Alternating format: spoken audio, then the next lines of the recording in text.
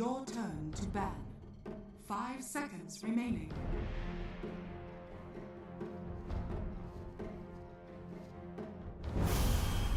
No!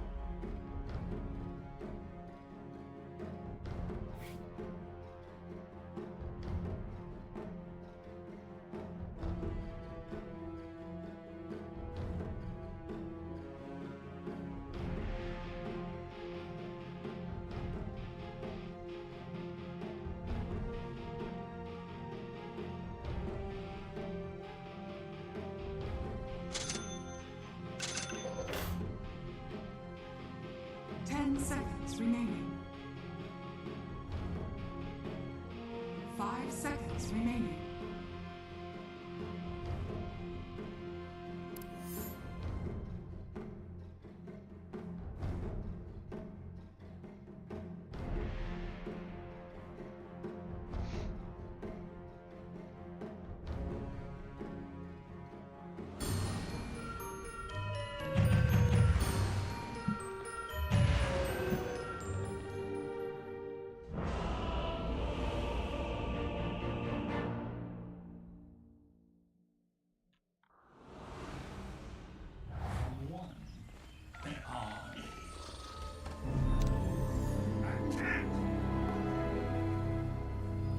Prepare for battle.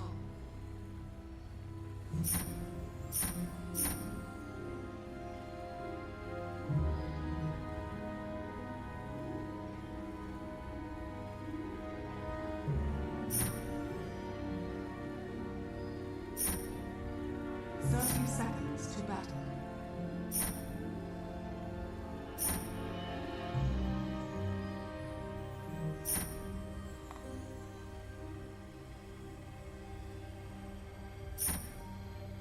Yes.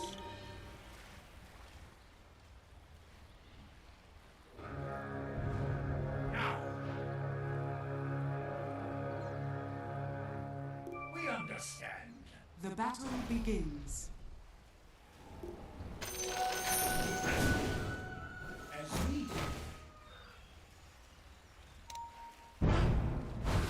Yes. Ends. We rush. We will.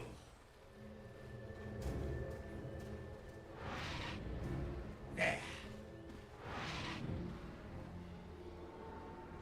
Quickly.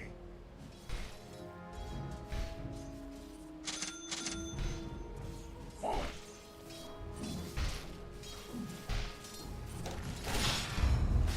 Simple.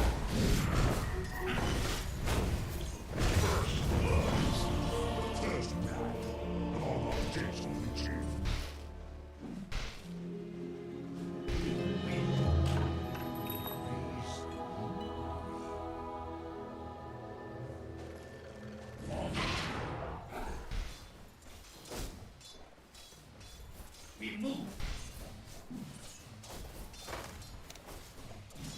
We will.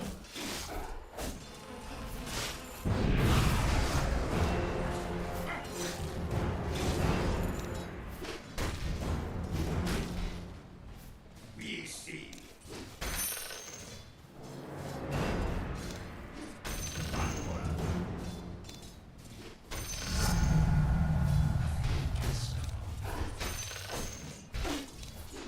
As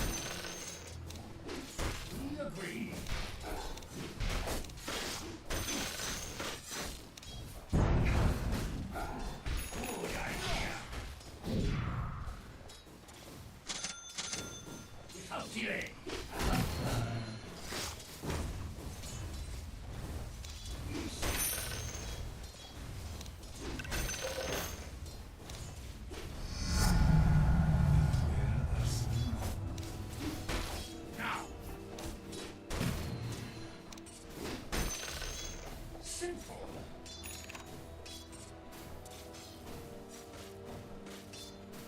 We will.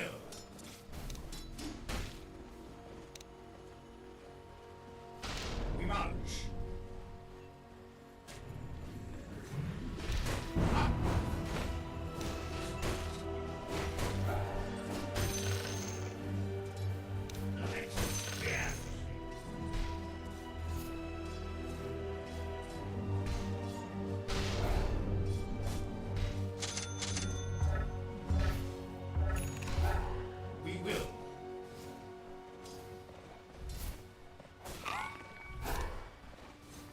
Understand.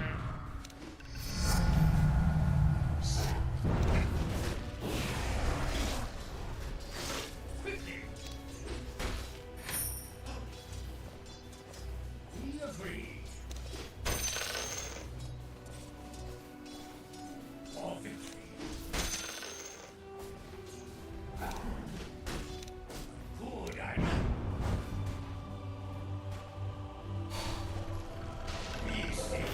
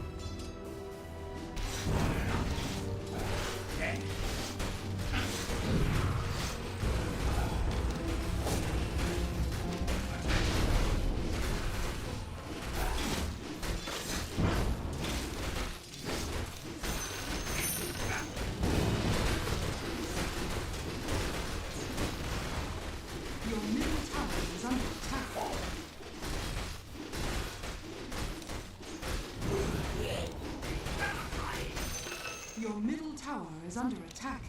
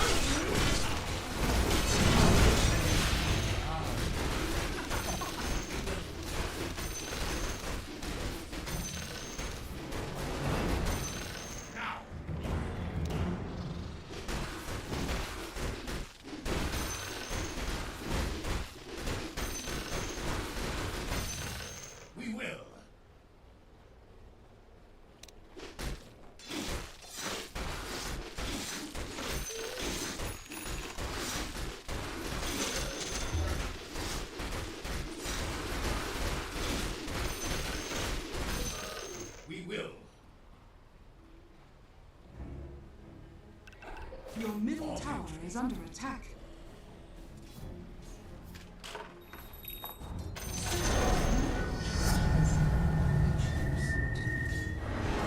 Idea.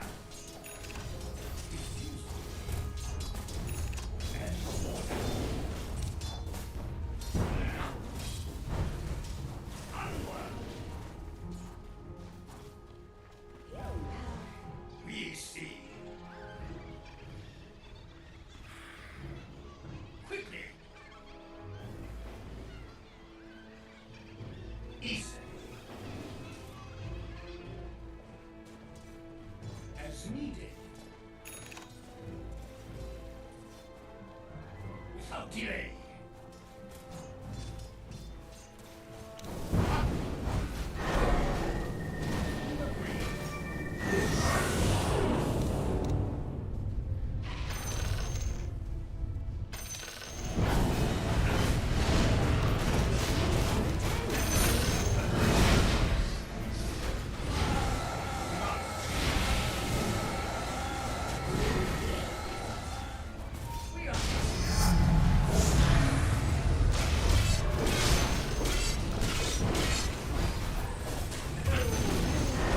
Enemy's middle tower has fallen.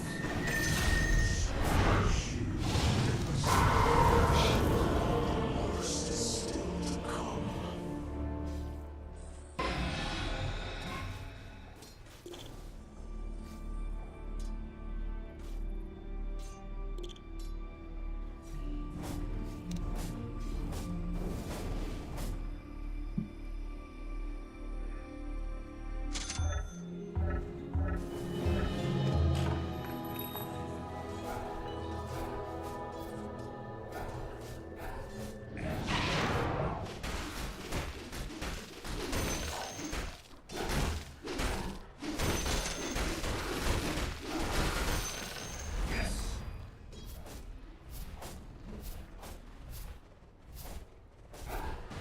We understand. Yeah.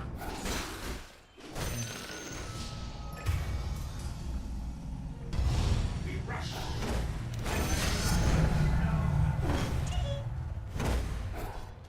Now. We see.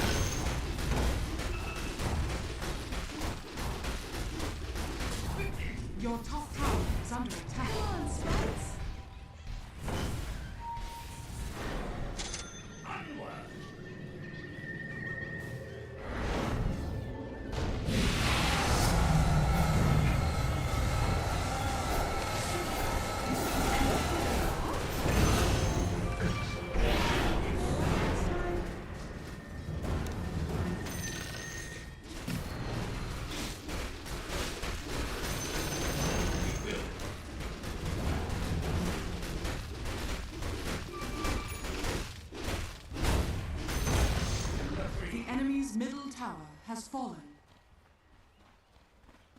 We march. Our force comes. A good idea. Wir kommen.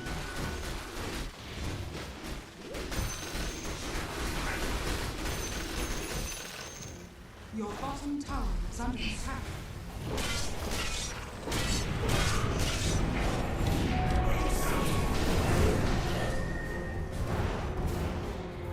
East.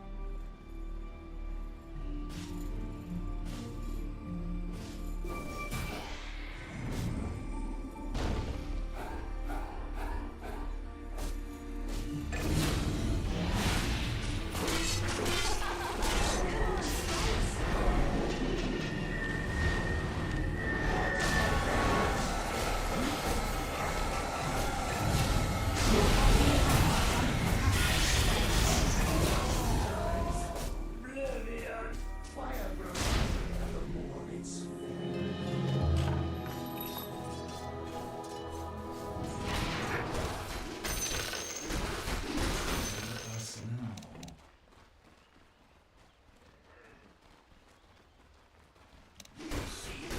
Radiant structures are fortified. Dire structures are fortified.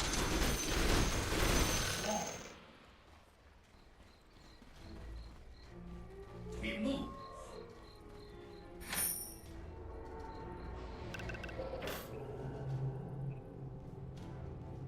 We see.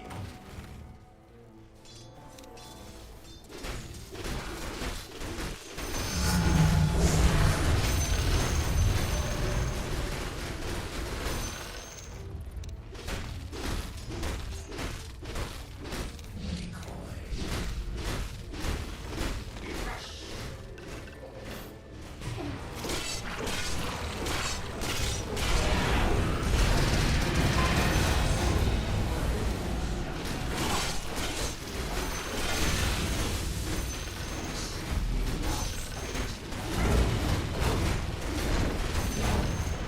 The enemy's bottom tower has fallen.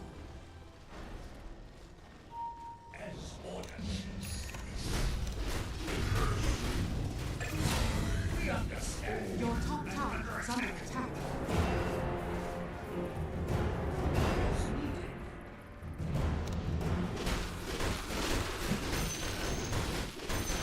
Your top tower is under attack.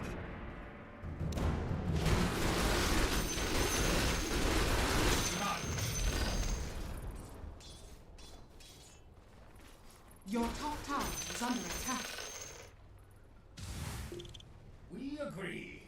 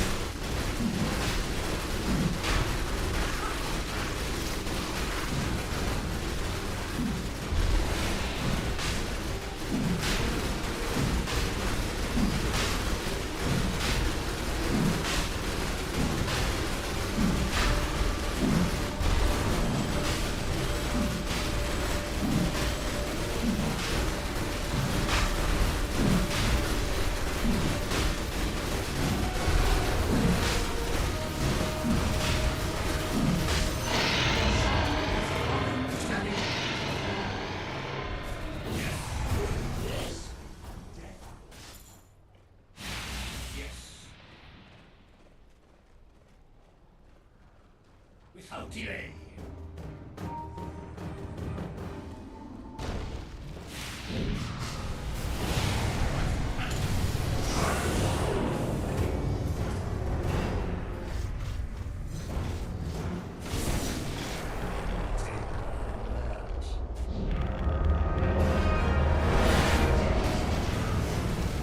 Your bottom tower is under attack.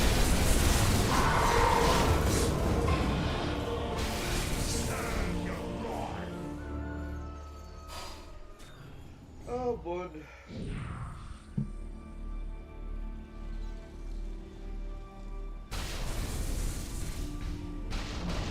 Your bottom tower has fallen. Your middle tower is under attack.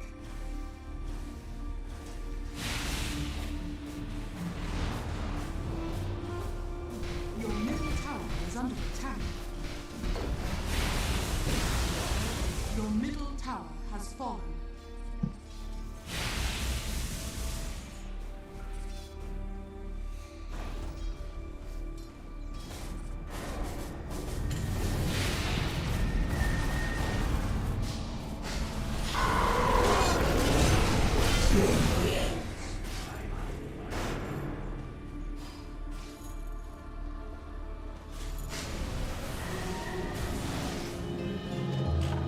They cannot stop us. As ordered. We march.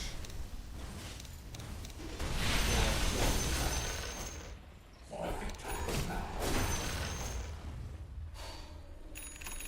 Quickly.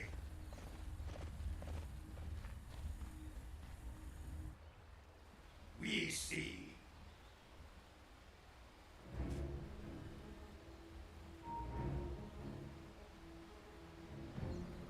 We see. Easily.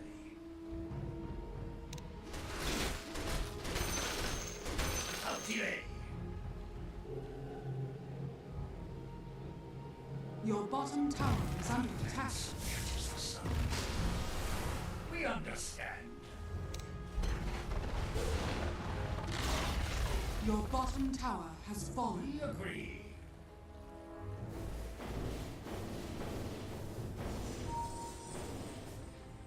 There.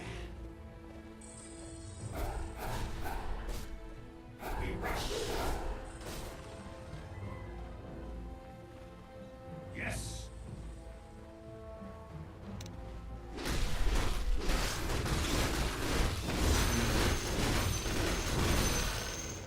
Now.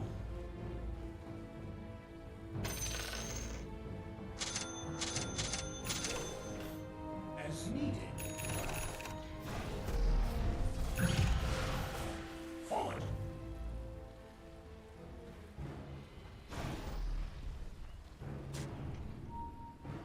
Yes.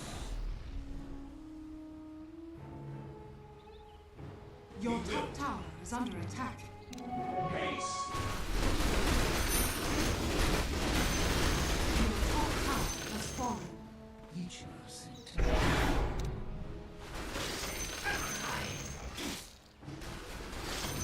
Into battle.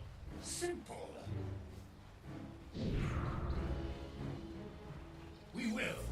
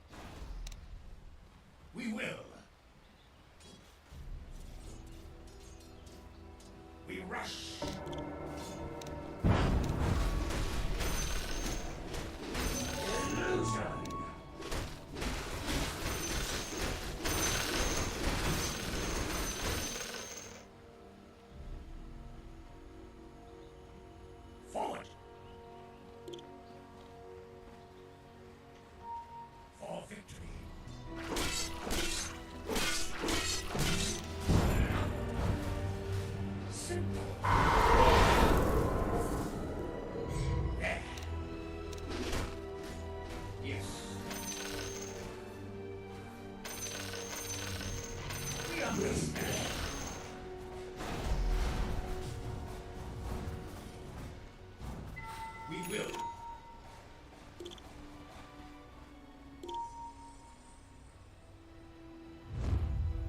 Quickly.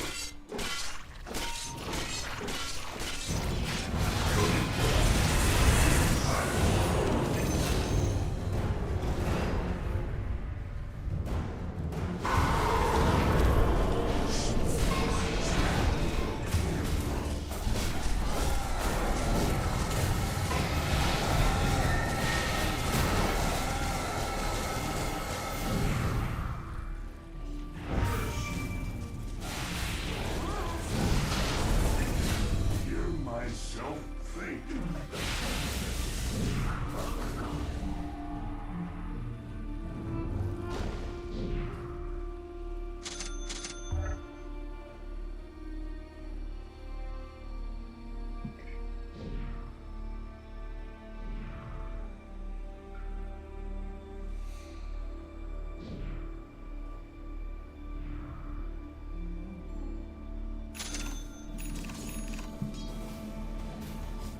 Dire structures are fortified.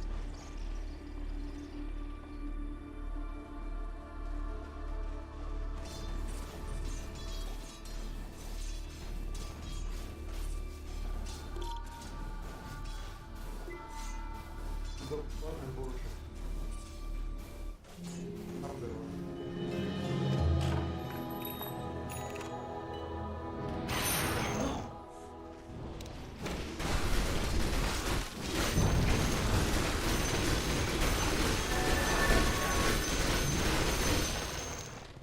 We agree. Swarm. Your shadow has fallen to the radiant.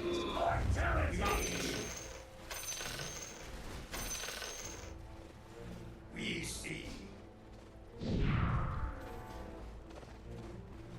Yes.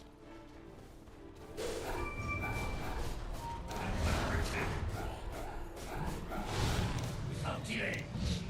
This. Onward.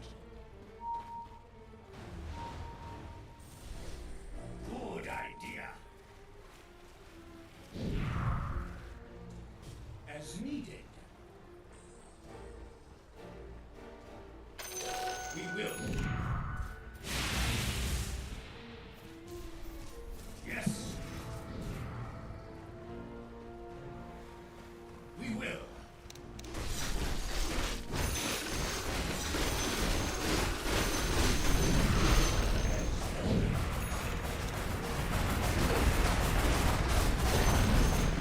The enemy's top tower has fallen. Easily.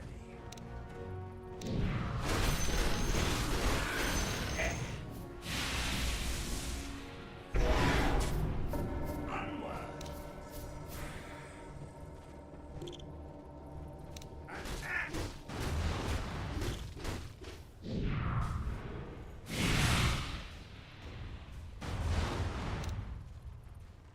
We hunt. We understand. Never give up. We rush. You were doing very well. I'm very proud of you. We march. Simple. For victory. We come for you. Yes.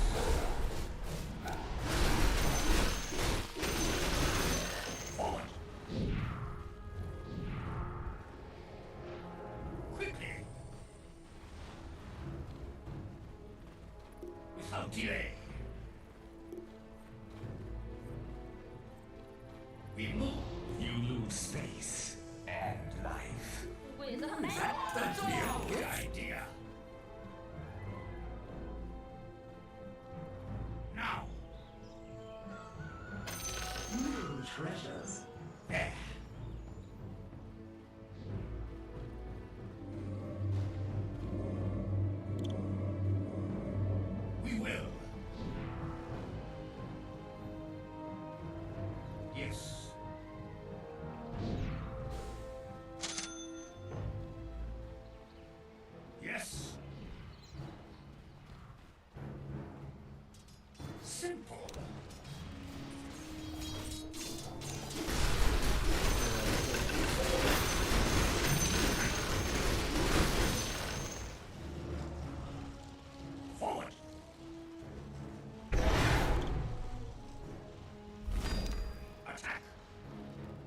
delay.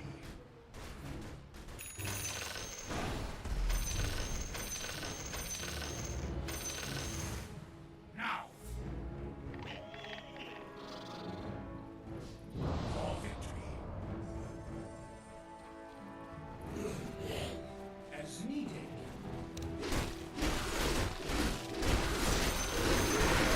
March. We will.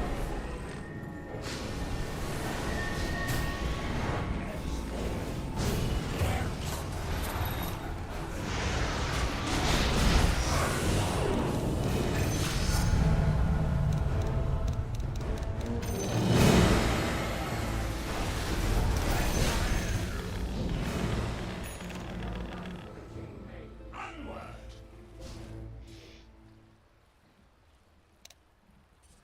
We move. Easily. Quickly.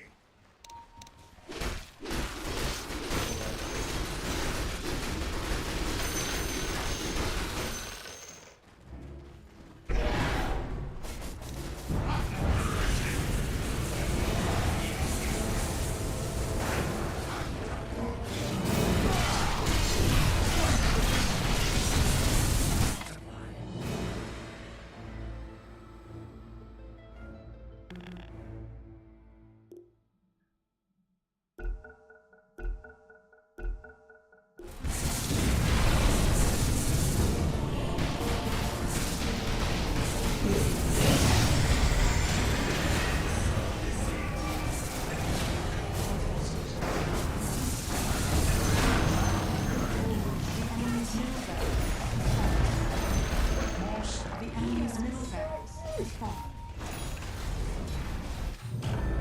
Sweep across the field once more. We agree. Good idea. They cannot hide.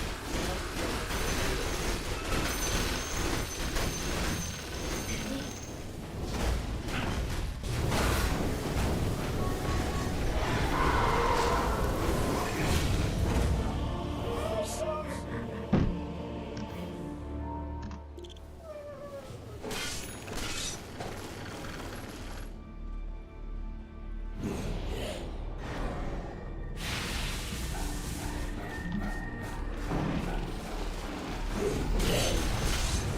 Enemy's bottom tower has fallen.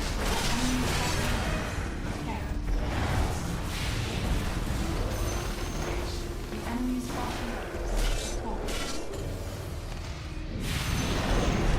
The enemy's middle barracks has fallen.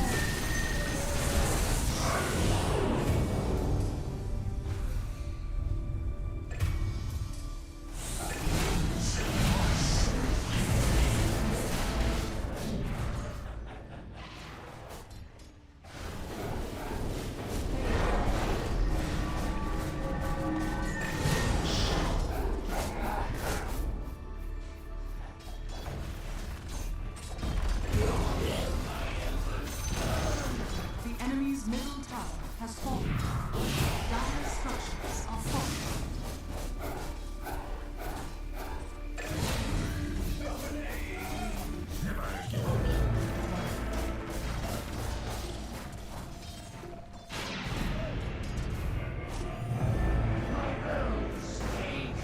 For vengeance.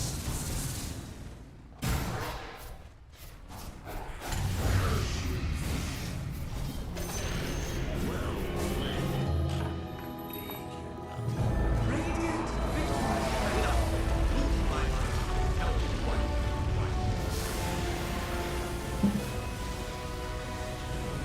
Easy. Easy game. That Rubik is wicked.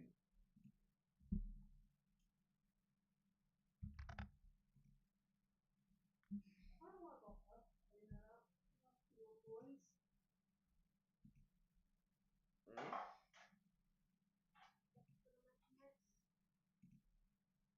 Why?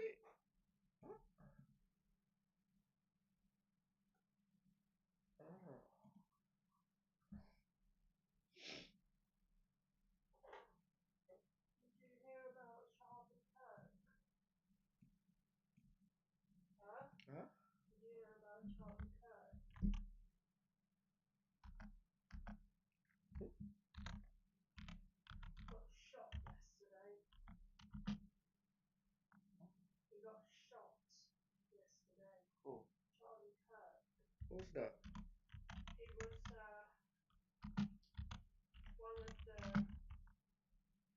one part of the Trump administration. He got shot in Utah.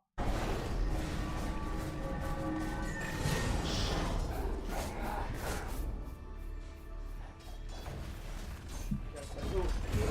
How can I see my life? The enemy's middle tower has fallen. Dire structures are falling.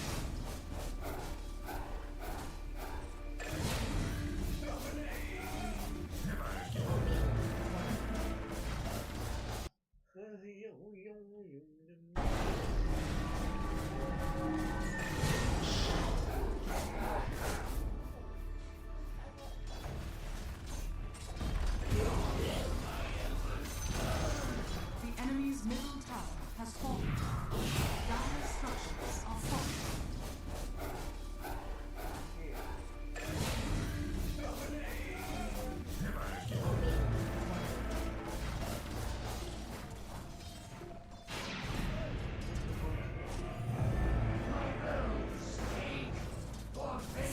Can you show me? What do you mean you don't know? What? In cake? Oh my god.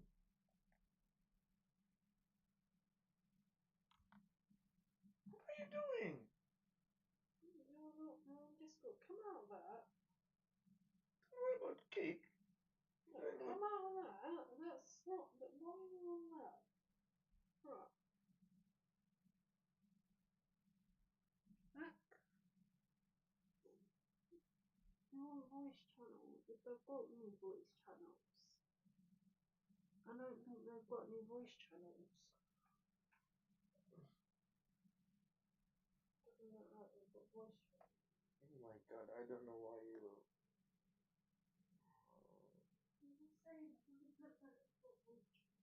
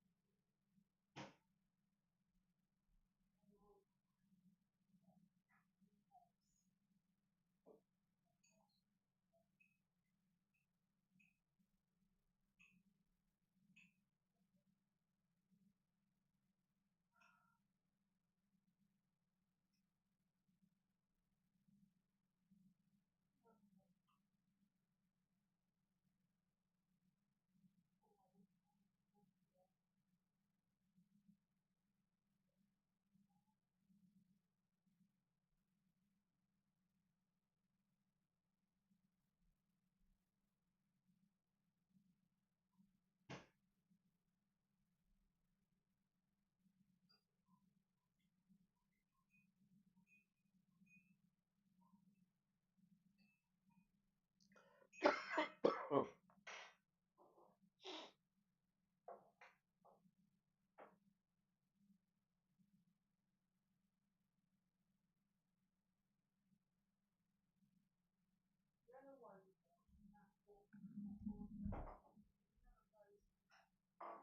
Well, he won't leave. What? We know.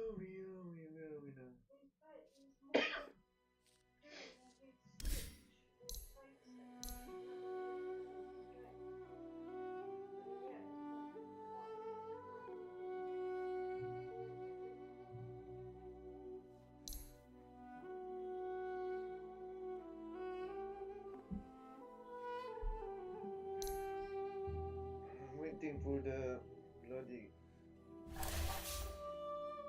TI.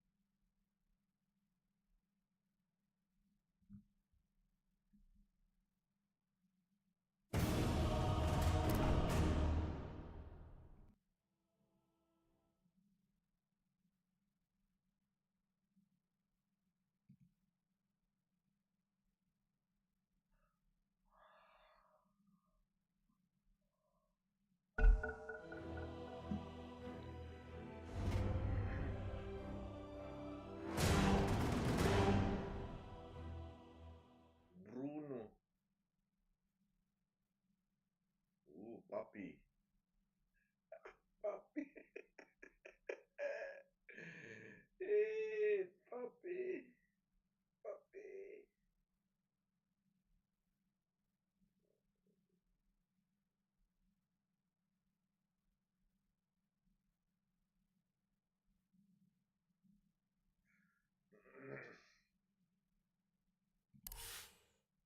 On the off lane as well. Whereas if you compare like switching from mid, say, to carry, I think would be quite different. You know, it's a lot of the things that you do don't really connect to each other. It definitely depends on the heroes, right? And like Toby's known for like Venomancer off lane, right? Like that's a position 5. So I feel like there was enough that he could play his specialty heroes as position 5 just to start out, and then learn how to play the other heroes by first learning the role, playing his specialty heroes, and then switching into the other heroes. Yeah, this guy has the most deaths out of any player, average number of deaths. He went there. He went there. I was trying. But in a good way. You know, these are tactical deaths that he's providing vision for the team. It does allow rest of the team to play extremely well. Like you're killing position 5, but you're really not getting the value out of it because he's collecting the info where the enemies are. And I think Toby has been doing a very good job at making sure that he is securing the lane for Crystallis because they've been winning most of their lanes. I mean, look at the team that he's playing with. It's Tundra. Like these are some of the greediest cores, depending on like what they're playing. If it's like BZM Invoker mid or something like that, you know, offlane Doom, like you need somebody that's running in and just dying for that team. Yeah, I think so too. And you know, he was like a sacrificial offlaner, doing a lot of things for your cause. Now you're playing a sacrificial position 5, doing a lot of things. I mean, I would for your argue cause. that's actually better because now you're not doing it on a core role. So it has a least amount of negative impact on the game for your team. Yeah. The inverse, though, in their opponents, Extreme Gaming, it just feels like they're winning these lanes. They're coming together earlier as a group. In Winter, there's no really stopping what they're trying to achieve. The number advantage almost always is in favor of Extreme Gaming.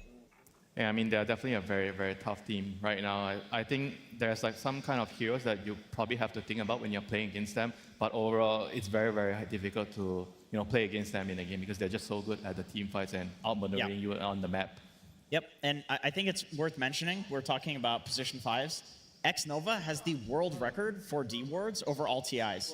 Like this guy. Which TI is that?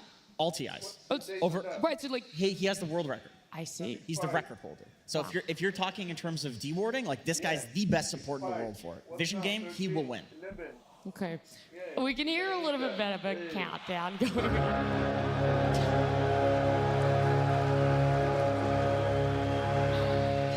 Yeah, it's a loud one, right? The horn, Lacoste, do you remember what the horn signifies here at TI? Yeah, I think it's time. I think it's time. It's definitely time, guys. It has been 14 years since we had an international in Germany. The very first one. Yeah, it's massive, right? We're back here in Germany again. It has been an unpredictable road to the international so far. I'm sure that journey is going to continue. There's going to be a lot more action. And whilst we've talked a lot about things that have happened and what will come, the one thing I know for certain is that it feels not official yet, that we almost need to open the new chapter on our 14th international. X-Gaming versus what? Tundra. Tundra is difficult.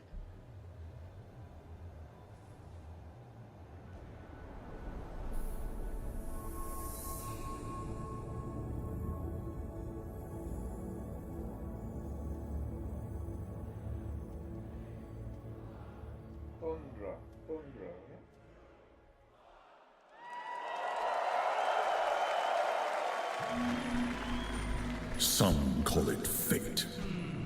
Others, destiny. A meridian that spans the course of cosmic history.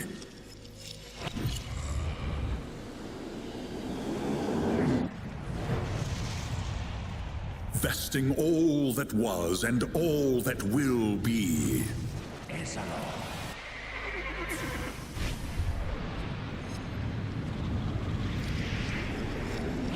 Chasing the spark of creation.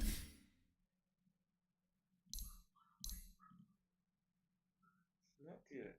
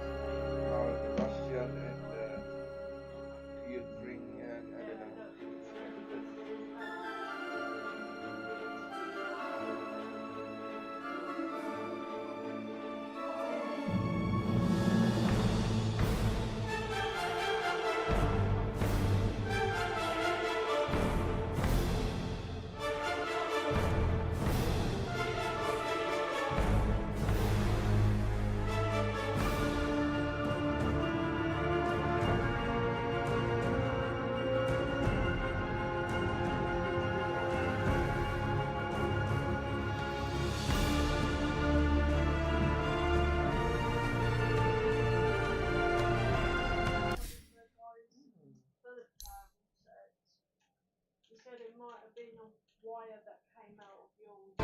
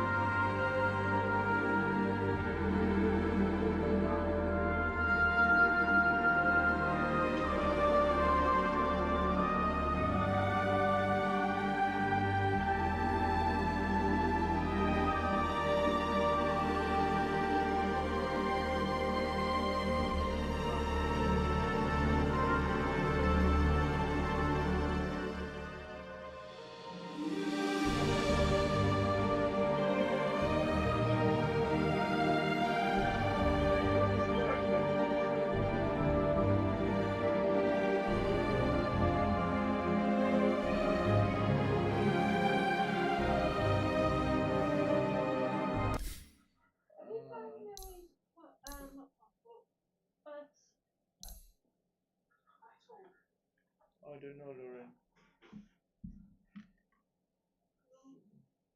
Pretty sure it was. Oh, I need to do some. It's not. I'm eating first and then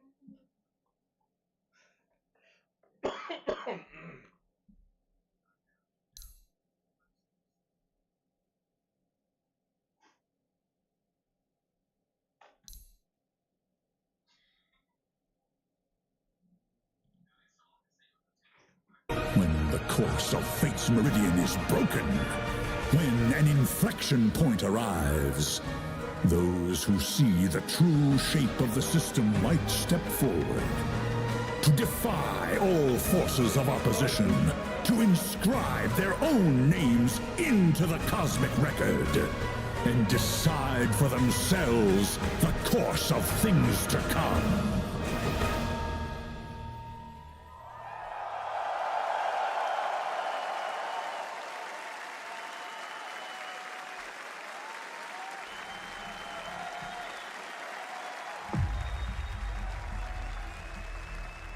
The Aegis of Champions. It shines like a beacon, daring us to meet the magnitude of the moment, to join a constellation of greatness, to reach for a horizon beyond which only dreams can see. It bears the record, reminding us of the battles we all hold sacred, the triumphs we still celebrate, the legends we will forever revere. It summons the world's finest contenders, allowing us, empowering us to honor the giants of the past, to realize them. This is my prediction. Oh, mate. Extreme Gaming. That's my prediction. If they lost, We gather at the final proving ground, where the path to victory is ever-changing. But the cheers of the arena will always guide the way.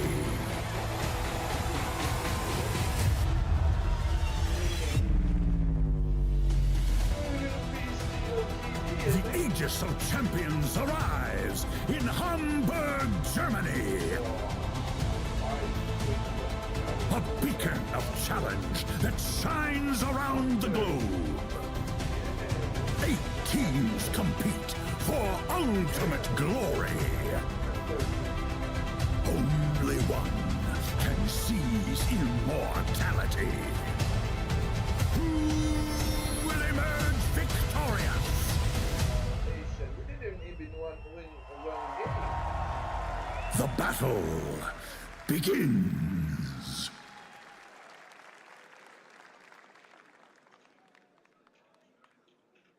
And now introducing the finest Dota teams in the world. Heroic!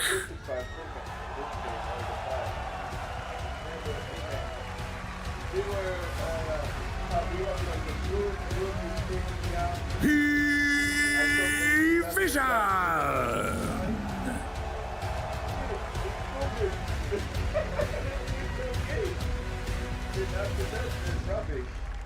Team Tidebound!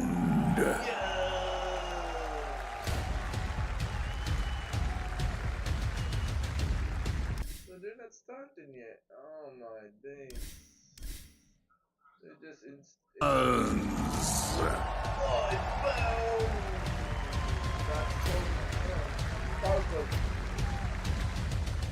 BB Team!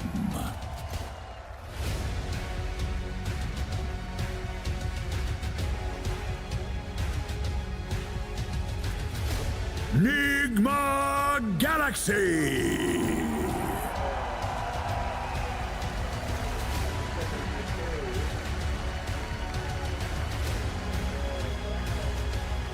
Tundra Esports!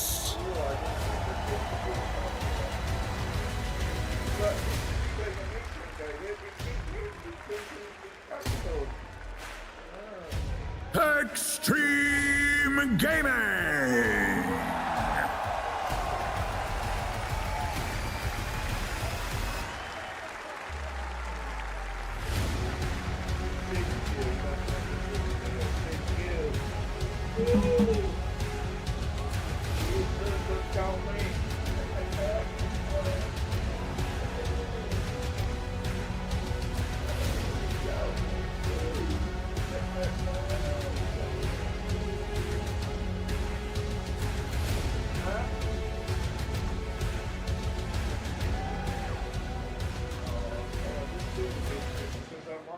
Hi, I'm Gabe Newell.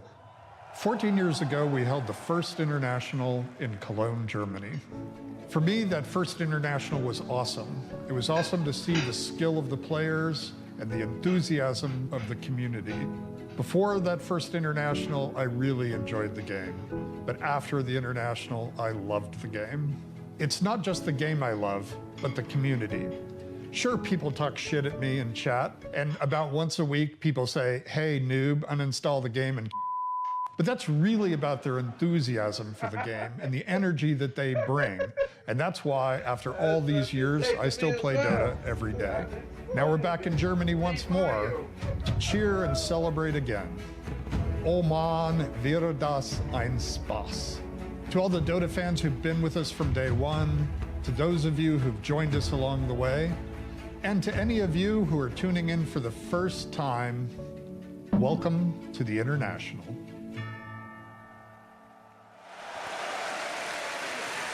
Ladies and gentlemen, you heard the man. Thank you so much, Gaben.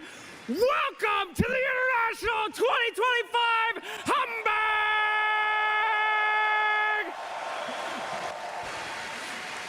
The International started here in Germany in 2011, and in the past 14 years, we have witnessed some of the most iconic moments in esports, and along the way, inscribed 55 different names onto this Aegis. And no matter who wins here, I can guarantee that at least 3 new names are going to be added to the list. Absolutely so. No, I mean, nobody could have predicted the teams here today. Literally, none of you guys predicted it. Scientifically proven.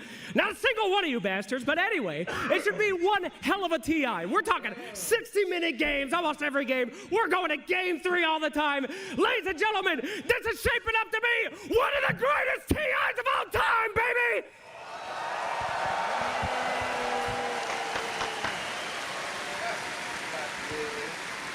And there was only one thing missing on that road, and that is you. So crowd, Barclays Arena, are you ready?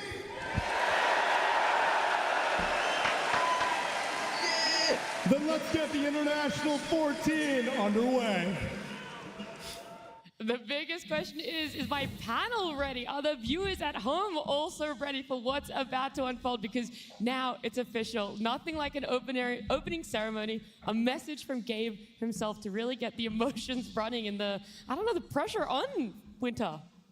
Yeah, I mean, the players are just going to feel a lot of the heat, but at the same time, we always tell the players, just play the game, don't think about everything else. You have to block out everything and just focus on your duties in the game. I think you could see it on a lot of their faces, honestly. Like, look at Really? Sumail. Sumail was locked in, dude. There's a crowd of 5,000 people here. He was not looking anywhere.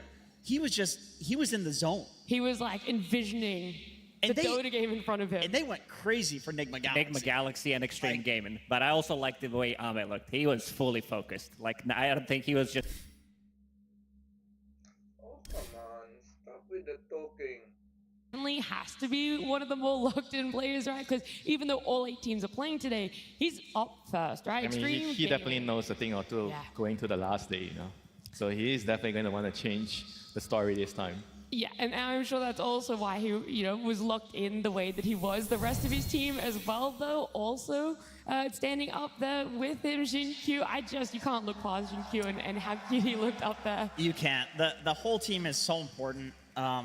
But we will talk about Ame because so much of the game is through him. I think there's an understanding of the meta that this team has that other teams in the break needed to look at to see what they're doing. In this meta, you have a lot of heroes that you just can't commit to a fight. There's Silencer, there's Dawnbreaker, there's Dazzle, there's all of these heroes where it's you jump in and they get saved, right? The way that XG takes team fights is they have that vision advantage we talked about with the X-Nova dewarding, and then boom, Ame jumps in on one of these big burst heroes, kills one hero, and then they back off. They play as a complete unit, but in order to do that, in order for them to do those back off plays, he has to be these burst heroes, and I wouldn't be surprised to see other carry players adopting the Ame heroes into their pool. The toughest thing is you're saying the players they've had this time, they should have gone back and looked at what Extreme Gaming were doing. But the thing is they played the least amount of series and one of the least amount of games as well, Lucas. So where are you even beginning to look at how to break down such a dominant team? You need to shut down Ame. In all 10 games that they did play, they last pick his hero. So this is their win condition. And one of the reasons why Jenkins was talking about that Ame has this explosive game, he's playing these explosive heroes that can go in, can shut down pretty much anyone, the burst, because we're seeing a lot of these longer fights, we're seeing a lot of these longer games as well. Extreme Gaming is a team that is a bit slower on the side. They have 3 games over 60 minutes. They did play that 78-minute game against Falcons, which they did win. They did win all 3 of those games. So a bit of a slower team compared to Tundra, who is a bit of a faster team. I think they're slow because they pick and choose their fights really well. And they always have multiple ways to win a team fight. It's not just one condition. They give themselves enough conditions that if they get the vision, if they see an opening, that they can actually take it. But that requires an insane amount of synergy between the players on the team and trust. I mean, on top of that, I don't really feel like it's just them being slow. I think the meta is slower as well. So it's not like they're intentionally trying to play slow. Yeah. The game just feels more natural when you're being more patient, taking the objectives, and you have team fight. You don't really worry so much about, if I lose the lane, I don't have anywhere to go on the map because the map is just so big right now. I think the map is big, and also let's just once again, there's a lot of elephants in this in room. the room, that we need to talk about. When there's 2 Dominator creeps running around cutting creep waves, it takes a while to push towers. There's no creeps taking the backdoor protection off. You have to kill the creep first, then get a creep wave to the tower, then push the tower. This is a 3-step process. It's not exactly easy. I mean, it kind of incentivizes heroes that can kill off the creeps, right? You've been saying to me that that's why Nature's Prophet's good, because you can kind of TP in from anywhere and you can kill the creep, deal with the problem, without moving too many heroes to one side of the map. Yeah, I completely agree. I mean, you TP globally, you also mentioned it, that the heroes that can actually kill the creep are carries, And you don't want your carry wasting a very long cooldown TP scroll to go somewhere and kill the creep. So a hero like Nature's Prophet that can just do it for free on a 20-second cooldown, like, that's great. And by the way, the creep can't get a Quelling Blade. It can't get out of Sprout. So that's really nice. Another reason that Nature's Prophet is overpowered. There's not enough of those in today's day and age. Well, look, who really knows, right? Sometimes we think something is overpowered, we let it through, we don't actually see the result we expect, and something we can expect, though, is for our series to start very soon. We've already seen our teams out on stage, but now we want to welcome them to the stage. We want to bring them out, put them in those booths, and of course, we're going to start with our very first team, Extreme Gaming.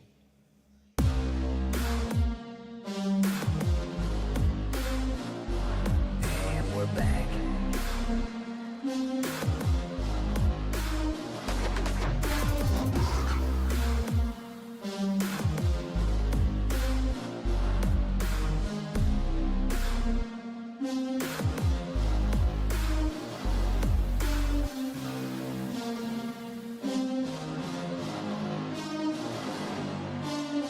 Extreme Gaming! And we're back.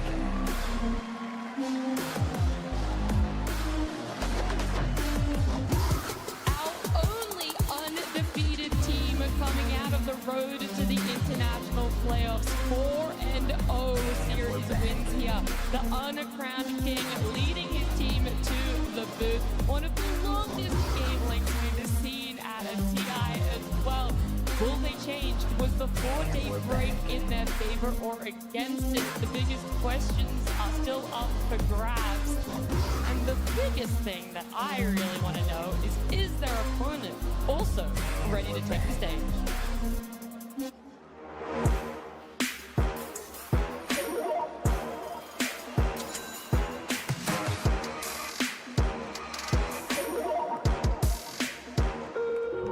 Choose wisely and crush those responsible.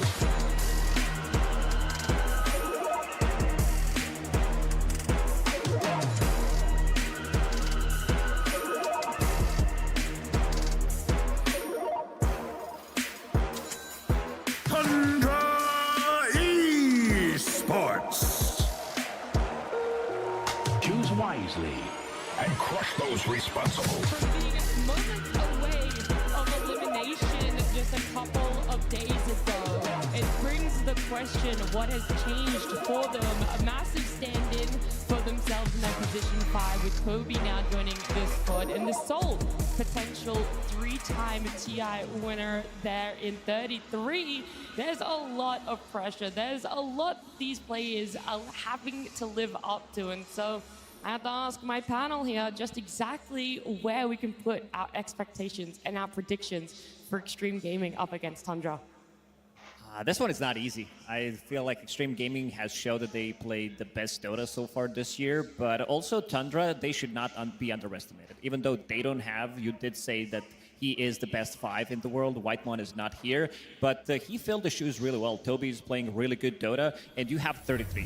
One of the greatest, if not the greatest mind of Dota that we ever had, because this guy is going to try to break the game. We saw it during TI14 when they won it with Tundra, the right back. Now we're seeing the same thing with potentially this Helm of the Dominator strat that they've been running very successfully with this BZM Invoker that they did win every single game. He builds into Helm, he builds into Drum's Alacrity, then you have another Helm from the offlane, plus potentially a pipe, and they know how to close out the games quickly. If there's any player that I really trust when it comes to like breaking down it's this guy. his own team and like how strong they are in the current meta, it's 33. You know, he has said that they in the past few patches they've kind of struggled to find an identity. And they didn't perform as well as what we just saw on the screen there in their hugely dominant first year. But in this tournament, it looks like they have found an identity. They're picking SK again. They're picking Earthshaker mid. I feel like this team is really successful when they have scaling heroes, when they're able to pick scaling heroes on all of their cores. And it's because they're a bunch of specialty players, right? You have the BZM Invoker that we just talked about. They've got Crystalis on all of his level 30 Dota plus carries. Like, if they can play a meta where all of the roles can scale, then they can pick the best hero in the best position and then give that to the scaling player and then win the game through that way. So I think the meta really favors Tundra right now, and I think they know it as well. Yeah, and if you're comparing the matchups, like XG is a little bit slower than Tundra. I think Tundra is really good at hitting specific timings with their heroes, and using the Helm of Dominator, I think they are probably going to be able to try to stop the game from going too long, where it enters Extreme Gaming's territory, and I think they have a really, really good shot here at doing that in the current meta and how everything is really revolving around the Helm of Dom and the auras right now.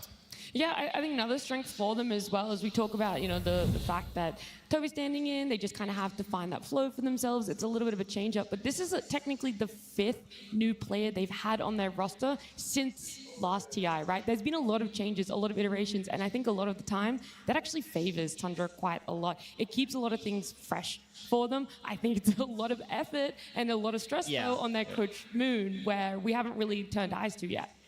Yeah, I totally agree. Like, I remember when Duraccio was playing with Tundra, and my first thought was like, how is this going to work? Duraccio's crazy, man. That kid is nuts. Playing with 33, one of the most calm, cool, collected guys.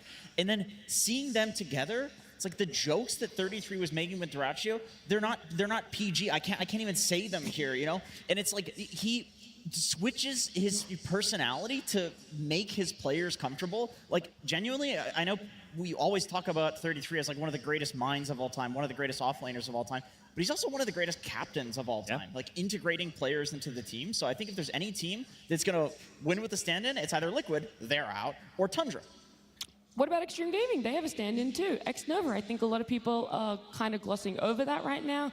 He did play with them in their previous tournament, which was a whole month ago, but he was a stand-in there. So right now, we're seeing this team going undefeated winter, and then we're also forgetting that they do have a new player on their roster too.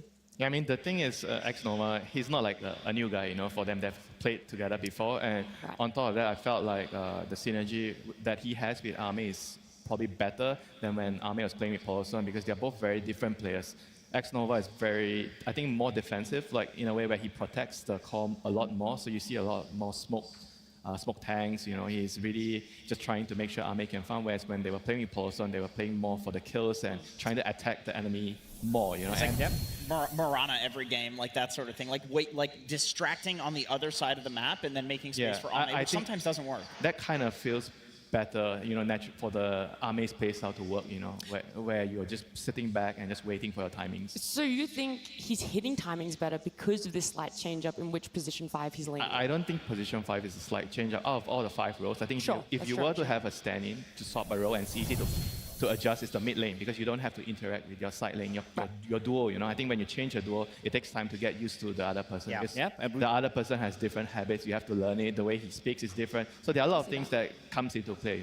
You said that Tundra did change a lot of players throughout the year, but one thing they didn't change is the offlane duo. Like, this is the stable for a good reason, and whenever we talk about the offlane duos, this duo comes to mind to a lot of people because they have been so stable throughout the years as well. Saksa and 33, I don't think it gets better than this. When you're laning against them, this might be the most difficult duo in Dota to lane against, because they will always try to find something, try to break the game. If you're playing into unfavorable matchup, you will find a way how to play it. Exactly. I mean, look at these top 3 offlane combos, right? Like, a lot of these heroes are gimmicky. They will find farm in some way. 33 playing Darkseer, farming stacks, Sand King farming stacks. These are all stack farmers, essentially. And I totally agree. I think the most annoying thing about playing against 33 and Saksa is that even if they have a bad lane, like heroes that are not good at laning together, they still find some way to farm by cutting creep waves, putting a sentry ward in the tier 2 to aggro the first wave of creeps so they get a lane advantage. There's always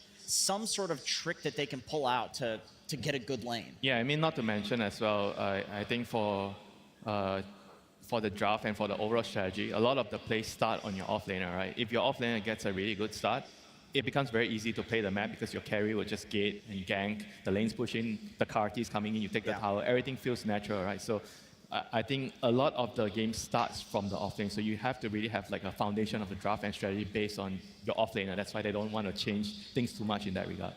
Yep, And he's very familiar with building Helm of the Dominator / Overlord. Even on the heroes when it was not popular, he was always playing like these micro heroes, his Visages, his Broodmothers, Lycans, Beastmasters. And I gotta say, I've been very impressed with his Doom as well, because he's building it the Helm of the Dominator as well. And this is the word that we're going to be saying quite a lot, because this is something that is kind of OP right now. It is a bit imba, but you do go for another aura, and then you get an aura, you eat the creep, so you have 2 auras, and then you can get maybe a pipe from the offlaner as well if necessary. I mean, the thing is, you call him an offlaner, but is he an offlaner? He just feels like another carry in the game. Pretty much. Yeah. Like, Dota is just so different right now. There's like just side laners and mid laners, and even the supports feel kind of similar in what you actually do. There's like no specific role for the 4 and 5. You just do what it feels right in the game. You know, you build items if you need to build items. It's no longer like, oh, you're position 5, you're not allowed to farm. This is your quota for the game, and you can't exceed it, you know. I mean, especially with the games going the length that we're seeing it, right? I feel like this average of 55 minutes, you almost want your support to start looking towards that later game for themselves. You have the license to farm, basically. Yeah, you want some sort of scaling plan. Yes. Something to get one of the supports. Something to get to the late game, and then to actually use the fact that you're in the late game. I would like to propose, we've talked a lot about the side lanes. I would like to propose we go to the mid, because... Look, I'll let you do that. It's a formal proposal. When it's more important, because right now, the thing that is important for us is the fact we are getting our very first TI Series Game 1 draft. Extreme Gaming versus Tundra Esports Game 1. Let's see what these teams have been brewing over the last few days. If we're going to see a shift in what is popular, what works winter, and just exactly if the teams want to start changing up their priority for pick order, where we feel the importance on that is. Yeah, talking about pick order, I kind of feel like it's easier to be on the first pick side because of the overall, I think even in the first phase, the bans, because you have the last ban and you go into your first pick, I think that's kind of nice to have, and obviously also the 18th pick, which helps you decide your overall strategy. I kind of like to be on the first pick side more, because nowadays teams are really good at banning out heroes that are really good for you, so you rarely see like, oh, that's a really good 24th pick, you know, overall last pick that actually just going to win them the game. Where is that hero? That's one. Shadow Fiend is banned, and the other one, the boxing hero, is his strength. Marcy, yeah. Oh, Marcy is universal, okay. Timing, you always know that you have some kind of a play that can turn the whole fight around. Oh, there you go. That's the first Helm hero here. Right now, Beastmaster. Very, very oppressive hero if you give him a good lane. This does leave Nature's Prophet in the pool. There's some very strong heroes that are still left in. I mean, you're definitely thinking about... Monkey King is also there. The lane, you know, I think you want to give Beastmaster a hard time, you know, when you open up the draft with Beast, you definitely want to at least consider slowing him down for the start so that his aura items come up slower. Is this Beast?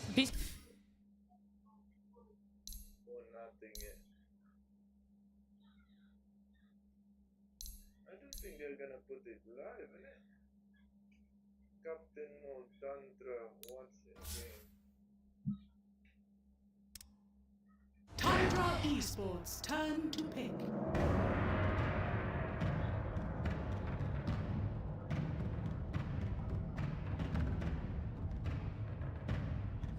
Is this Beastmaster more straightforward for a team of Extreme Gaming, because we know others are willing to flex between that mid or that off lane? Does that archetype also fit to them?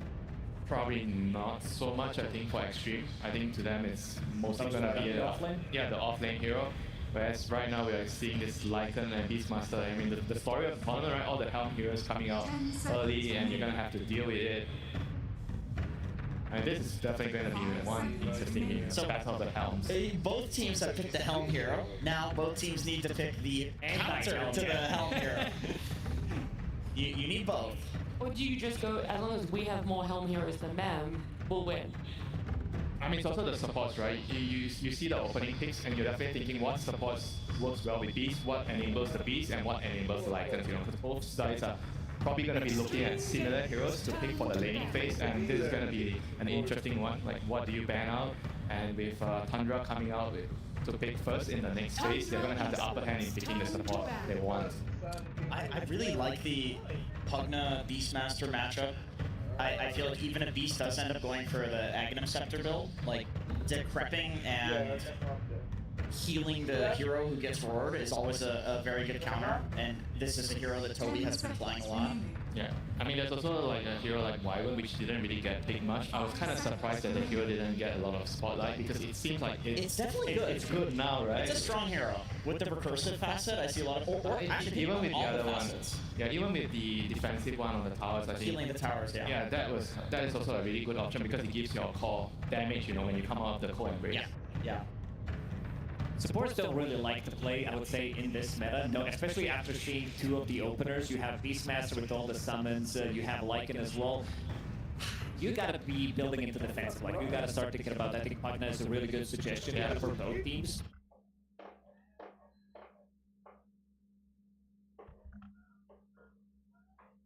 What is this force? Oh no. Why am I offline? Oh, okay.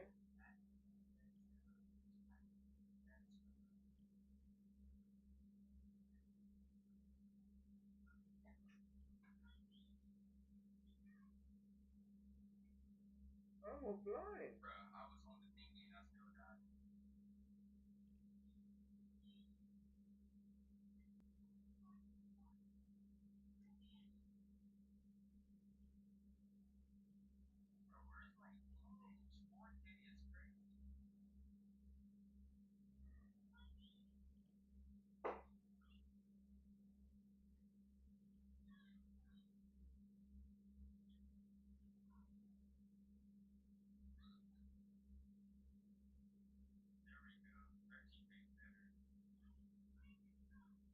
Can you switch your phone?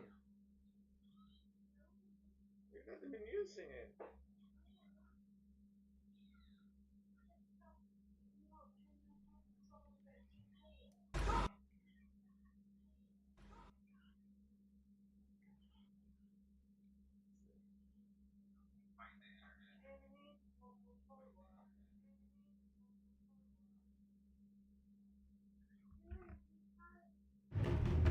Here's okay, yeah, he's in an okay spot. I think any kind of magic damage that's going to be coming out from Tundra is going to be really good. Both of the teams don't really have, I would say, that much control, especially on the side of Tundra. Like and Shadow Demon, these heroes are relatively easily exploited. So far, we haven't seen the big hero from XN. We have seen only 4 heroes with the Storm Spirit, Leshrac, Shadow Fiend, and Puck. Puck has been banned, but anything elusive would really work out for them. For now, this Tiny, he can go anywhere. He can go mid, he can go the position 4 lane with Beastmaster. It's an okay lane. It's not like super strong, but it gives Beastmaster a stun in the lane as well. I do want to go back quickly to Wyvern for you. The one hand that had been picked so far here, they went for the Winterproof facet, which is the Cold Embrace one. Yeah, the defensive one. I think it's actually kind of better, at least for me, when I play that hero. I feel like it's... of course you take Winterproof. Yeah, of course. And here we go, Storm. This is one of the better heroes against the Wyvern, because you can find him when he's flying around the trees. I think they were also going to get Stormed as well. And she wanted Storm, so Tundra's also picking into... The 16-17 pick is the most, I think, difficult part of the draft for the second pick, because you're already considering what heroes are going to be picked at 18, because 18 is really good for the first pick side, and so you have to be prepared for that. So most of the times, like Andrew said, you try to pick a hero that also blocks their hero. Yeah, and I like if you're picking Storm, I like Silencer Storm when you're picking in a difficult situation like this, because all the heroes that get countered, the counter Storm, get countered by Silencer. So like this is usually how teams try to operate in this situation. Like you know that you're going to get the Storm countered, right? So you need to pick something which counters those counters. Do you think that's something that's leading into Storm not really having a good win rate right now? It's only sitting at 35% in this tournament. Maybe. I think some teams are good at picking these heroes and knowing how to play the heroes which counter. Instead, they go for the Warlock, more of like a team fight hero. It's very strong against a Beastmaster in lane. Fatal Bonds. Fatal Bonds the more, right? And you can push the wave out. Beast doesn't really like that. It's a really good combination with Lycan. You kind of work really well with each other in the team fights. Lycan runs in, gives you space to drop the rock on, and Troll is one of the better matchups into the Lycan. It's a really good troll game. This hero is undefeated so far. He has won 7 out of 10 games. 7 games, I believe.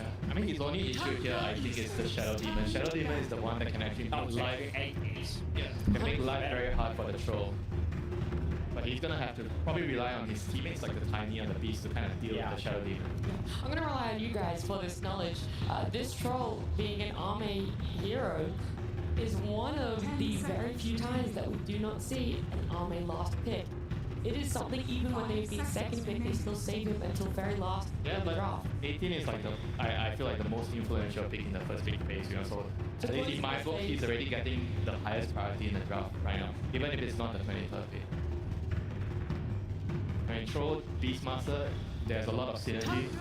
You come together, you hit Roshan quickly, you have the auras. I think Troll really likes to have aura heroes on the off lane. He kind of thrives in those environments. You play really fast when you hit your timings, and I think the heroes that are good against Troll are not exactly very good here. I mean, I'm thinking of maybe like something like Faces Void that's really good late game, but Faces Void has problems into Wyvern. Yeah, into the other heroes, you know. So they kind of have a lot of their bases covered here with the first 4 picks. And there's also the Slug, I think, which is kind of like a decent matchup against Troll, but it's not exactly a Slug meta, but it will fit their nighttime drop here. You have Slug plus Lycan. I just love that in these like high-level games, you see like Troll picked into SD, which is traditionally considered a counter, but they just have so much confidence that their other heroes can do their jobs and deal with the SD that it's otherwise a very free Troll game. This is why they ban Bloodseeker, very good against Troll, very good also against Pangolier, and they have absolutely secured the team fights here for them. Even against Warlock, like nothing deals with Pango right now. Like there's no BKB piercing disable. What are you gonna rock him for a single second out of You also don't have the damage. At least you don't have the damage to kill Pango. I mean, there's only Faceless Void, right? Like with the Dilation and the Chrono.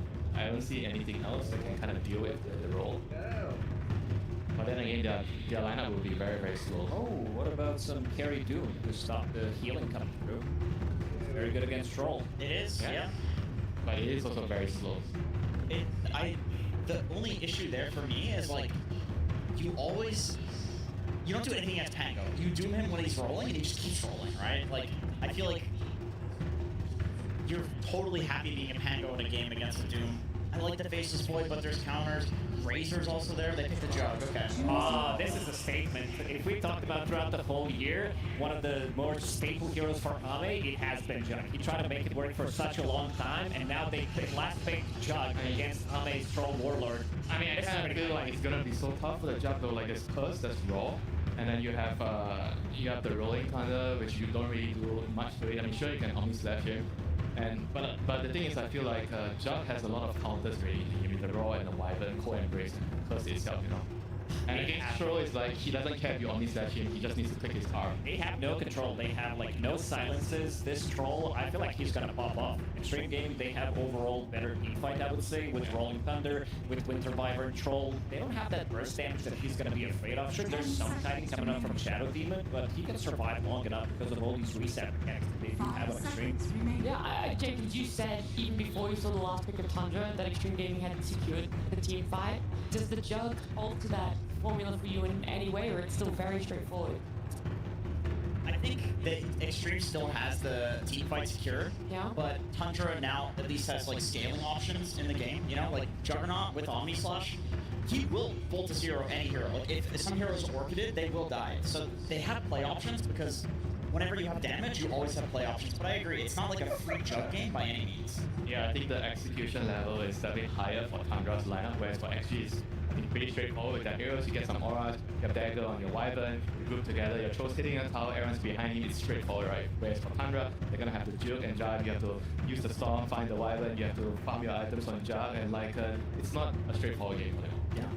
Yeah. In the earlier part of it, though, Lucas, we're talking about just how strong we're feeling the safe lane is for XG, and also how strong the off lane is for Tundra. So now with heroes in those placeholders,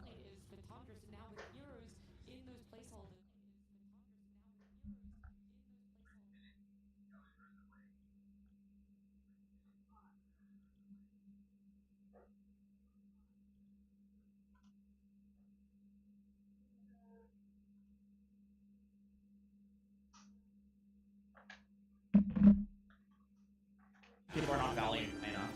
Okay. And Winter?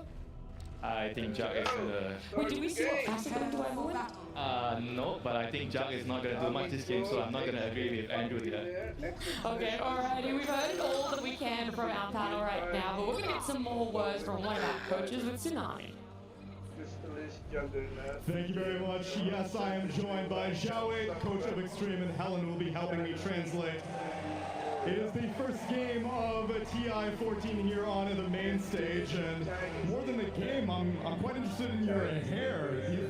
Ame's got lavender hair, X-Nova's got blonde hair, you've got red hair. What's the story behind this? 本次比赛主舞台第一场比赛，我们更关注的是你们的发色很有趣。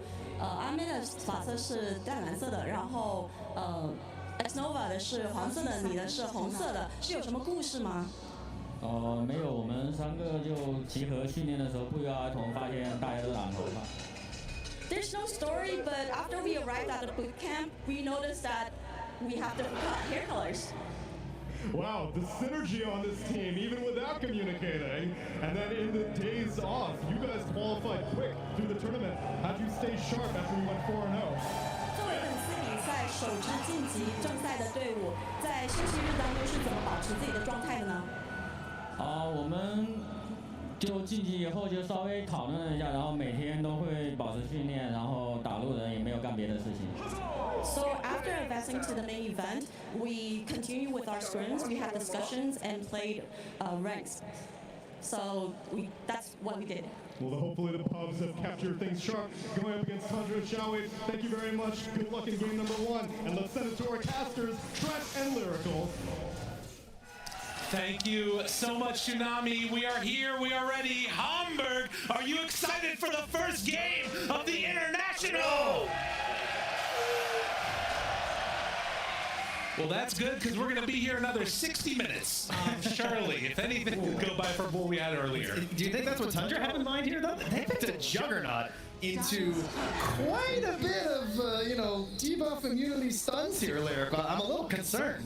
You know, you're not wrong. And the panel was talking about it, sort of this team fight supremacy that you sort of have in this early goings for XG. And I was wondering if maybe or even just thinking, we're going to Healing Ward try and push high ground. And that's why they went for it. Because there were those other more team fight oriented heroes they maybe could have gone for. Instead saying doubling down on the push potential. Yeah, Winter was bringing up the Faceless Void. I thought that looked kind of solid too. Obviously there were issues no matter what hero you picked. This is a very well-rounded draft in XG. You've got this very defensive and annoying Winter Wyvern hero that we haven't seen too often, but you start to think about what happened at the road to the International, and you're like, yeah, Wyvern kind of fits, you know? Oh, yeah. Wait, we got some swarming units for potential with the Helm creeps. Wait, we've got this ability to just try and defend these towers, slow things down, and also just really big team fights that have been very game deciding at the later parts of this game. And of course, Winter Wyvern, just like Disruptor, one of these supports that late game, you get a Blink Dagger, the fight can just be on you completely. Yeah, and of course that's where BZM is going to be looking to make those big jumps in later on to find Xnova hanging out to the side. But at least out of this early going, we're just getting a solid laning stage, it looks like, for Tundra. You can see they're already putting a little bit of a hamper here onto Ame's Troll Warlord, a hero that I absolutely despise, but it does actually seem like it's pretty good in this game.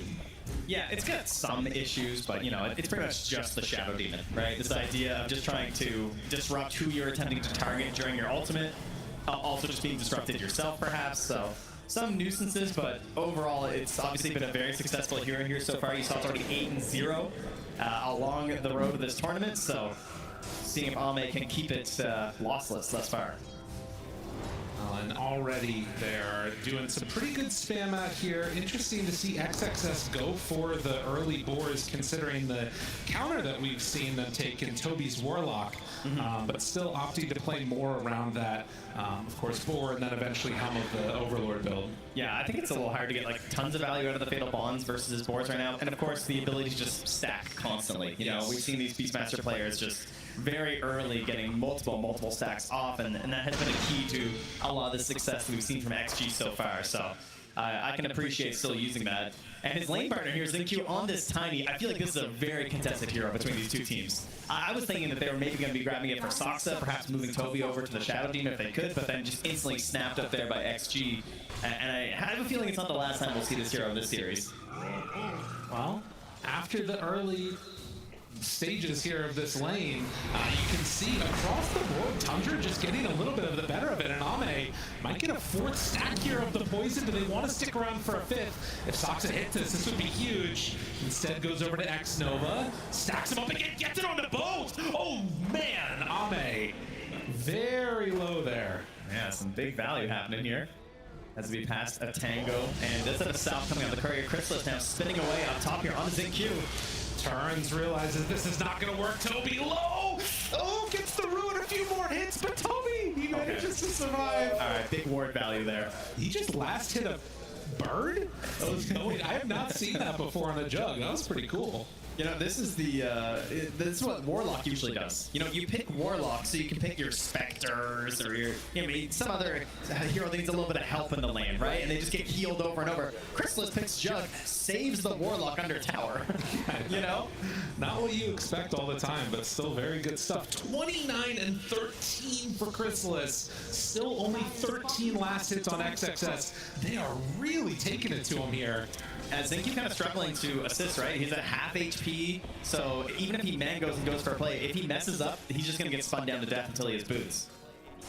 Well, usually we think about last picks in the context of, you know, being this hero that's going to be a great team fighter later, or cause this like huge problem. Maybe this problem is just trying to completely dominate the lane and then snowball from there, shut down XXS's timing, because it's going to be a while before he gets that Dominator.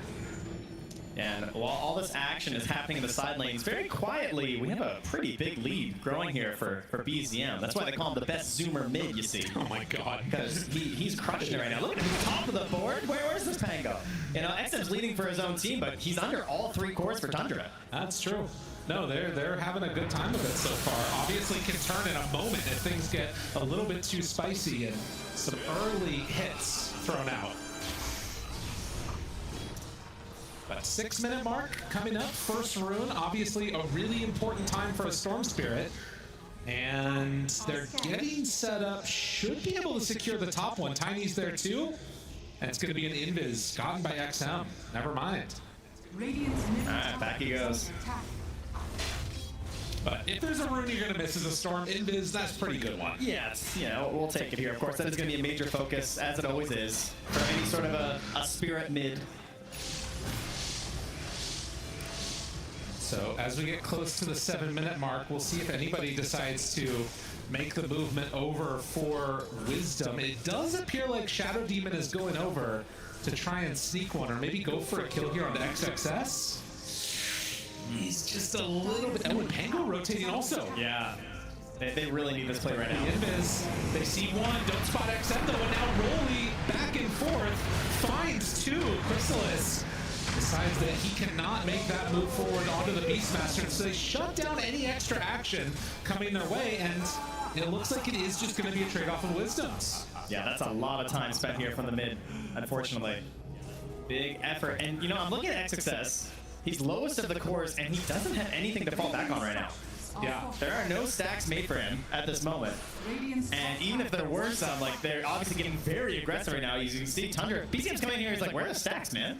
Like, I'm trying to steal a double or a triple here, and there's just nothing for me to grab. Yeah, that is interesting. I mean, they already put some good pressure on after the big rotations over to this side of the map. XG are able to keep their tier 1 tower alive.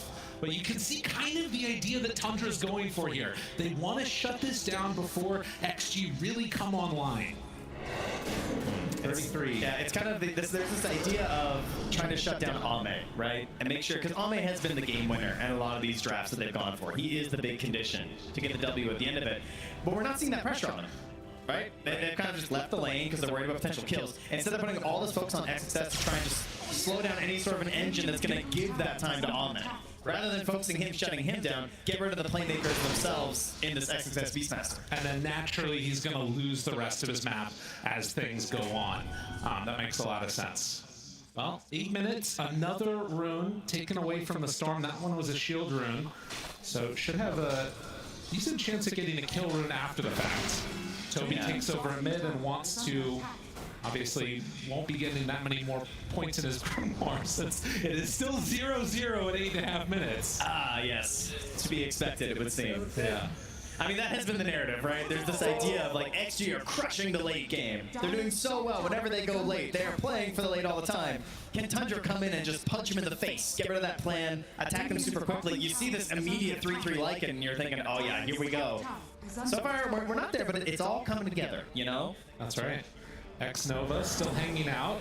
Soxa spots him, and that should turn into an eventual kill as the banishment is there. Does have a TP away. Any way to break that? Yes! Soxa gonna draw first blood. Oh, I see some red flashing in the crowd here. Everyone immediately checking for their Crimson Witnesses. That's right. Oh, speaking of flashing in the crowd, it's National Alert Day here in Germany, Lyrical. That's right. So in a couple of minutes, there might be a loud sound. Do not be alarmed. It's only an alert. You don't need to run away. It's gonna be fine. Got like 2 minutes until that's gonna go off. So maybe there will be a a hype fight happening. Yeah. So check your phones. It might go a little wild. Just so you know. Thanks. Shout out to everyone warning us about that in the community. That was good. So 1 kill so far as we get towards that 10-minute mark. And at least for now, no big rotations after that one that went up top. Could look for another rune here. BZM is going to go down bottom. Pango almost done with the Diffusal Blade, and that is a haste rune bottled up for BZM. That's what you want to see if you're a Tundra fan. Ooh, but he goes right into a ward here, so obviously going to be spotted. That's a very sneaky one there. BZM helping out the fantasy gamers there as he plants a ward. Chrysalis gonna come and contest these immovable objects. Is that what we're calling the Helm Grapes? Yeah, I think so at this point. As 33 sent one through also, so helm on helm action. It's what everyone here came for, you know? Heroes are so yesterday, you know? Yeah. We're also almost about halfway to a Battle Fury done for Ame on the Troll Warlord, if he can get to a good timing. And likewise, Chrysalis trying to make his way there too. Yeah, at the top of the board right now. Chrysalis, you know, a lot of his signature heroes were still in this pool. I didn't know what we were going to get. A late ban on the Bloodseeker, but to go for the Jug, you know, this is New Age Chrysalis. He didn't force a Razor, because like, it's tempting in some ways, but it also has some disastrous counters there. But that hasn't stopped him in the past, you know? He's usually very willing to force his very specific heroes, but wants this Jug this time. An interesting moment there. And now, as we are scooting forward, it looks like they're still just trying to get Toby level 6. I mean, they cut down one of the towers on bottom. I kind of feel like there might be a moment where they could go for another push towards mid, potentially. We'll see. They could indeed, my friend. They could indeed. Trent's just happy that he got a Crimson. Unbelievable. What? No, I'm not. BZM takes Ame down. I thought it was the alert happening and it was the Crimson. That's not my fault. I was trying to be a good member of production. That's right. BZM working his way down it. There. I hear them ringing out now, actually, across the arena. That's a lovely sound. Yeah, it's nice. There we go. Hopefully not in the booths as well. Thank you, everyone, for dealing with that. Is this real that he's going for the Holy Locket on Storm Spirit? Dire are scared. Well, all right, we're juicing it up here. That's a lot of energy, you know? That's crazy. What an interesting decision. With a Soul Ring as well. Yeah. Just fully committed. You know what? If nobody's casting spells, you need to make your own charges. That's right. So Holy Locket Storm, let's go. Could also be like some pretty cool, like, you know, late game saves. So this has been attempted before. Okay. But the problem is you don't do anything. Right. Right? That is the issue. It's because, like, you're not going Orchid. So it's not some, like, super aggressive build. You're not going Witchblade to boost your damage. It's kind of like it helps in fights, but it also sort of helps passively, right? It's good attributes. You're just farming it up a little bit. I'm curious to see how it fits. Maybe it's because he wants to be like this heavy initiating role, and so he wants to make sure he has lots of zips to go in, to get back out, and open up these fights for 3-3 to dominate. I think that's the plan here. Dude, the Cold Embrace. I mean, this is what you basically have to do, though, I think, because going to be too tough otherwise. So you've got the Cold Embrace ability to keep these towers alive, and they are desperately going to need it because I think Tundra is just going to start grouping now. Yeah, it looks like they're indeed hitting their timing. There certainly has been an impressive recovery here from XXS, I do have to say. With the help of these helm creeps. He is back right now, so he does have some capabilities as they move in for this fight, but he's going for that Ags next. Yeah. So there's a lot of some gold right now that's just giving him some stats, but until he gets that Aghanim, he hasn't really upgraded that much. Oh, and the potential here, they're smoked up.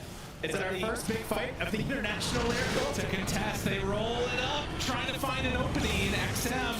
Oh, even gets it actually. They do have the winner's curse if they need it. If they step too far forward on Tundra, they're going to be in trouble. Cold Embrace onto ZQ, keeping him alive for only a moment. Oh, he's going in. Still hanging on to this. The winner's curse is ready, but the roll through on XM. They managed to kill the Tiny, but they won't get anybody Look else. at Xnova. He's just getting zoned back. Yeah. Like, the Dragon was on him, the Lycan creeps are there. He's trying to get in there to create a good fight opportunity by baiting in ZQ, but he can't get the finish. Yeah. Because, how can you get in there as this Dragon? Sorry, Viper. smoke. There you go. Sorry. There's particulars out there.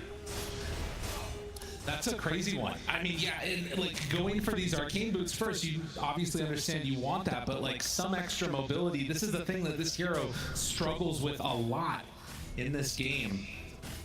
But another tier 1 tower taken. That's 3 of them down, and still stacks are being built. Yeah, this is of course the specialty of Shadow Demon. Very easy to do multiple camp stacks. And he's even going to get back to his own wisdom here. So very happy Soxa right now.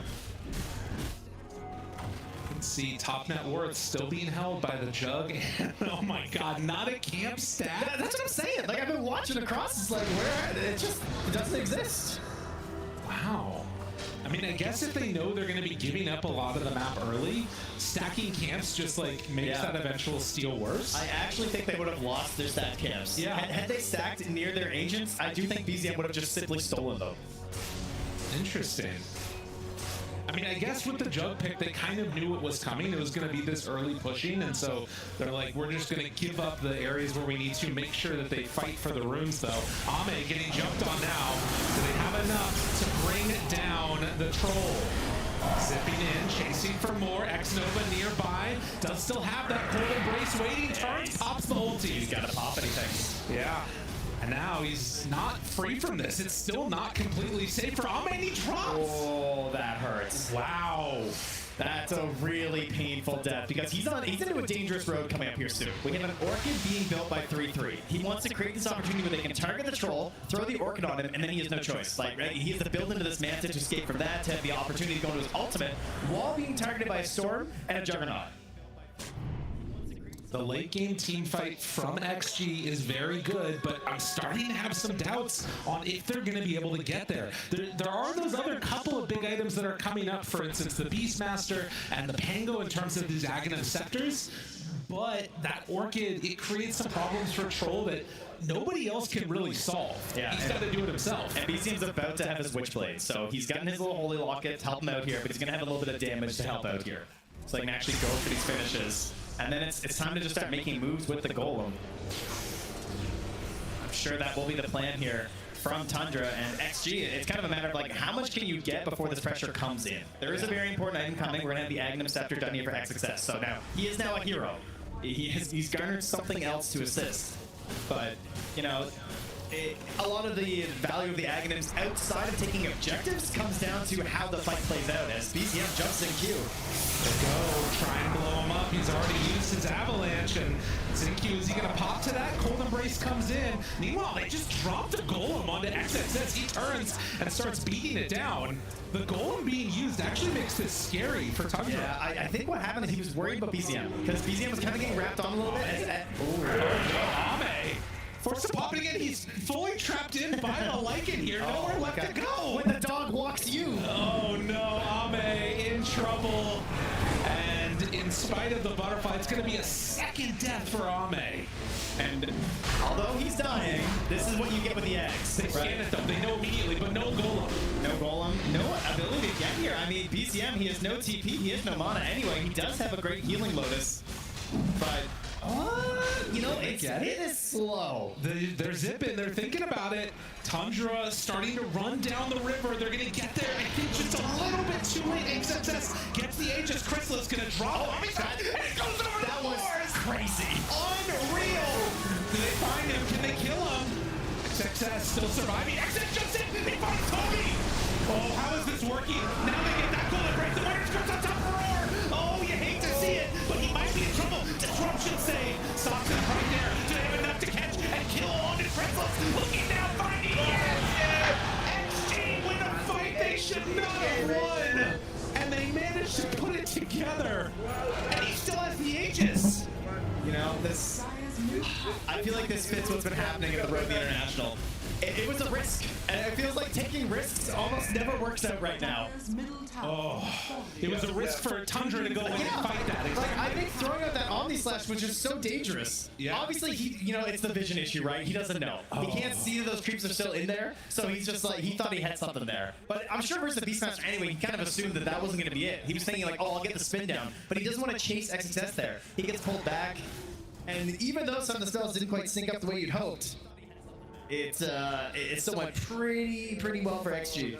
Unbelievable. And he was close to having spin here too, but I mean, he's just surrounded at this point. Ame's coming back up, and this game evened out, if not in the favor of XG at this point, because that really does put a damper on this ability to keep on pushing for Tundra. It's bought time. That's the most important part of it, for sure. That was the Aegis that I think you're supposed to get from Tundra and, start walking down tier 2 towers. Yeah. Now, I mean, I'm not sure what the game plan is. I mean, that is definitely a wipe all 3 tier 2 towers Aegis. I think without a doubt, they're all gone if you get that. So now they are able to just regroup, focus up, grab the Tormentor. So that'll go over to Toby. At the same time, Xingqiu did finish his Blink Dagger on this Tiny, which obviously opens up a whole new avenue in how to defend these objectives and take these team fights. Dire's bottom tower is under attack. Well, next up for XXS is going to be a Lotus, which can make a really big difference when playing against the Juggernaut, as well as several of these other heroes. But looking to the 21-minute Wisdom, and I think that XG are going to try and sneak away the Dyers. Radiant scanning right now, seeing that they're not over by theirs, at least for the moment. They do love to give these to Ame. No, yeah, they're backing out. So they're not going to go and try and contest. Yeah, they saw that nobody was at theirs. Yeah, they were hoping to just give Ame theirs and focus in there, but not able to get there in time. So that's going to go to Soxa again. As he hits level 12, it's the second point in this Demonic Purge. And you think about like all of that stuff and what could have gone differently, but they get the Aegis kill just in time, and now 33 going to have to summon a new creep for himself. It's the Marsh Mage. Kind of a weird one. Love the Croaker more personally because it does that. Yeah, this guy looks cool. Look at that staff. That's true. Yeah, he's kind of swag. He's pretty awesome. I think we should give that as a cosmetic on some of the heroes. As like, like Tide skin or something? Oh, no, I was thinking like you get this, just the staff. Like you kill him and took his staff, So this, there was a plumber on the panel. I don't know if you guys saw that. He mentioned that XG tend to draft many ways to get into fights, which I thought was very good because that is something they have consistently done. That's why they win these fights, because it's not super formulaic. They play it, more like this idea of there's so many ways to get in the engagements every single time that it's very difficult to predict how the fight's going to break down. You look at Tundra, how does the fight start? Storm Zips. Like, is there really anything else? Like, either they're hitting a tower and that starts the fight, but if they want to get aggressive, it's a Storm Zip every single time, right? You're not just going to, like an ult and run at someone very often for a good 5v5 situation. You look at XG, we got a Blink Dagger on a Tiny, we got a Beastmaster who can, frontline into a Roar, we got Pango Roll, and then we're going to have this mobility and longer cast range eventually on the X-Nova here, too. So it's much harder to predict how the engagements are going to go on the side of Tundra. They have to try and, figure out what XG are doing. And XG can just sort of position, always thinking where's the Storm Zip? And then play around that continuously, absolutely. A smoke up now is they're gonna try and bait out Ame for a moment as they get ready to walk uphill. XXS sees the Watcher, does not see the Storm, which is lurking nearby. The rest of the team also wrapping around. They just also finished a Blink Dagger, weirdly enough, on the Lycan. So he's got another way to get immediately into the fight with this Blink Orchid.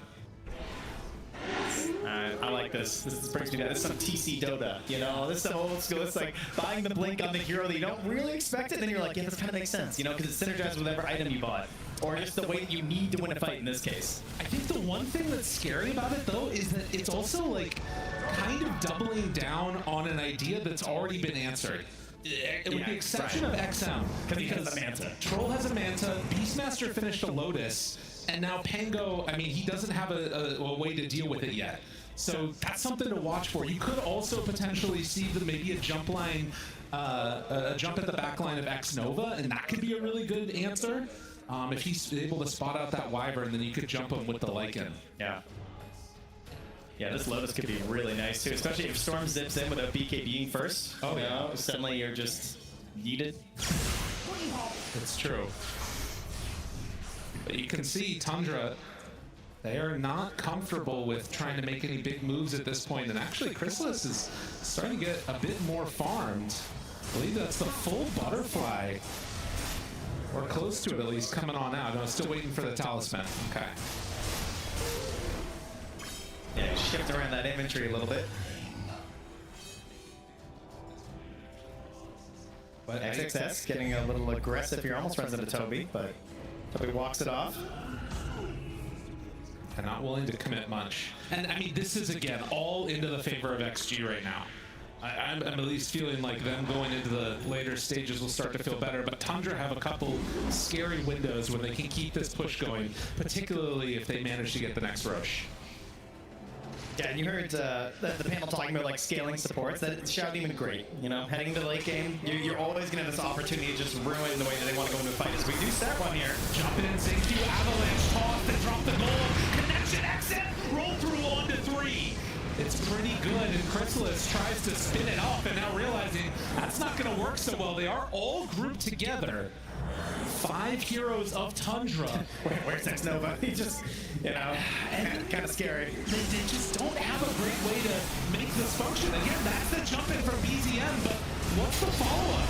Now immediately trying to drop a huge amount of damage out, but he can deal the disruption. Saksa, key play, need to find more. Can they get it? Ame is low, Ame is dead. Tundra, they've outlasted so far with that healing ward. And do you want to chase in a curse though? Needs to be careful. There it is, the winner's curse connection on to 33. Do they have enough damage to kill him off? Not quite, but he does fall. Omni slash onto the Beastmaster and then hits over to the side. XM trying to play cleanup. Gets down Saksa. Maybe a chance here for him to bring down the red of these arrows. He needs a few more hits. BZM, he gets the triple though. And then the turn. Finds the double on Chrysalis. Too much sustain. Oh, focusing down, getting Ame at the beginning there. They lose it on so much of their damage on the side of XG. And they just hold out. They don't allow it. Too good of a curse, you know. It was good targeting the fact that they're able to get down 3-3, but after that, Saksa, he does go down, unable to save his ally, but then there's that cleanup from BZM. That's going to put him down to 12 galvanized charges now. Oh, man. As they're going to get some revenge here and grab a Roche for themselves. I mean, this was nuts. How many heals did Toby throw out? Look how close Ame is when he pops his ulti here. Oh, yeah. Like, that was crazy. Then the silence comes. Yes. Like, that was wild. And we are seeing the problem of the XG draft right now. Not a great way for them to find those backline supports. They're just free casting. It's also, we're talking about like these abilities they have in these big team fights, but they're not synchronizing, right? Like the Pango roll happens, it ends, then Tundra start their fight. And also, you know, a full Omni Slash coming out was pretty huge too. Oh yeah. Full on all of those heroes, and you can see here the cleanup. I like Toby. Yeah. He's standing here throwing in his reckless. Every little bit helps. Then Tundra start their fight. And also, you know, a full Omni Slash coming out was pretty huge too. Oh yeah. Full on all of those heroes, and you can see here the cleanup. I like Toby. Yeah. He's standing here throwing in his reckless. Every little bit helps. And now march down these tier 2 towers that they were hoping to get a little bit earlier in this game, I imagine. I gotta say, Ame is just exploding in a couple of these fights, though. He's gotta get some more stuff going for himself. It's coming. The BKB is only 100 gold away. And a disruption into push is what it looks like we're gonna be seeing. Saksa sends out the illusions. And And in the meantime, the goal for XG is what it's continued to be. Farm, farm, farm. Find a pick when you can. This MKB is going to be the next step for Ame. And another Blink Dagger, this time for the Jug. I like this. This is just another way to sort of give these ideas of how to start fights to heroes that traditionally don't build a way to do it, right? Right. Better ways to try and outplay and make sure that you're not just like super one-dimensional for your opponents. Ame might show for a second here on this wave, but is very far back, recognizing the danger that could be coming his way. Well, is he? Do they know? Okay, he sees the poison and Sasha gets the bandage. She went back over. Okay, no, they're not close enough though that it's gonna matter. Tumblr so it's crazy. Yeah. Jump in. They see that Ame is not there, and now they feel like they can go. An immediate catch and kill on XM. That lack of dispel. Just deadly still for that Pangolier as X-Nova and Zinq both gonna TP out. Manages to escape. Hide and seek. That's the game that XG are playing. Toby lurking nearby Ame here. Ame, of course, no chance at an MKB, as he didn't finish that BKB. So in the 1v1 versus Crystal, he's going to have a bit of a rough time right now. But Toby decides there is no play here. He's going to let Ame go. Dire's courier has been Now killed. close to kill his courier. Close to a blink as well here on Soxa. That's going to be another massive change in these engagements.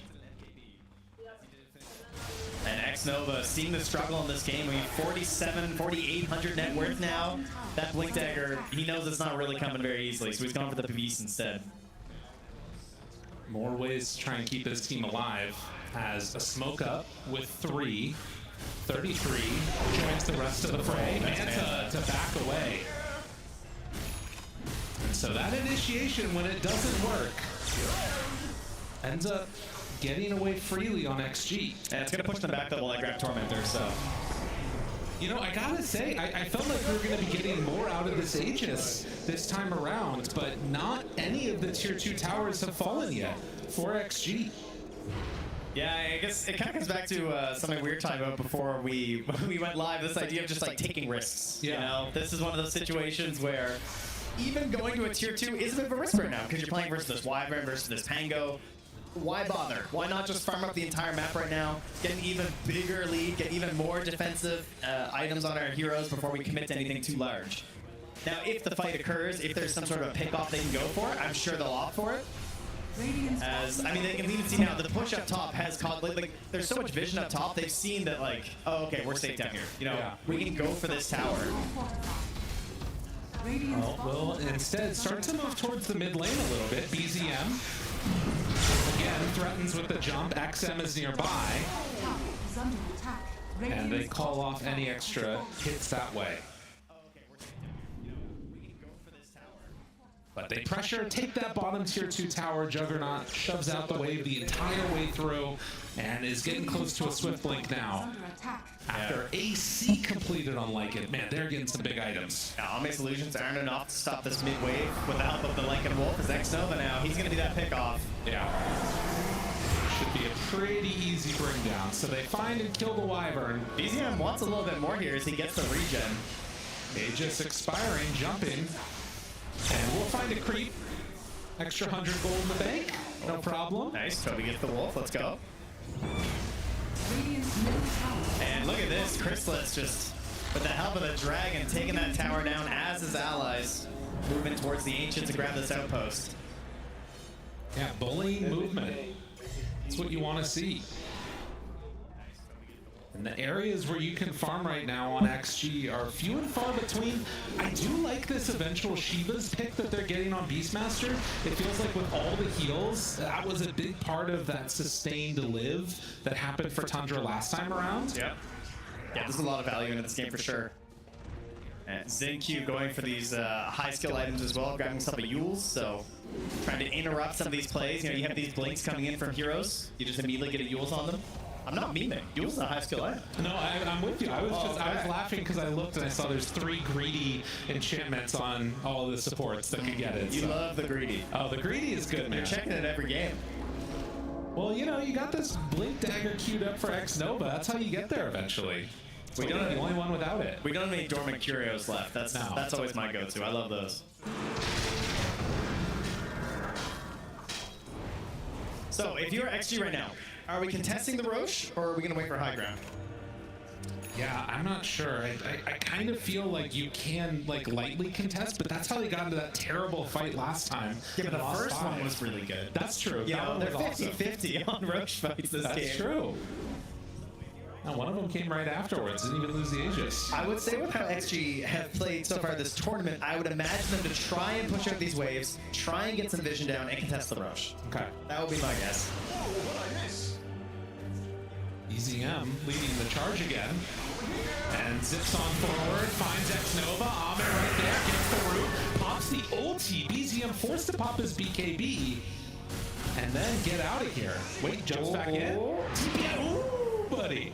Now, meanwhile, we got a smoke coming in. Chrysalis coming close to XM and Xingqiu. Ulti drop by Toby. What do they have on the Duncan XM? Gets caught and killed, shows the value of that Omni Slash, and now Xingqiu in further trouble. Tundra hitting hard, finding kills. BZM wants to join the party here as an arcane rune, so he's okay with burning a little bit. Just to get up with his allies. This Amplify Damage rune annihilated that Pango, and now it is coming for your towers. And jumps forward, Chrysalis. By the tier 4s. Jeez, danger there for X-Nova. That could have been a disaster. And ready at a moment.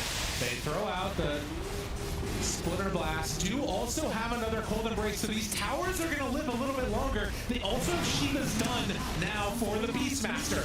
Tier 3 tower down, jump in, finds one, Ame there. More on the Shadow Demon. It's a good target to get. Do they have enough for the kill? No! Saxa lives through it. X-Nova above that. He's got Chrysalis going, hunting, ethereal mode. A couple more hits is all they need. They got to take down the Shadow Demon. He's in further trouble, and Chrysalis is walking away. BCS on X-Nova. Going, but do they have enough damage? He's a few more armor. Yes! Xingqiu gets him. And X-Nova lives. He might be able to do it, but BZM is inside the base still, while the rest of XG is cleaning up. Can they take down any more? Toby is gonna fall, but the hold happens. Oh, X-Nova surviving long enough to get the curse off to delay BZM. Gives so much room for XG to go out there, and now the third Roche has spawned. It was almost an instant spawn. And Jug is not here. Do they realize, though? Are they gonna go and check? Oh man, that was a huge moment. You got summons. Surely you're gonna go. Soxa did scout already. He also knows it's up. He threw a poison in there. They have buyback. I kind of feel like you have to go for something here, but also it was Tundra that got the last Roche, so they're not gonna get a roar. And so I think they just get this in time. I mean, Soxa sees it, but they're on the other side of the map. They cannot get here in time. No, there's no way.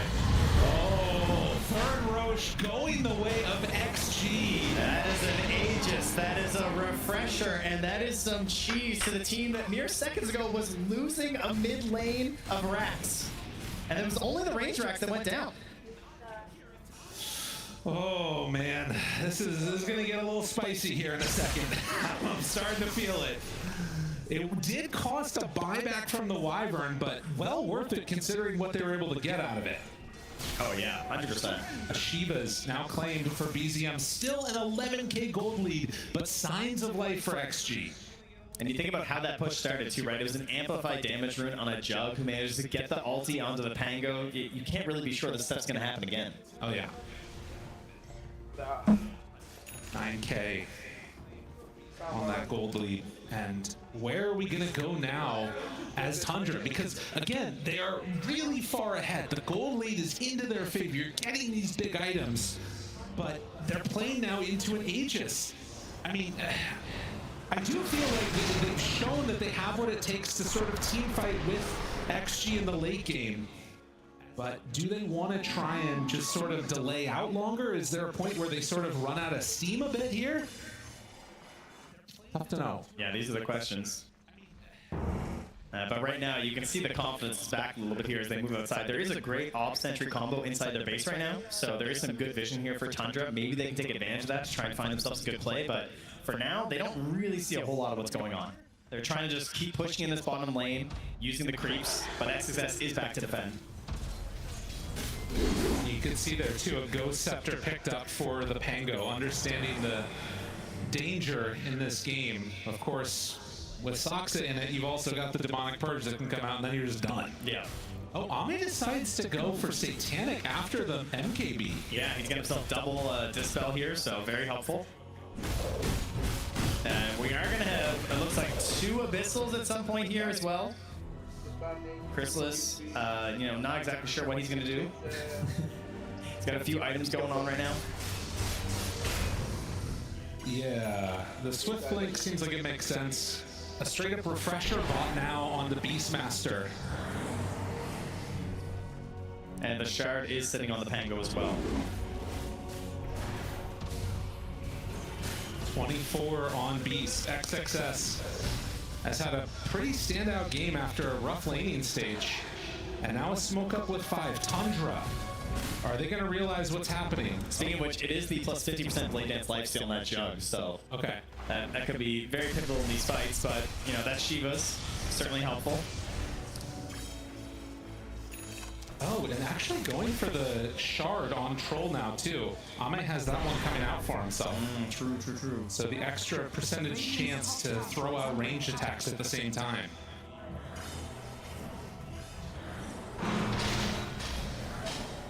Nullifier for XM. It's going to be the next call, but as has been the case so far in this game, the big save is that guy, Soxa, and does not care about the Nullifier. Well, he does have an A on disc. That's so true. He might care a little bit. Don't care about that. He's saving other people. Yeah. It's going to help. There was also a Force Staff just picked up by Toby too, so that's another issue for that. And Tormentor will be coming up here shortly. XG in a very good position for it. Yeah, they're even calling out the Lotus pools. I think, are they trying to get enough for a block of cheese? Roar mid. Finds him. XXS wanting to blow up. Double roar. He did not like Toby, and that was 763 gold gained for that. Okay, I mean, it helps out, right? Draws a lot of attention mid. Ame takes the top tower at the same time. He has a couple people smoking next to him right now. Roar back up in 15 seconds because of that level 25. Should Toby buy back here? Soxa looks for it. Jump immediately catching, trying to blow him up, but the cold embrace is there. Another way to save that. BZM's BKB, and he's rooted. BZM able to get out. Oh, last second, able to get the stun from the Croaker. Okay, Toby go back for this. There's still Troll ulti. They have not gotten anything here. A dangerous situation. 25 seconds until the Aegis is back up. How much do they have in the tank right now on Tundra to fight this? I think they want to try and kite this, right? If you can get a disruption or something, try and like bait them into a bad fight right now if you can. And XG are backing away because they don't want that. They don't want to fight with no Aegis. There's no point. Playing it safe. They get the double roar, they find themselves the kill, they walk down mid, they get a buyback as well. And they're going to start pushing this wave. They're going to try and find something right now.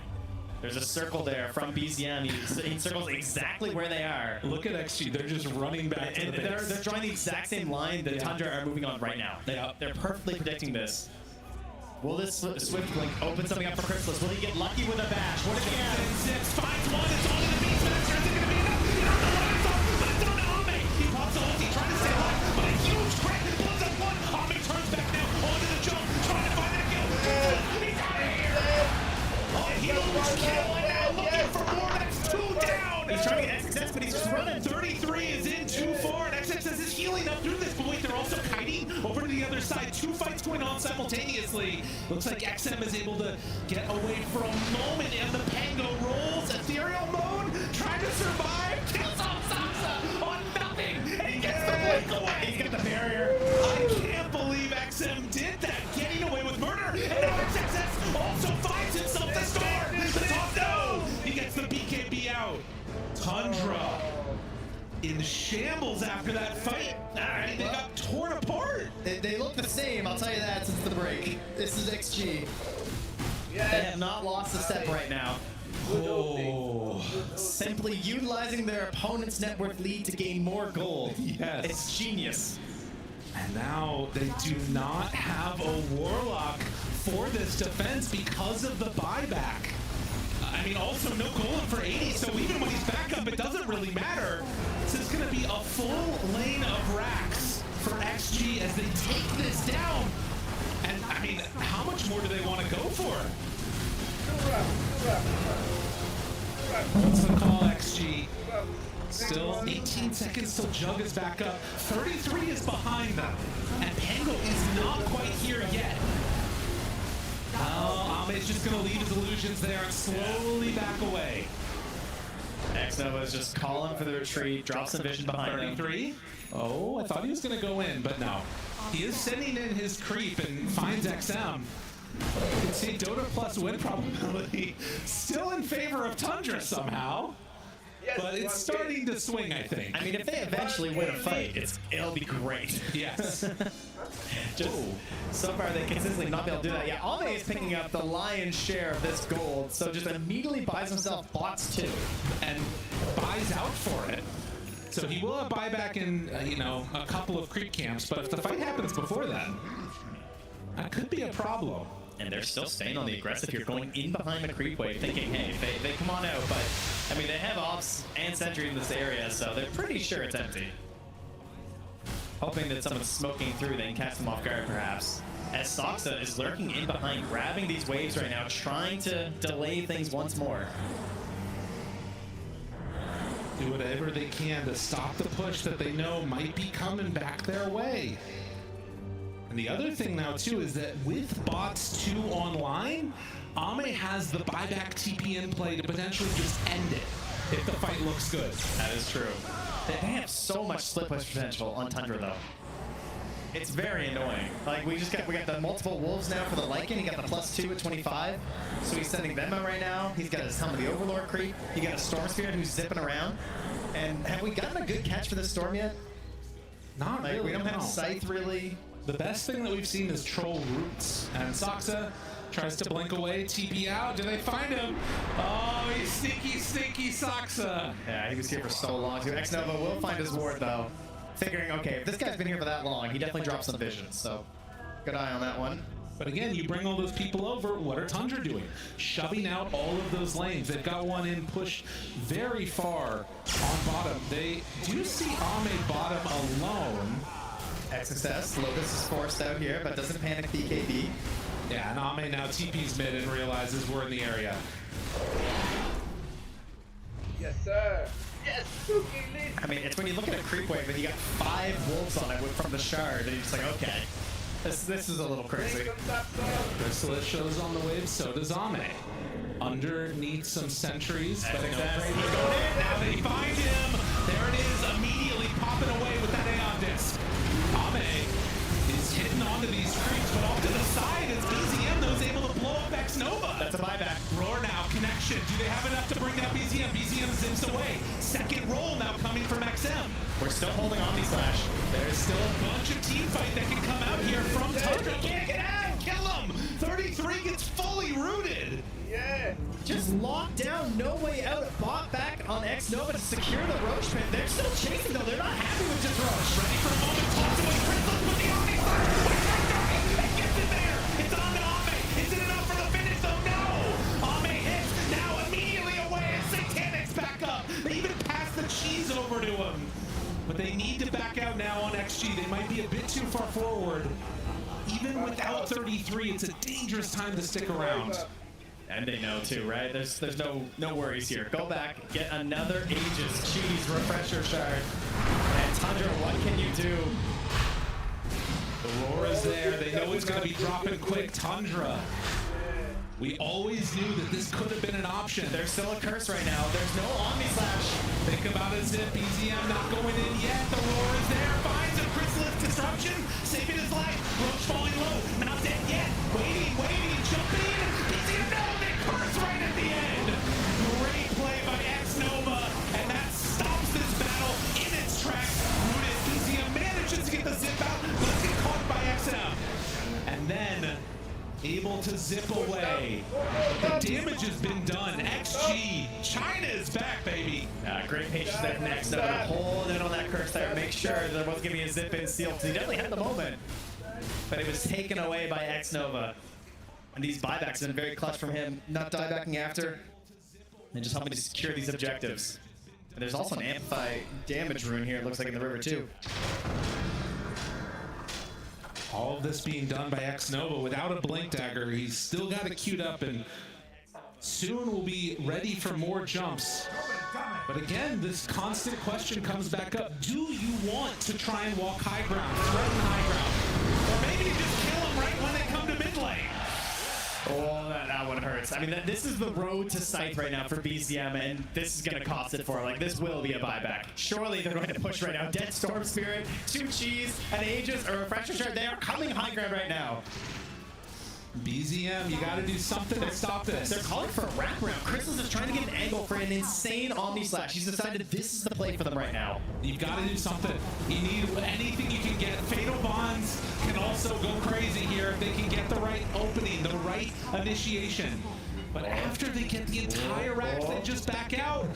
Now underneath vision, Ame moves over, takes away the ward, and that stops it. They don't want to go in, like, if they haven't bought back already. Yeah. You know, they're just going to stack the racks instead, knowing they have a tier 2 bottom. So they will hold that. They're going to give BZM his opportunity for perhaps another buyback after. Just in case this push comes bottom lane for the Megas. Very fortunate for Tundra that they had not lost that bottom tier 2 tower yet. You can see Dota Plus, in spite of the dominant position, they feel like it's still just 50-50. And to be honest, you win one fight with this Tundra lineup at this stage of the game, they could run down lanes. It's a possibility, but it's feeling harder and harder for it to function. Can they kill Ame twice, though? I mean, once is hard enough. Oh, and Vlad's as well. That's a GG Vlad's right there from ZinQ. Oh yeah, he knows. Flying that out. He just wants a little last item, squeeze out every bit of juice he's got left. He's got no buyback anyway, so he wants to give his team an aura to go high ground. You know, and we talked about it. Do you take the risk as XG to go high ground? You got double cheese, you got Aegis for 2 minutes. They're still not willing to. This is a patient team. They have waited years to get back into this situation to be playing at TI. They can wait another 10 minutes. Also more fantasy points. True enough. Condolences to those that didn't lock in yet. But we are ready to keep that pressure on, and for Tundra, gotta find some wraparound, some way to break the status quo. This is the kind of game, too, that if you lose this as Tundra, like, it hurts. Because it feels like you've been controlling a lot of this game, right? You've always had the kill lead. A lot of the game, you've had the gold lead. And yet you just couldn't quite sync things up the way that you were hoping for with this lineup. Well, and it was, you know, one specific moment of going for that Roche fight that really started the turn, and then it was like everything else after that also starting to fall apart bit by bit. A disruption onto Ame. XM immediately ready to cover his carry. Yeah, I really foolishly believed this wasn't going to happen. I was like, this game won't go long. Nah, one way or another, I think it'll be a quick one. You know, there's a lot of people that weren't quite sure also if, you know, this team was going to be able to maintain that level of play going into, you know, the international itself playing. But when the games go late, China somehow always seems to be able to pull out these amazing comebacks. Yeah, I think for me watching XG and Tidebound, it has definitely looked like it's just this surplus of tools that they have as we get to this late game, because they're just so good at breaking down these team fights, and it's like they've already thought about all these different permutations and they have these ideas and these combos they want to use, and all of this together, there must be like some just very strong either just insight that they already have or communication of just how these fights can happen and all the different tools we have to make them go our own way, right? So they hold on to this high ground there, Chrysalis. You know, this is the one downside too when you're playing Battle Fury heroes that don't have a helm also. It means you have to like show on a wave and then you might die. Otherwise you can just send down creeps. It's fine. It is crazy that we have heroes that buy Battle Fury and helm. I just want, the fact that you had to point that out is insanity. One of them got banned, you know? I know. Well. So still floating a lot of gold at this point. BZM opting, of course, like you talk about, for the Hex instead of something like an Agnum Scepter. XM is getting close here. We're very, very concentrated down here. A jump for a moment. Finds him. Now the golem to try and turn it. 33 right on it as well. Enough damage to take him down. Yes! BZM gone again, and the winner's curse, and the wolf has been linked. Let me guess, rooted forever. Double kill. Takes them both down. Can they find more of the TP away? Looks, but not quite able to break that one. Roar gone. They take down another 3 clutch kills, and the buyback from BZM was not able to get back into this fight. You know, I'm starting to think that this Troll Warlord hero might be a problem in the late game. Because it would appear there's nothing you can do when you're just constantly being rooted and dying. You're not wrong. It's kind of crazy how that functions. Chrysalis, he's looking for a snipe. This is a dangerous play. I mean, you gotta do something right. Oh, he didn't go for it. Wanted to save the Omni Slash. It was close to an explosion. But the nullifier. Oh, he can't get up to the higher round. Toby is gonna be caught and killed. And now the silence onto the troll does not matter. Still manages to kill the golem. They buy back on 33. XG wanting to close out this game here. They're thinking about it. Sans Aegis, they moved in. Now the pullback. There's the buyback on all the heroes. Do they have anything else left in the tank? That's a dead Saksa. Chrysalis tries to back away. Still has Omni Slash when he comes out of this. Ame still alive. Hitting onto towers. 33 ready to jump. Did they have anything else left in the tank? They find him. He's out of the game. XM, go back. No, that's the wrong way. XM somehow stuck out of the base. Do they have enough damage? Yes, they do. Ame now hits to the side, trying to find a root. Can't quite get it, but the roar is there. Immediately dispelled. Yes, but it won't matter. Chrysalis still to die. BZM, the last one left alive. They buy back on Jug. He needs a little bit more time before he can get Omni Slash back up. 5 seconds, but in that time, your racks are gone. They have Megas. You know, XM taking the theme a little bit too seriously, heading into outer space there, but it didn't matter because he got the very important leading stun on 3-3, which gave the roots over to Ame and secured the kill. One last chance to dance for the Juggernaut. Can he get in there and make an Omni Slash happen to stop this push? It does not look like it as they step themselves forward. There's the connection. Immediately he goes away. He throws it completely. The stack gets him out. GG is called. XG, they win game number 1. They were down, but they were not out. XG continuing to show this beautiful defense that they have in these games. They didn't have stacks early. They were falling behind on net worth, but they gave the space and the time to Ame, and once again he comes through and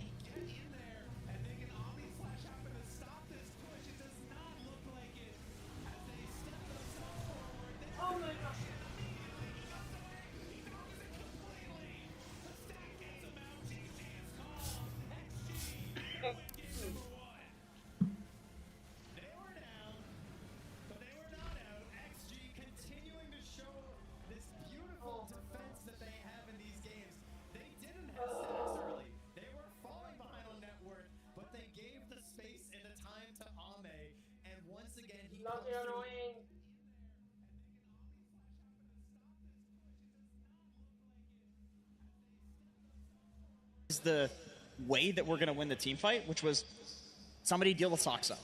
And then Troll, Ame, can go completely ham on everybody else. He counters all of the cores of Tundra, and it's like the one time that they were able to pull that off, the game goes completely in their direction. And up until that point, it was legitimately, they were just biding their time. They were just waiting. And it's also the fact that I felt like XG really utilized being on the Radiant side because it actually meant that they could kill Roshan between 15 to 20 minutes. And because they already had a bad start from the lane, from the side lanes didn't really go well. And being able to claim that Roshan before it moves to the other side, which would probably allow Tundra to get it, I think that was like a really, really crucial moment in the game. Yeah, I mean, you're talking about these side lanes not going so well. There were still a lot of rotations, and I think something that could have been a little bit better to swing this in the way of XG earlier was the rotations coming out of XM Pega. Yeah, I mean, the first 2 rotations weren't really successful. This is the second one.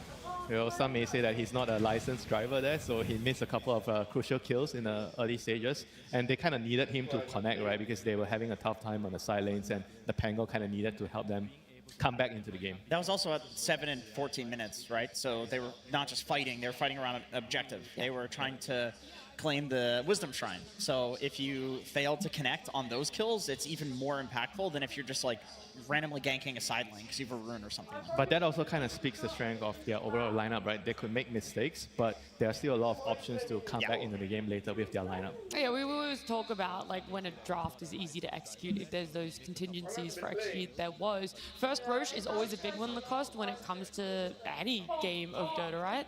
Yeah, pretty much. It does give you tempo. This is something that they wanted to get on Tundra, but also what happened prior to that is, you know, there's always going to be memes when you see Troll, the way he's trying to utilize his ulti, 33 running away, 900 Oh my surge God. radius for it. It's just too funny to watch, and Tundra realizes that XG realizes that at this point that they showed 3 heroes, so they immediately go inside the Roche pit. They take the Aegis for themselves. XXS is going to be holding that Aegis, and they're going to be using quite a lot on him.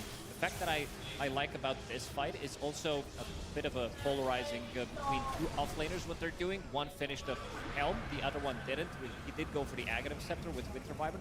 It does allow him to get the sustain in this fight, because there's a lot of sustain overall on the side of Extreme Gaming. It does allow them to get the fight, and another good roll from XM to be able to finish off these two heroes. I like the build from XXS, to be honest, because I feel like they understood on XG that all they needed to do was bide their time and go late game. And late game Beastmaster, he's not about the Helm Bomb too. Like, he's about even the Aghanim Scepter, this just kind of healing you. It's really about like Refresher, double BKB, double Roar, and we saw how much impact it was having in the team fight. So just if you have faith that you can get there, then I feel like the build makes sense. And that was where they wanted to win the game, because they had Troll versus a bunch of very good matchups for Troll. Yeah, he truly understood his role. Like, he's the front line and he needs to be in front to soak up the damage. That's why he didn't go for the dagger. Usually sometimes you see Beast go dagger. Yeah. And they kind of had the dagger from like the other heroes, right? The Tiny, the Pangolier, and would actually love to see the Wyvern actually get the dagger earlier, because he kind of limited a lot of his team fight presence because he didn't rush a dagger that game. I think one of the biggest team fights that was an impact for is the one we're about to see here, right? It was 26 minutes around that Tormentor area, and it feels like so much of Tundra is grouping up together. If this Wyvern had had that blink, it could have been a big swing. He was also kind of connecting to the fight, so he was far away. But I could understand why the Troll decided I needed to hold the high ground. I cannot leave this area, you know. Yeah. But at the same time, if the Wyvern would have had a dagger, it would mean that this fight was going to be so easy, because he could have easily gotten at least a 2-man curse here, save the Troll, and maybe the team fight would just end right there. You can see in this fight, this is what happens when SD is not the primary focus, is you have Ame ults, and the person that he ults gets imprisoned, and he gets kited, and then he dies. And this was the name of the game. It was, if they kill Soxa on XG, they win the fight. If they don't kill Soxa or deal with him, they don't win the fight. That one was a double whammy as well, because Beast Roar was used on that target, and Shadow Demon is just sitting there with enough range to be like, all I have to do is look at where this Roar is going out, Lacoste. That's my target. That's my teammate that I have to focus on saving. Pretty much, but Shadow Demon, they focused Shadow Demon throughout the whole game for the pretty much last 25-30 minutes, because they realized, even though he had a couple of defensive items, Etherlands, he was having disruption on himself, and then your Juggernaut's just straight up gonna die, because you're playing into Curse, you're playing into Troll. This is not the matchup that you want to be fighting 1v1. Yeah, it felt like the Jug was in that unstoppable, unkillable sort of area. I'm sure he felt it too on Chrysalis. We saw him going a little bit deep on that high ground push. This was one of the moments that we could have seen Tundra just close it out. Extreme Gaming wanted that late game. They were biting for it. It ended up paying off for them with such a good high ground defense. If this thing inside, who knows how it could have gone. Yeah, I mean, there were a lot of timings that were very important. Like, I love Dota because you have so many like rock, paper, scissors type scenarios where like first the Ghost Scepter on Pango means that he can't be Jug ulted, and therefore Jug is stronger than Pango. And then once the Pango gets the Ghost Scepter, all of a sudden Jug is getting kited, and then Troll is stronger, and then SD comes in, and he's important, but SD is dead at the start of some of these fights or dealt with. So, I mean, that's just Dota, and it's basically like bide your time until you have that open window, and then try to take the good fight when that window is open. I mean, it's also the fact that the SD kind of had too much to do in the team fights. Eventually, yeah, eventually. It was and when you look at the XG lineup, they had, I think, equally distributed responsibilities among the other heroes, the Curse, the Embrace, the Raw. You know, they needed to go on SD with the Beast, and someone else has another duty, but whereas the SD had to watch so many things. It's a lot of pressure. There's a lot of pressure to deal with. Do you think that was one of the biggest unravelings then, Lacoste, when we look back at that, is how much pressure it was on one support, how little the rest of the lineup could really stop that support being targeted? They try to end the game relatively early on side of Tundra. You saw Yeah. this 23-minute Blink Dagger on Lycan with the Orchid as well, because he's playing into Winter Wyvern, so you want to have something to get on top of him and try to kill him before he can get the defensive item he did. But this is not your traditional itemization on Lycan, because you want to be building into maybe your Shard, maybe AC, your auras, but it was way too difficult for them to take the fight. But once they get the items, Extreme Gaming, they managed to stabilize. Yeah, this to me was the crucial fight for Extreme Gaming, and you mentioned the items, Lacoste. The reflected Omni Slash there, Jing Q used the Lotus Orb.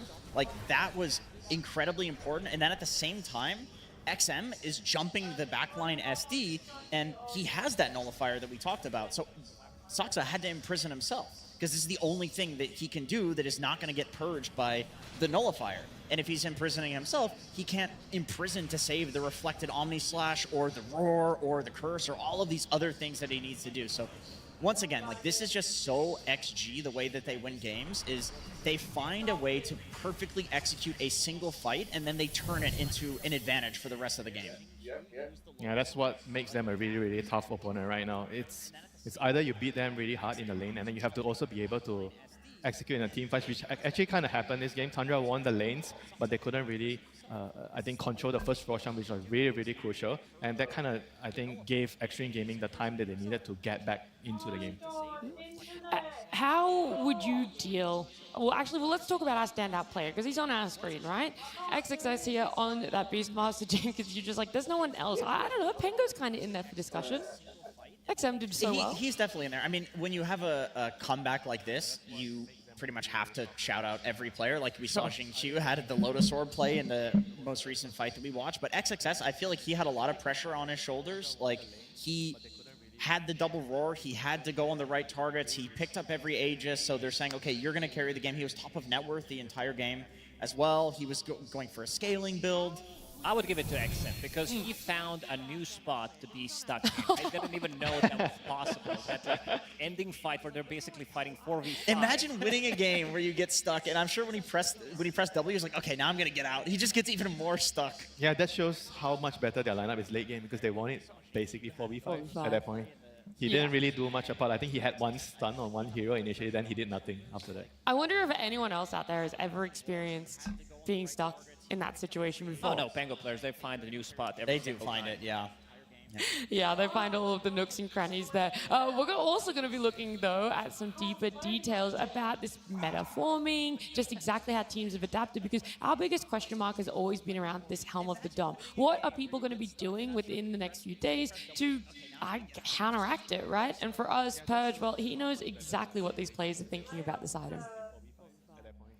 Thank you, Nat. Yes, the Helm of the Dominator is the item of the tournament so far, and how teams react to it at this point is really, really crucial to whether or not they win the tournament. And Tundra, being the Helm of the Dominator team, is certainly trying to solve this problem. But ultimately, it starts in the laning stage. They pick this very strong double heal safe lane, the Juggernaut, as well as the Warlock, allows them to pump so many heals in and then later get an advantage with their ranged heroes. So that basically results in a really fast, a slower Helm of the Dominator for the Beastmaster, but a faster Helm of the Dominator for the Lycan at 7 minutes and 40 seconds. And on the other side of the map, Beastmaster is still working towards his at 8 minutes. So this basically means your timing goes faster. 3-3 was able to use his Helm of the Dominator to kill the enemy tier 1, and because he got his so early, after killing it, he ends up bringing his creep all the way to the safe lane so that he can then defend against their opponent's one that ended up coming later. So this is going to delay the gold advantage that the XG got with their Helm of the Dominator while compounding their advantage. They even rotated those 3 heroes to slow things down. They did eventually give up on it, but the amount of minutes extra that it took for XG to take this tower over Tundra gave them a nice gold advantage and more map control. In the meantime, they were getting things done. The Helm of the Overlord, the stronger Helm of the Dominator here, ends up being finished at 12.5 minutes, which is very fast. They get a stronger creep in this one, the old Black Dragon, and then they're going to use that to pressure the map. So this laning stage that they drafted towards, to make sure that they had a better early game and a faster Helm of the Dominator, they countered their opponent's Helm of the Dominator moves, and then they used their bigger timing to end up pressuring mid towers as well. But what was on the other hand is that XG picked the heroes they did, knowing that they were going to have worse lanes because they would have better heroes for some of these solutions. They first glyph this tower, and then they bring the Winter Wyvern over. He grabbed a really weird facet, actually, that almost nobody takes, that does allow you shield buildings. That would allow them to counteract this push that Tundra is doing. So both teams are on top of this Helm of the Dominator meta. They both have solutions to try to deal with those early pushes, and we'll see how this keeps cascading throughout the tournament, because this game, it was not good enough for Tundra.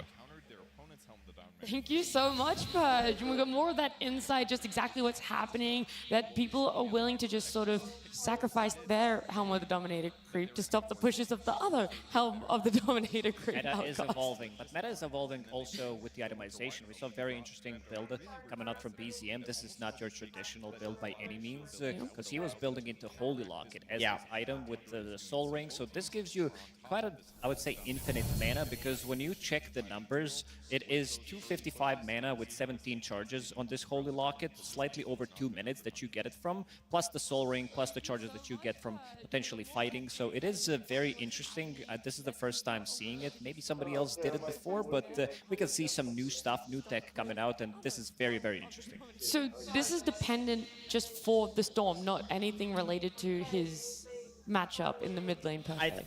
I think it's any hero that builds into Sanch and Kaya also enjoys it, because that's going to amplify it as well. Like, you'll see Ember will also go for a Holy Lock. I think BZM is the one who first started doing that as well. I think it's just a good item, and especially in this meta where like there's a lot of early pressure from the Helm Doms, like you have to have sustain to get into the side lanes and like actually be active.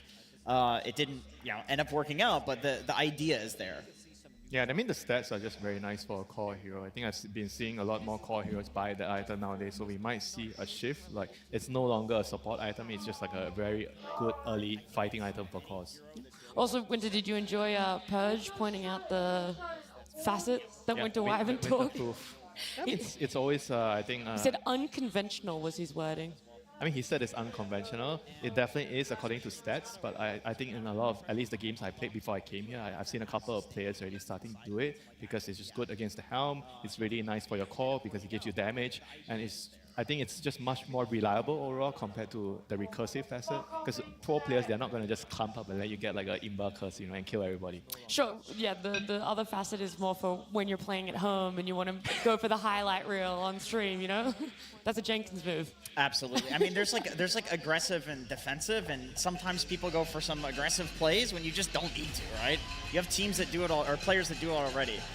I'm interested to see just what sort of aggression both of these teams are going to be bringing for a Game 2, for a Game 2 draft. XG were very willing to have the lanes lost a little bit. They were willing to bide their time. For Tundra, they wanted that aggression in the first game. They really wanted to close it out. Now you got to put it back a little bit where you go, what exactly is actually going to work here? Because we couldn't even do the early game plays out against Extreme Gaming. It's such a tough one, because it was working for Tundra. Yeah. Like, what they wanted to do was happening, and they still lost.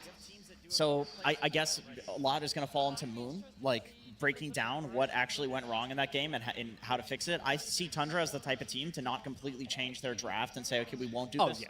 That's one that was definitely not on the draft, because they executed pretty much perfectly first 15, 20 minutes. That Roche fight should have maybe happened, because it was also a good play from Extreme Gaming, realizing what needs to be done, taking away Roshan from a team that is 5k gold ahead, which wants to put more pressure.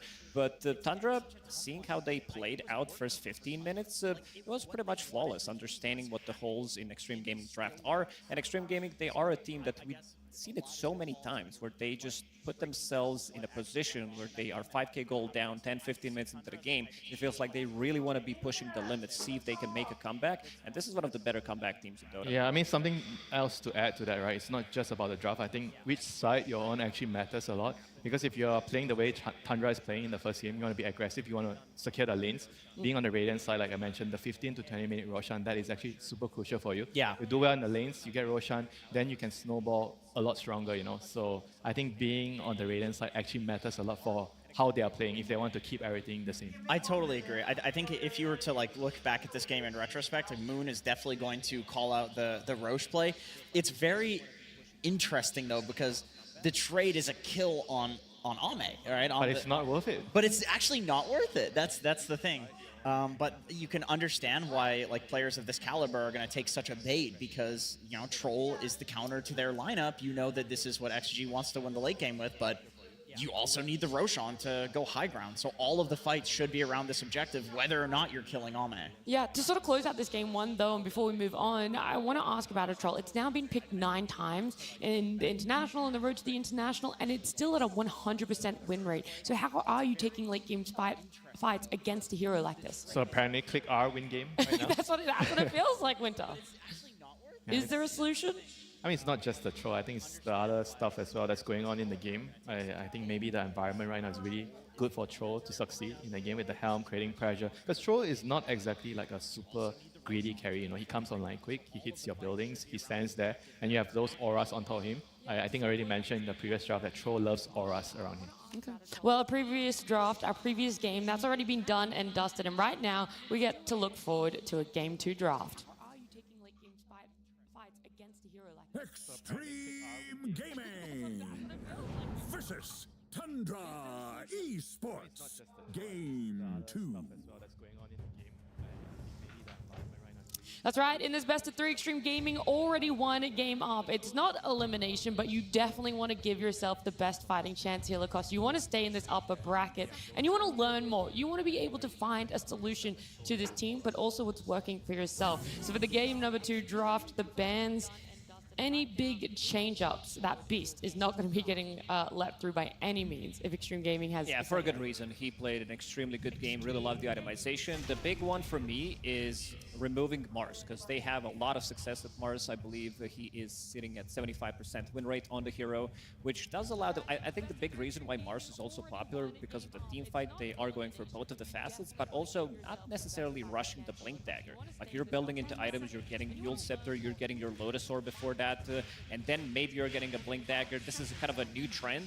It gives you everything, and this is the fan favorite, the Earthshaker. Maybe we're going to be seeing some Ogre, but yeah, seeing him use that Enchant Totem, it's always a pleasure to see him on a big stage. One of the most overpowered heroes of the patch, too. It feels like every year at TI, it always comes back, but right now, it's not really about the big Echo Slams. I mean, you do see them, but it's more about the Shard and the fact that you can one-shot creep waves with the Kaya and Yasha. The Shadow push. Yeah, it's so hard to push into an Earthshaker fissure. It also feels a lot of the times that this Echo is dealing so much damage. Yeah, way too much. It feels like you can one-shot heroes pretty much in a single creep wave, even with level 1 Echo Slam. And it's also a flex hero. Like, we've seen quite a lot of offlane Earthshakers as well. You're pretty much building into the same items, doing it slower than from the mid lane, but also if you pair him up from the offlane with a position 4 hero, with a range position 4 that can get to the triangle and get those stacks going, so you can use the first Echo Salami to be able to kill those creeps, that's still going to give you... One thing to really focus as well on the Earthshaker, right? You mentioned the Echo, but it's the Echo on the Ancients as well, right? Yeah. You have to be really thinking about that first Echo in the game where he gets his dagger. So are you going to be able to contest it with your lineup? Or are you going to just be happy letting him get the... That's interesting. Like, do you want to contest, go in and get 2 of your heroes killed because there's going to be like 20 creeps around? Yeah. Well, or you just let him get it and you have a trade on the map. You also can't stack against him because he'll just go echo your creeps and kill you while you're trying to farm stacks. Like, when people became comfortable with using the big ulti on the stacks, because I think there was a while where people were like, it's just a meme to echo the stacks, but you never use the first echo for a kill anyway, you know? You get more gold from stacks. Sometimes in the lane, I guess you use it if you get a solo kill, but it rarely happens. So most of the time it's on the stack, right? And you gotta be thinking, because it's a huge part of Earthshaker, are you gonna contest? And like both of them mentioned, it's very difficult to contest, risky, so you have to be able to get a trade somewhere. You get a tower, or you push and you farm your own stack, you know, at the very least. One of the things that Xnova has been amazing on doing on Extreme Gaming is blocking a lot of those tri-camps to ensure that stacks aren't happening. You know, he'll pick himself a strong sort of trade support, and that's his goal, is just to ensure stacks aren't building up by any means, rather than having to even worry about, are we going to contest it? They themselves, though, Warlock might not really fit that sort of archetype, but it doesn't necessarily have to be an No, I think they wanted a hero that can break the fight as well, especially when Shaker goes in, try to reset it. You also have Queen of Pain, so picks coming out from the carry or mid roll, wherever the heroes are going to go, these are not difficult. Yeah. But these are difficult matchups to be playing into because the pushback during the BKB Warlock with the Golem, so you're wasting good 3-4 seconds of your BKB. I mean, the Golem is very good at stopping the combo, right? Like, he can come in with a BKB, try to combo your teammates, but the Rock just stops everything, right? So I think in that regard, they kind of have the better or easier teamfight execution. I agree. And to be honest, going into this tournament, I was surprised to see Queen of Pain not picked up as much as it was on the previous patch, because in pro level pubs, it was still very popular coming into the tournament. However, for XG, this is a different hero because Ame plays it. So what I really like about this pick here is that you can follow Earthshaker. All the roles you guys just mentioned, 4, 3, 1. They can play Queen of Pain in any lane against Earthshaker right now, and it will do well. So I think that's what makes sense here. Tundra, they go for the counter, which is Pugna. You cannot Queen of Pain ulti with Pugna ward being down. It costs so much mana, you will kill yourself, and guess what? You cannot Blade Mail the ward.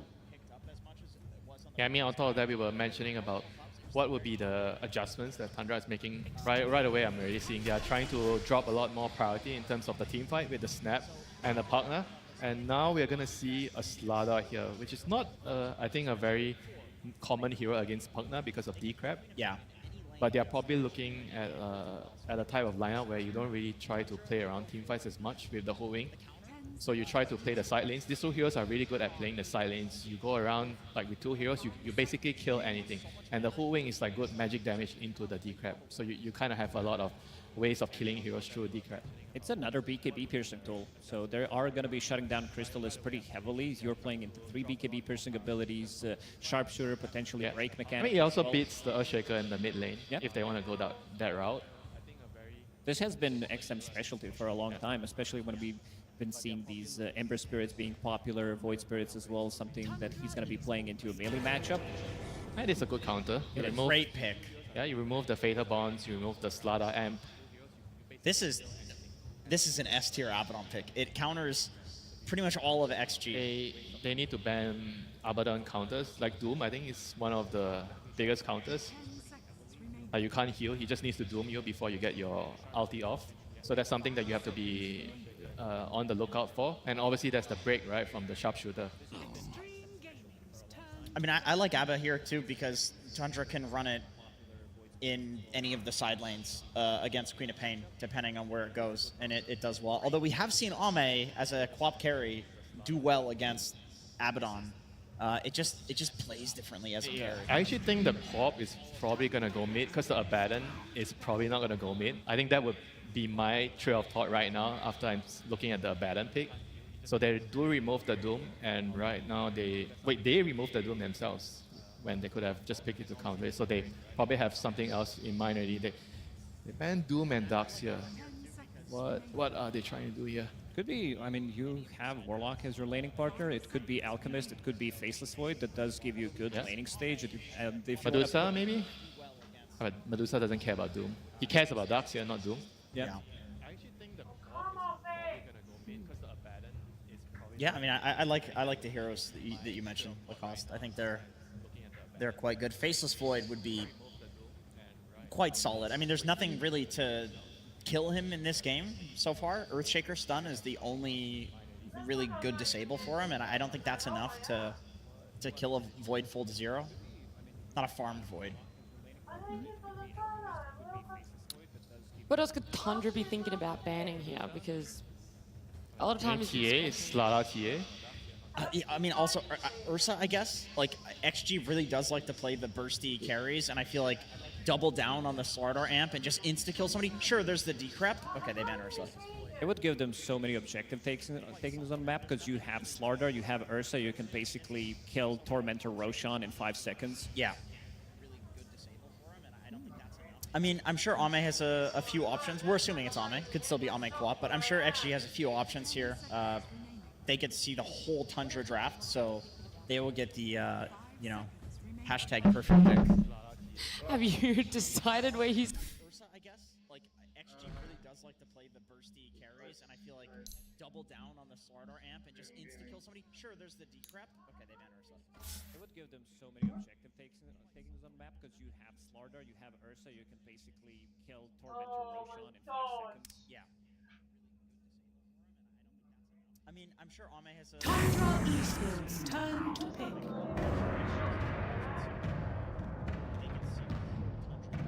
It is probably the most comfortable. Yeah, most likely hero. I think 32 is gonna just get another helm hero. They're gonna put the Baron on the carry hero here. Okay, what else is a good helm hero with Beast and Lycan being taken out? 10 seconds remaining. In the 33. I've seen Underlord. He played Underlord. Okay. I mean, you kind of want someone to maybe build Crimson Guard against the Slada. I think that could be an option. Yeah. The root is pretty nice against the Corp. Mother? Extreme Gaming's turn to pick. Oh, Sand yeah. Okay, so they don't go for a helm hero, but instead they just go for scaling, more scaling. Yeah, it's a 33 classic. It's also something BZM has been playing a lot. I know you've been a big fan of his Sand King Jenkins. You always talked about his itemization, like that one null talisman that he does buy. But you also need to rely a lot on stacking whenever you have Sand King, because he's not the strong laner. Even though I've watched some of the replays from Tundra, they did lane for a couple of minutes first, and then you will have Saksa go into triangle, try to get the stacks going in the outer ring as well, because Sand King, he can still farm it. It got nerfed because of the distance between the camps, so he can't like fully farm, especially the outer ring in the top part of the map. Is it? Whoa. Whoa, okay. A Clinks? Clinks with Slada, and that is scary. Okay, so last pick, Ame Clinks. Guys, we're going to talk about this hero because Fia was very adamant that we would never ever see this hero. This is like the highest DPS hero if he can actually sit there and just right click in the game. Okay. And you combine that with a Slada, he's going to shred them, but they do have answers, right, with the decrep. So how does the Clinks play Lacoste? It's been so long since he's been seen in a competitive game, so long since he's ever entered the stage. We see it from time to time. I think this hero definitely has a place in meta with a specific setup, because you have a good amount of saves. We talked about the BKB vision tool, so that's going to be a good way of maybe protecting Ame. And this hero gets super tanky. Once you get to that level 5, 2 charges on eating the creeps, that makes you super tanky. Plus also the scaling. You did mention the Slardar plus his DPS could be very, very good. Plus Sand King, we talked about him not being the strong laner, playing into Clinks and Warlock. It's a very difficult lane for him. Yeah, I think the Warlock is what really makes it work, because Clinks' laning stage is pretty rough. Like, you want to heal, basically. Yeah, you just want to heal and farm and get to the late game. It's kind of more of the same from what we saw in game 1, but I gotta agree with the old man Fear. I don't think Clinks is a very good hero. Like, you can get bursted. Like, you can die. Earthshaker, Sand King, like Snapfire ulti, even a Pugna can solo kill you, depending on the time of the game. Yeah, you're really not instilling me with faith here, Jenkins. The other question I have for the side of Tundra and their lineup is seeing a Shaker and a Sand King. Is it a little too greedy? We're looking for two heroes that if they have kind of rough lanes, they both want to take stacks. Where does the priority go there, and how are you going to play around that? They do have strong support to kind of balance that out, right? They just need to make sure that they can survive the early phases. They don't get run over, because they do have slower heroes in the early game with the Shaker and Sand King having to farm stacks in jungle. But I do feel like this game, I'm going to have to agree with Andrew here, where Tundra's they're going to have the easier to execute route this time, and I think we were probably going to see a game 3. Lacoste, I feel like you have nothing more to say other than I concur. Yeah, it's a lot of easy to execute team fights for them. The 1-2 combo with either Earthshaker going in, Snapfire with the ulti, or Sand King jumping in. So they always have some kill threat on the map, which is very easy for them to execute. I think Extreme Gaming, they like to really push the limits with the drafts that they do have. But yeah, I think they're going to take it. You gotta respect it. Okay, you gotta respect it, right? You gotta respect it, especially if maybe at home you guys knew. Let's see though if Tundra's coach Moon knew that this Clinks was gonna be coming out. I am indeed very curious about that. Moon Meander, coach of Tundra. I was wondering how you prep for a team like this. Extreme, they made their way through the road quick. Only played 10 games throughout that group stage. You, on the other hand, had to play quite a few more, so you don't have much data on these guys. Yeah, we're just kind of guessing what they're going to play, I guess, and looks like the lineup's kind of impossible, I guess. Yeah, Clinks is not something that many people can predict. If there ever was a player to do it, it's probably Ame, but still, it seems like these 24th pick surprises are still alive and well. Yeah, but I saw him play a pop on Clinks, and he lost, so maybe things are looking good for us. I like the sample size of 1. And my last question is, obviously, this whole situation has not been ideal for you. Although it seems like things exciting may be happening. I was wondering how you integrated Toby into the lineup so quickly, because making it here to main stage is quite a feat with a stand-in. We had like 1 hour to pick a stand-in. It was so last minute, and we decided to get Toby because we saw him own with Team Liquid. And hopefully he's going to do some more ownage here. Good luck, Moon Meander, as we get into game number 2. Thank you so much, Neil and Moon. And we are into the game already, underway. A lot going on here, Trent, some crazy stuff. And the Bone Man almost got brought down, but we did get a first blood, too. We did indeed. As Moon was taking the interview, you know, wondering how the game was going to go, his team grabbed a kill. So that is indeed a pretty good start. And Ame goes down again, down bottom. He was already coming in a little bit low HP, and 33 combos together with Sox to secure the finish. Yeah, softens him up a little bit there on the initial play. They grab it. 3-3 still very low. So potential maybe if they can find something on him before he regens. But he's got 3 tangos and, well, it's a Warlock and a Clink. So they're going to be doing a whole lot of chilling in this lane, presumably, as Soxa has to throw the body on the line here to get that Sentry into camp just to block the 1-minute spawn. Yeah, important stuff right there to make sure they can't equalize this lane equilibrium at all. And I mean, you know, we talked about it there. This is a hard team to figure out. Moon was saying that even when you think you have an idea of what they're going to draft, it doesn't end up working out fully. They've ended up picking this Clinks. He said he did see him in a pub, though. Yes. So that means somebody on his friends list was playing with Ame. An important thing to watch for is when you can see their picks out a little bit earlier, since that's somewhat been gone recently. It's made some crazy matches, and we'll see if this Clinks pick is another one that gets them where they need to be. And most importantly, he lost. Yes. As Moon pointed out, so we'll see. I mean, this looks a little bit like last game in the sense that things started out very well for Tundra. In fact, for quite a long time. They were doing very well in the previous match.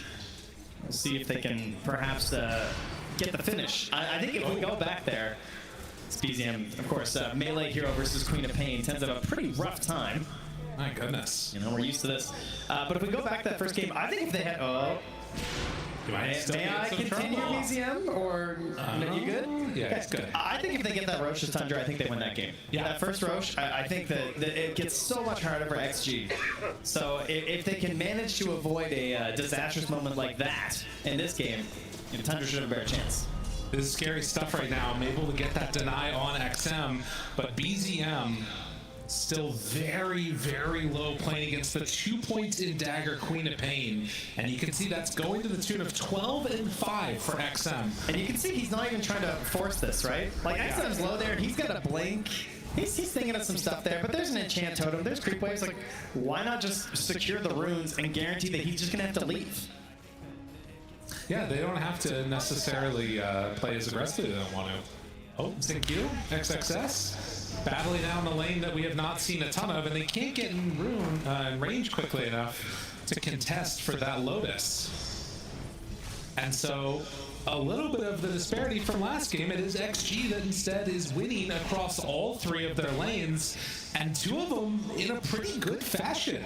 That Clink's 13-6 right now versus the 10-3 for the Sand King. I do have a feeling Tundra are not going to stack 0 camps by like 15 minutes. No, certainly not. Yeah, they are definitely going to be getting the stacks on for the Sand King. It is a necessity when you're playing in the off lane. You know, we get these mid Sand Kings, they just work the camps nearby. They don't even have to stack it too much because you can just grab 2, farm it up, stack when you can. But for the off lane, you need those stacks if you want to propel into these important items that get your game going.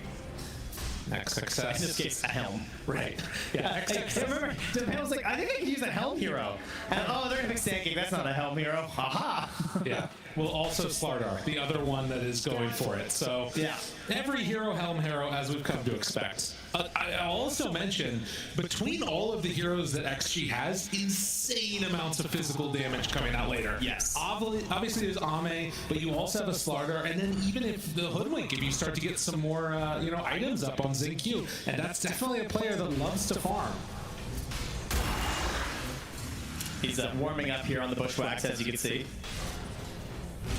This looks like a really annoying lane for a Slardar, I gotta say. You like to be a bully, and obviously he's doing very well, but Chrysalis also still at 21 CS, and you're dealing with Decrep potentially, doesn't have a point in it yet.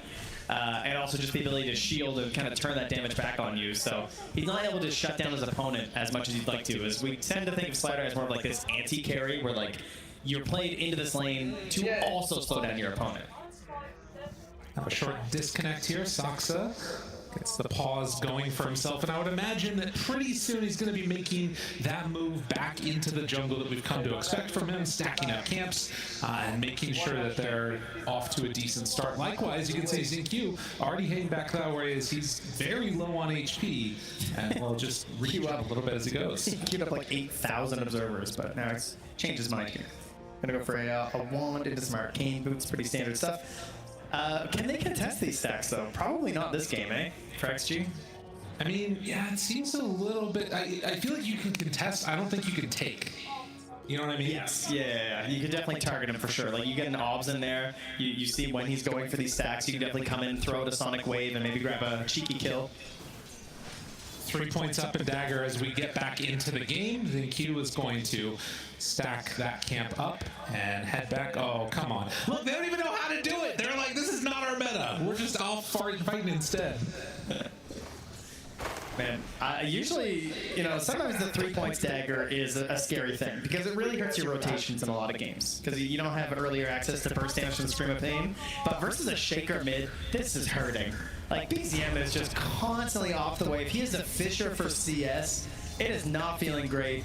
He is the lowest of the cores in terms of last hits, and he doesn't really have an ability to jungle yet. So we're talking about these stacks for the sake of it. We're going to need them for BZM. Oh, and they glyph, they bring him low. The cookie to try and get away, but he is going to die to XM. He knew he was dead. Yeah. I think the second he got hit by the Shadow Word, he just started going in knowing he was going down.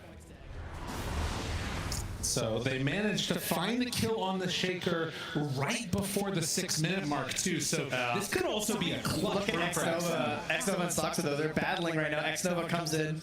He does not try and body block, but all right. I thought he was going to try and stop that spawn from happening. Was too worried about potentially dying there versus Saksa, so he lets it go. And XM is the one that is going to be benefiting from that, picking up a shield room now. So I'm not sure what you do at this point as the Shaker. Because everything feels bad. Yeah, this is not great. He looks more like that position 4 Shaker right now or something, but he does have a stack here. So he can start working on that a little bit. But yeah, it's not great. Sox is going to hold the wave. There's an obs in behind the tier 1 tower planted by XinQ that's going to allow all these opportunities for ganks. It's a very scary place to try and play versus 3 point stagger and a potential Sonic Wave. And this type of bullying behavior is what you want to see if you're an XG fan. On the other side, for Tundra, take away their abilities to bully you back. 33's got to get off to a decent start with this helm, and is trying to finish that one off and maybe try and push this Clinks out of the base. At the very least, Clinks can't eat your creep anymore. I know, right? Like, this hero will be crazy if you can eat helm creeps. Unfortunately, not a thing since they've become creep heroes, and partially why we're seeing them everywhere. And so while the CS starts to stack up, it's really 2 that stand a little bit above right now in the Clinks and the Quap, with Sand King and Abba still having a good time. And as we get to that 7-minute mark, did get the shrine for each.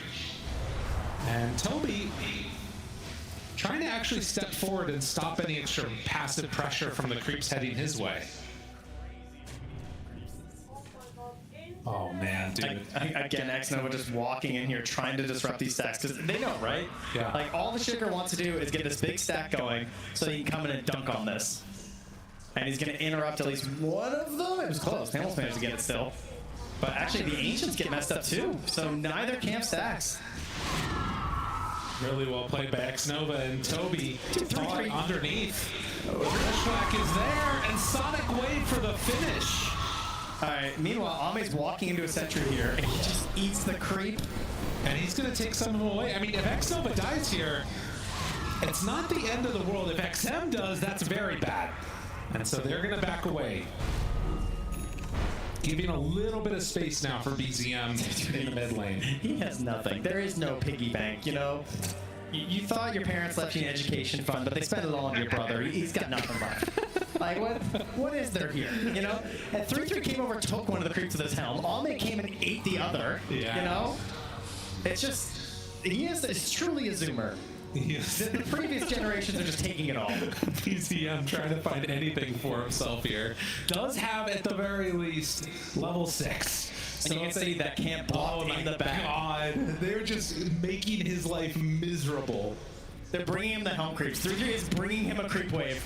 This is where we're at. He walked a creep wave to BZM in the jungle. Toby, underneath his own ward, is trying to back away, and yeah, they did bring over a creep wave to make sure that they could get a little bit of extra farm towards BZM. Now, a kill here onto the Hoodwink with the Helm Creep helping might actually be decent for him, but instead, I kind of wonder if he's going to end up in further trouble. They took the goal on him! Uh-oh.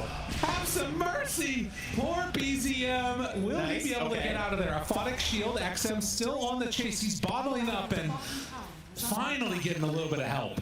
Again, though, this is constant. The pressure on the other side of the map, Alme always takes advantage. He's very good at this. Gets a lot of pressure onto this tower. But once again, it is Alme at the top of the board at the 10-minute mark. He has all the space in the world down bottom. This is a consistent theme that we are getting from XG. Surrounded now. XM playing in mid with Soxa nearby, and though they did not get the kill with the Golem, they are going to get the tower with it. Yeah, that ward lasting the entire time as well. So much value, giving them this capability to take this. I gotta say, the tower lasted longer than I expected. Oh no, not again. Not his little piggy bank. Jumps in, finds it, BZM might need to get denied, and it's not enough! Soxa not able to take down his buddy, and in fact, could be in further trouble. Zinq doesn't get any bounces out, though. And yeah, there's still... I think he got a glancing shot, because that only did 17 damage. That attempted deny on the snap. So I think the innate screwed him there. Oh, the innate got him. Yeah. Oh, that's very frustrating. Or the, yeah. Good old snap. Well, we said that we thought they could contest. We weren't sure if they could steal them. They're making an attempt at it right now. BZM still has Echo at the ready. You don't want to share this XP though. Yeah, that's true too. Even to your allies, like, guys, can you guys leave? But he just has to go for it. He needs the protection. A wise decision, and trying to get some more gold into BZM here. Lyrical, he's 2,000 gold behind the next nearest core. Yeah, it's been an impossibility. And this was a first pick XM here too, on the Queen of Pain. They weren't able to draft things to help move over and shut him down more. It was just a complete answer the whole way through.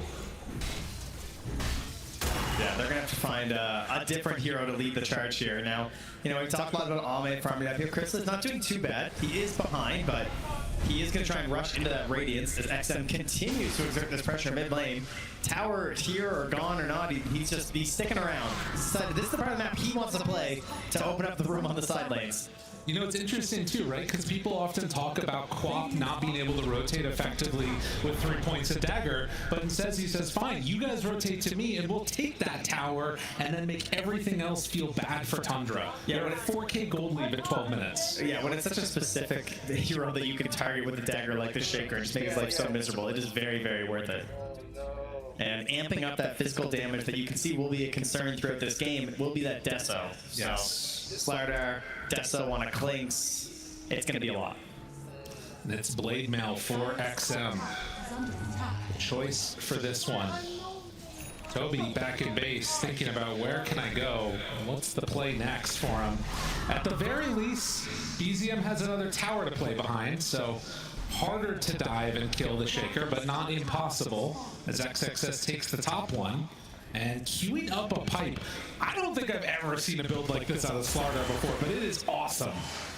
BZM's tilted. He just body blocked his own camp. I mean, he's having a hard time, dude. It's not good. Like walking through your own camp spot in this situation. Meanwhile, the enemy carry is picking up 3 bounty runes. That just shows what, like, they create this just wilderness zone that no one wants to go into except Alme. It's like a private resort. just for him, the bottom lane every game. Ame's area, that's what they'll call it. They need to find a kill on him, though, because he's going to start taking off like crazy. And instead, they have to deal with this. XM runs in, and you have to keep Toby nearby, because otherwise BZM's just dead. They're going to try and make something happen bottom now against the Clinks. Do they have enough for a kill? He summons. He's trying to stay alive. Not enough. That was kind of terrifying how long it took, but he does go down. Will there be revenge? An attempt at one at the very least. Burrow strike to back away, and it looks like it's not going to work. Yeah. So, a nice play by Tundra, managing to take down Ame. Still 5k behind, but some signs of life. Yeah, good positioning there from 3-3 to evade any sort of a bushwhack play there by using his Burrow strike when he did. And ZinQ knew it too. Didn't have an option to get him. On the other side, you've got Chrysalis here, who's been relatively quiet, but working on a Radiance. And BZM finally has that Blink Dagger done. At level 8. Yeah. That's the downside, right? Like, you're not wrong. Unfortunately, you just don't have a whole lot to offer at this point. Like, he's the same level as Soxa. There we go. I mean, he's going to have to make back up that deficit by virtue of finding kills and finding good fights. Oh, or another big set of stacks here. Okay. Oh, that's good. Oh, awkward moment here. 2 cores. It's like, okay. Oh, they're going to stack again, but yeah, I feel like injecting this into the BZM would be a really big win. And 33, never mind, would be a really big win for 33 too to get all this gold. You got your blink already. Yeah, listen, one of us is having a game here, okay? Just let me take care of this. Still just 2 stacked on the side of XG. I mean, the other thing to keep in mind, right, is that while we did see Clink stay alive for a while there, if 33 was there, a lot of like his survivability came by casting spells, and there's a decent chance they could just stun lock him. That's true. Yeah, it can happen if we can catch back up here. It makes me think of the FE voice line. You know, I'm farming lane because I'm a winner. Oh, okay. You know, that's XG right now. Got it. Now stacks, you know, I don't care stacks, right? They're just camping all 3 lanes, farming up like crazy. So all of their last hits are mega value. Going in now. Chrysalis forced to pop ulti, and the TPs come in. Are they going to go for more? Soxa nearby, thinking about it, hunting to the side. Toby decrypts himself. That is the Radiance, assembled by Chrysalis. Will he be the Avenger? That is the question with said Radiance. Yeah. It's It's a tough one. Force a lot of rotations and then back over. XM mid lane, Arcane, amplify damage route. Yeah, good blink away there by BZM before things went south. And 80-33, if you waited a second. XXS, confused as to what hero he's playing, picks up the pipe. So his Helm Pipe Slardar ready to take over this game. It's great itemization of this match. It's really, he is just playing for his ult to help with the damage and then just control. First time this tournament, it makes sense. It's the perfect item. The question is, if you start losing out at this point, if you lose a fight or two because of some chaos happening, how well is this hero going to be scaling? I mean, you sit at the helm. They're very good at forcing towers right now, but if they were, like, let's say trying to hunt for a 5v5 fight, they don't really have very good tools for it right now, right? No. It would be like bushwhack or just a golem drop, whereas we have blink saving. Control, kisses done. XM is out of there. That is exactly what they needed. And now 33 trying to find X Nova, who is pretty quick in the river. But with Blink Dagger back up in 8, Burrow Strikes trying to stay on target. Bushwhack stops it. BZM Fisher, they miss off to the side. Oh, he's getting out. 33, he doesn't have anything for him. And so they do manage to TP out with X Nova, but the kill on XM. Yeah. Very, very important. And I mean, it comes back to what we were just literally just talking about as it happened. They have great ways to start fights as Tundra. Right? We have the blink on the Sand King, we have the blink on the Shaker, we're going to have these cookie plays, and then you can defend your towers with your kisses. It is risky to push into it, which is what they're trying to do with the pipe, but immediately losing your Queen of Pain like that kind of makes you look at your pipe and be like, oh, well, that wasn't great. Ame runs into BZM, spots him, and oh, that is not feeling good for Tundra. Yeah, you heard this brought up on the panel, but Clinks, although we don't see him very often, it is one of the heroes that just has the most insane amount of burst damage if he's allowed to just swing. And when you think about how XG has played this whole tournament, the best thing that they do is enable Ame. So giving him the full-on glass cannon of Clinks seems like a pretty solid strategy from them. This gold lead staying steady, though. That's something that has also been a constant at this tournament, that even when teams are behind, they have found ways to keep farming, to stay relevant in the game, and to extend the duration. And, well, now, these types of kills start to hurt a whole heck of a lot. Ame goes down again. Ooh, a rare mistake there from Ame, pushing out a little bit too much, maybe incorrect read as to where they're moving on the map. He tends to play just like so defensively. I mean, Ame is 3 of their deaths in this game. That's 75% lyrical. I thought it's half. Yes, you're right. I was looking at the wrong column. I thought I really nailed my math for a second there. That's, I mean, when you think it's tough out here, you know. I hear ya. When I think back to the beginning of this tournament, and you know the way that Ame had started it really feels like so many of the games of XG have been in response to those early days and how well he did, where people like are explicitly going out and saying, "I'm here just to kill Ame." that has only grown now. Yes, that's right. after the Road to the International. All right, some obs down here spawning some of this movement by Tundra. They scan, saying, hey, I think they're going to do a 20-minute Tormentor, guys. Just this feeling I have. The creep is in. XXS, no Blink Dagger. Ame's coming. No, he did have it. He got it back up in time. Now Sonic Wave. Chrysalis, low, but not dead yet. He's broken. Forced to pop the ultimate. And now kisses from Saksa. Do they have enough damage? Ame spots him immediately. Blows up. Oh, wait, nowhere. No, he gets a cookie off. And then broke straight through. 33 says no. But big hit down from X-Nova. Can they take down the Sand King Fisher? Immediately breaks off the burrow. They need it. And now XM low, dead. Oh, XM baby. All the X's are fallen. There's nowhere left to go. As Slardar 2 is going to die. What a beautiful setup from Tundra. Oh, that's exactly how they need these fights to go for Tundra, right? Like, that ulti looked very dangerous for Chrysalis. He was forced to pop it because of the break. He was a little bit nervous there, so he just goes for it. They completely stop hitting him. He gets almost no heals off the ulti. And then you're worried about the reboots from XG. But just that little bit of survival on Saksa to get the cookie stun onto Ame gives them that kill, and then a delayed fight, the burn of the Radiance going the entire time, and BCM finally getting his revenge after that mid lane. So we take a look at this, the full breakdown of the view. I mean, again, at the beginning, you see Tundra, not as much HP, not as tanky, they don't have the pipe. They kite the ABBA ulti, and then this play. How did he not die? The Decrypt coming in saved his life before he got burned. And there, look pretty dangerous with that ulti. You see this chase down sliders coming in, but the Fisher block even to help protect 3-3. I mean, that's beautiful stuff right there.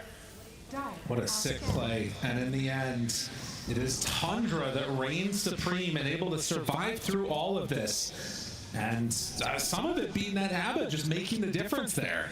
Yeah, and that's going to help him a lot. I mean, that is a fully finished Manta now for Chrysalis as he takes the top slot here over Ame in terms of gold.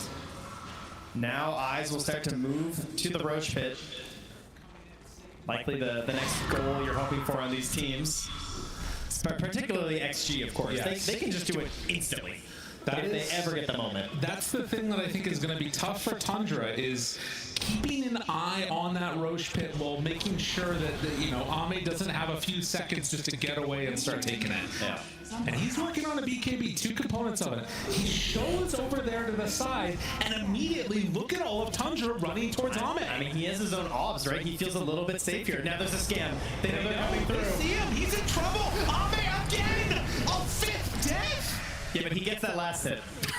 So, 50 gold going back his way. I mean, someone on the Radiant team was like, bro, they're coming. They scan next to him. It turns red, and he's like, well, I'm still just dead, guys. I don't know what to tell you. Wow. He's trying to make a little bit more space here in this game, and he's getting punished for it. I mean, again, when you've got the Slardar that goes first 2 items, helm, pipe, it sort of puts a target on everybody else's back in a way. Yeah. Still, taking a while to take down Soxa, but they do eventually get the Snapfire. But there's that situation where they don't have Ame up, so they can't just move in towards the Roach Pit or something, even though they get a kill kind of nearby. They gotta just wait for him. Come back in this game, and look over towards BZM. He's thinking about finishing up a Yashikaya here, just for some general, you know, mobility, gameplay, spellcasting, all those nice things for a Shaker. But he's not going to have a BKB anytime soon. No. I mean, he's got problems, right? You think about a BKB with Shaker, you think, oh, nice, like good mobility in the team fights, lets you get off your spells, but then you look at this, you're like, oh, there's a Slardar. There's the damage from the Clinks. You know, there's Warlock ulti. There's a lot of issues with BKB. Yeah, there's massive physical damage in this game coming from the side of XG, and sort of like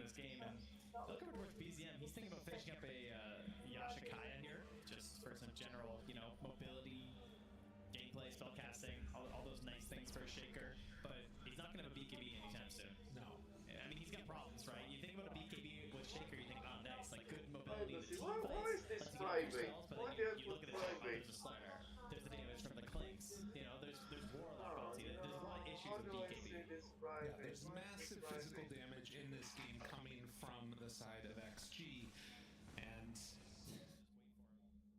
sort of like it can't be private. It should be public, isn't it?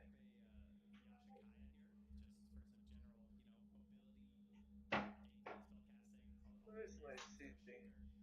It can't be private. It should be public, isn't it?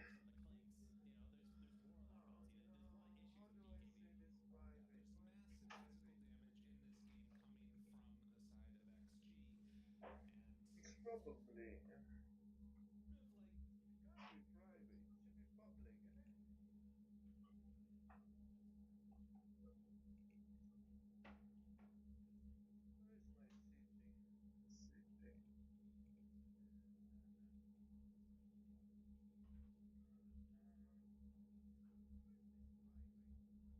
Where's the seating here?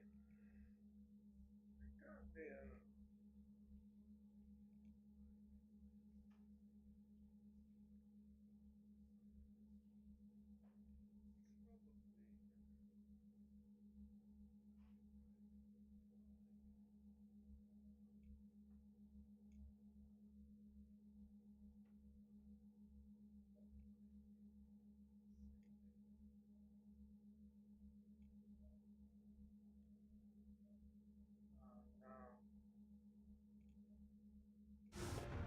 a nice play right there.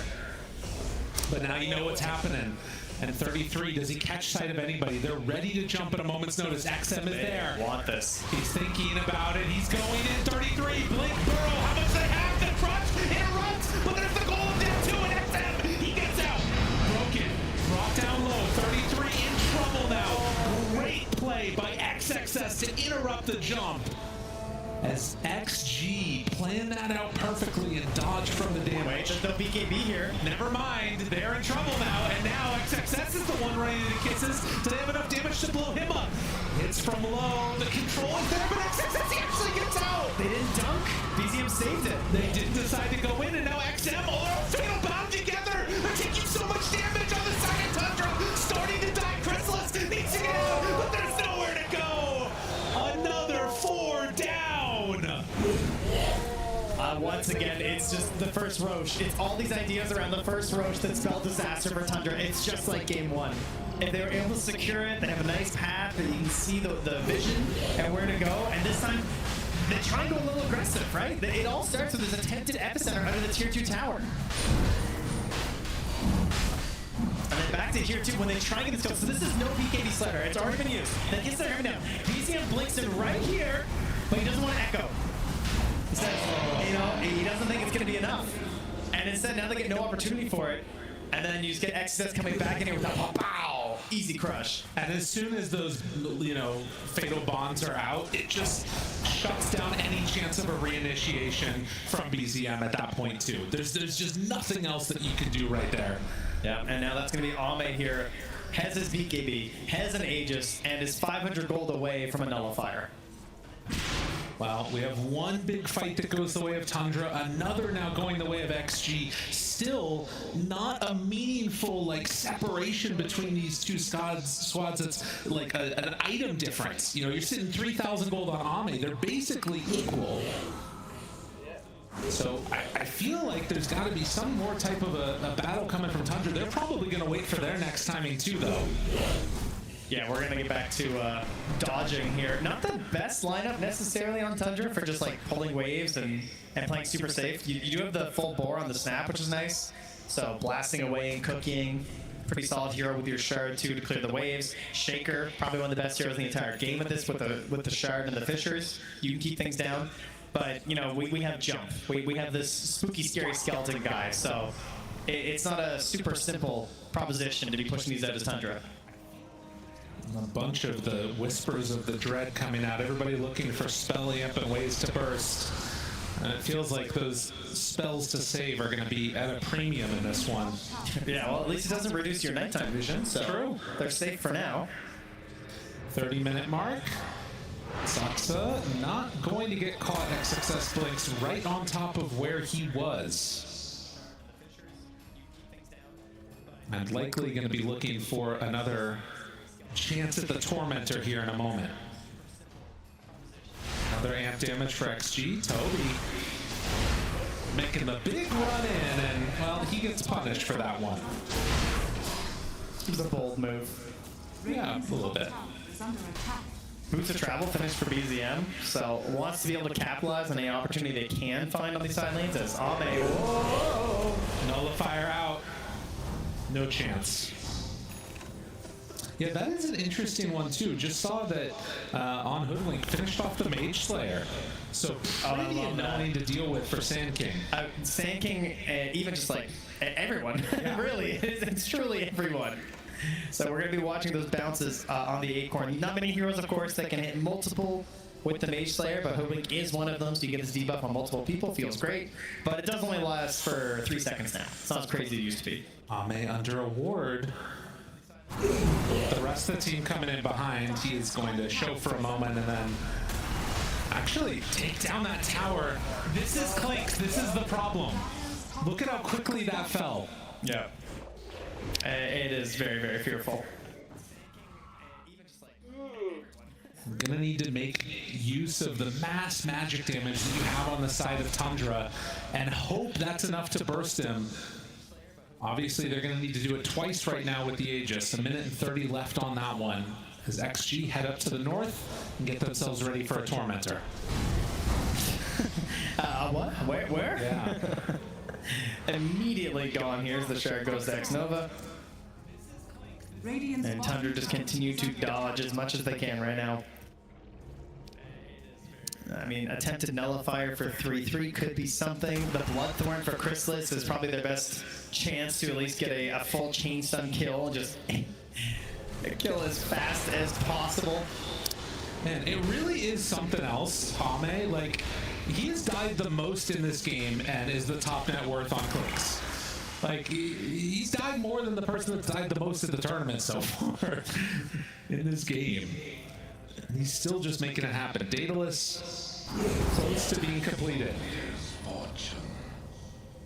A 9,000 gold lead as XG ready to battle. Yeah, look at this. They scan the high ground. They just want to run in, take over this area. Counterplay coming from Tundra sometime soon. They're almost at a nullifier, 433. Meanwhile, Bloodthorn is going to be the call for Abba. Still a little ways away from that one being done. But Chrysalis, not sure if they recognize where he's over here or not, but it's going to blink out. And that's your 2 tower taking down bottom as well. 33 under the ward. Dire's middle tower And I guess they can just feel safe now, spreading out, farming away because they see that 33 is there. They know that there's no chance that he's setting up to kill anybody else. He's just trying to finish off his item. Yeah, exactly. They're just going to wait it out. It would be nice if Tundra was able to get some better vision out with the gem, but it's just so risky. Ideally, you manage to kill this Warlock, you know, maybe steal it from X-Nova. That'd be a great target for them to grab on these pickoffs, but he's obviously playing very far back and quite safe. All right, a couple of items done. And the team grouping together down on the bottom side of the map, around the Bloodthorn, around the Nullifier, and an opportunity here. They find it. Zing Q, caught. Out a bit too far and brought down. Yeah, Chrysalis has been very cautious to ensure that he's always bringing dust. And he's got another one flying out right away. Does not want to let these kills go by. And you can see, though they are down 9K, Tundra is still very capable of pushing. It's not quite as quick as the Clinks. Pretty fast, though. Pretty good. They get it done. Yeah. As we get an Aghanim's Scepter picked up for XXS. I was a little surprised by this. I thought maybe stacking Nullifiers might be the way to go here. But instead, obviously it's a very, very good item on Slardar. Just helps you out so much whenever you're in your puddles or trail or a river. Just gives you so many bonuses, it is pretty ridiculous.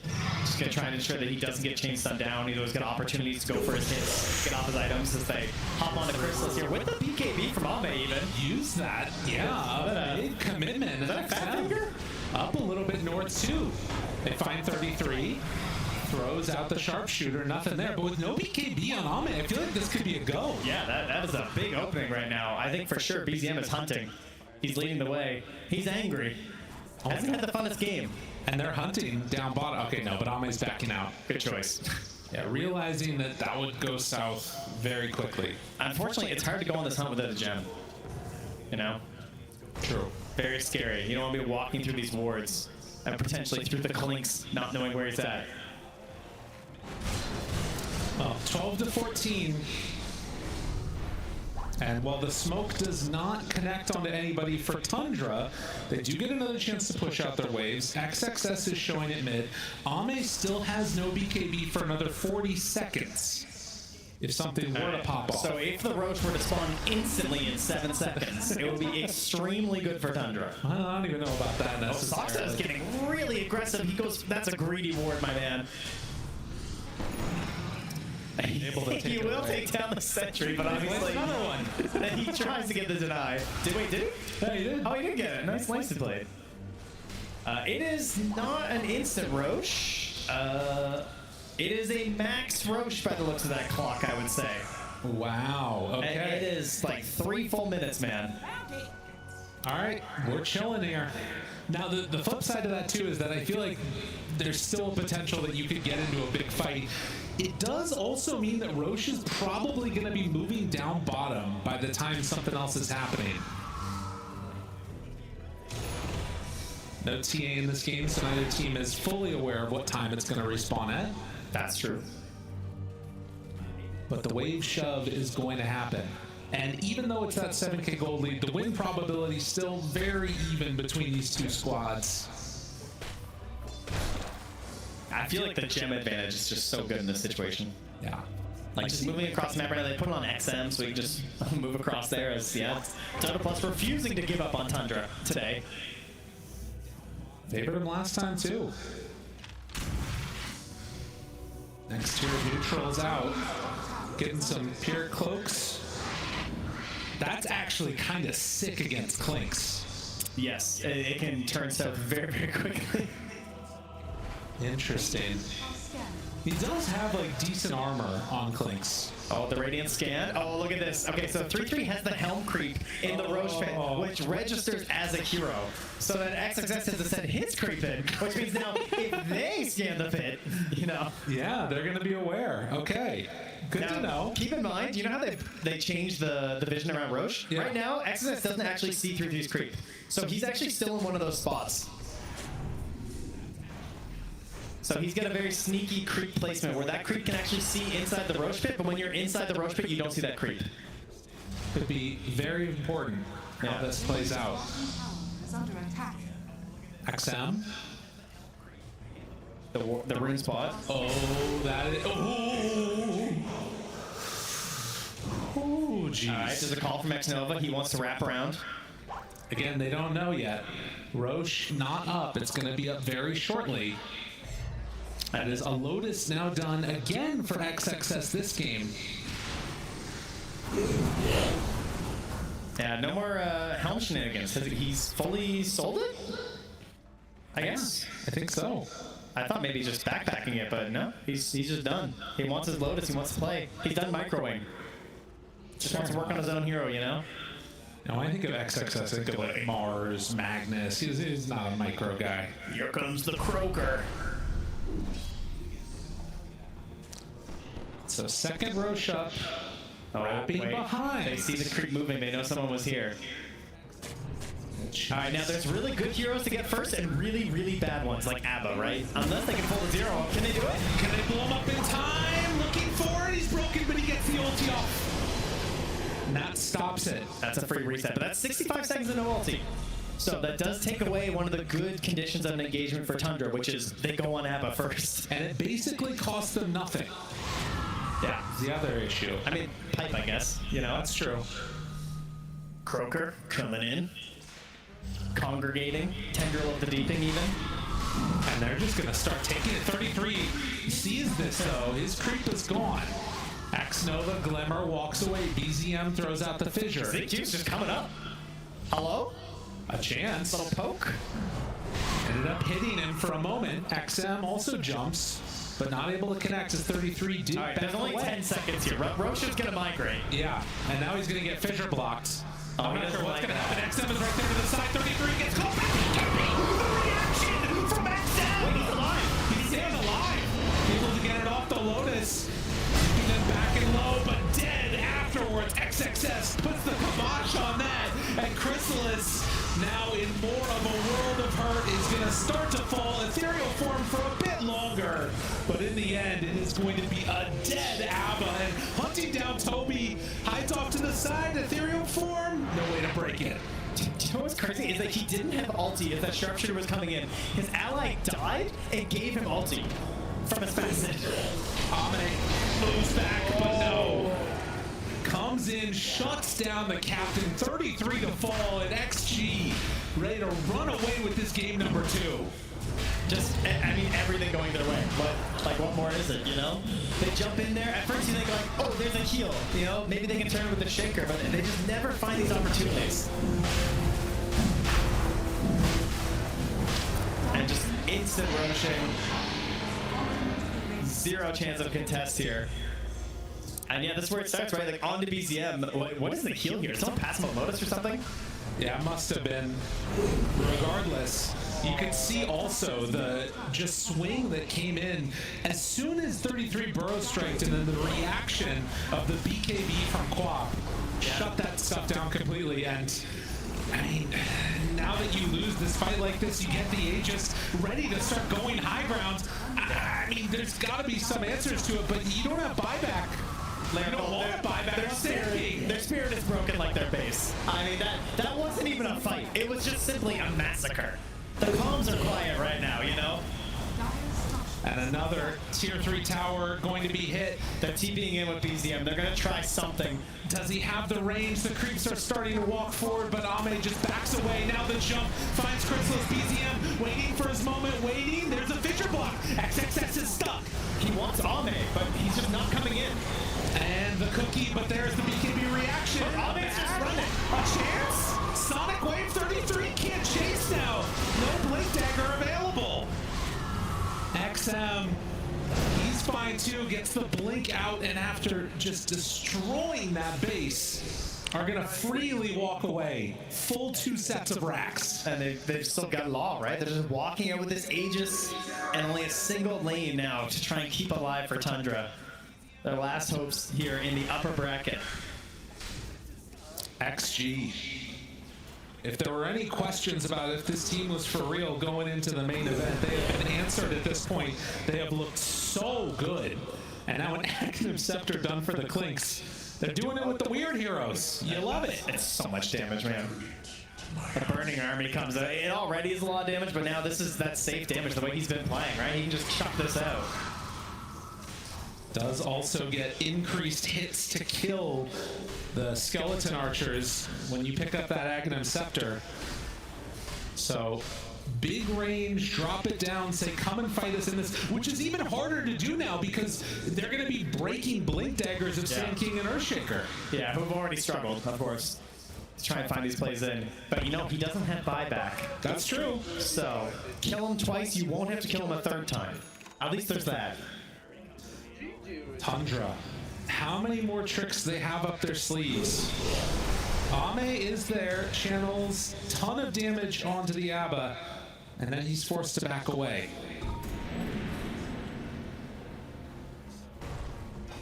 I'm not sure what the right answer is at this point for them. They're down so much gold, and it feels like the fights have just not gone their way at all. And look at this. XM just blinks right in the middle of everybody here. They find Toby, and he is going to end up dying for his troubles. And look at this. XM scouts the amplified damage room, too. And there, Saksa dying. Woo, buddy. All right, I've now seen No World staff actually save someone.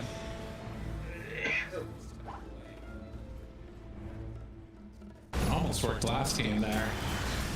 Oh, he went all in. He bought a refresher on Shaker. This is going to be a reveal. They jump in. Burrow strike. Do they have enough control? Wanting to kill Ame. He's not dead. He's not going down. Ame Clink survives through it. He held on to his BKB that entire time. And now BCM is going to be the one that's caught instead. Still everybody from Tundra alive. Unfortunately, their base not so lucky. No, that's Mega Creeps. Can you even want to go into this mess? I mean, you've got to do something. You've got to find a way to punish, but the damage is just not there. BZM so low. XSS jumps forward. There's the epicenter. It's hitting onto nobody. They do burrow strike, though, and now it starts to click away slightly, but the damage is too much. Ame, he stands tall despite the early deaths, taking out hero after hero. Another burrow strike. But look at the clicks. The skeleton man is doing way too much damage as they find a triple kill. Looking for 4. Can they get it? Ame instead gets the nullifier out. There's another combination.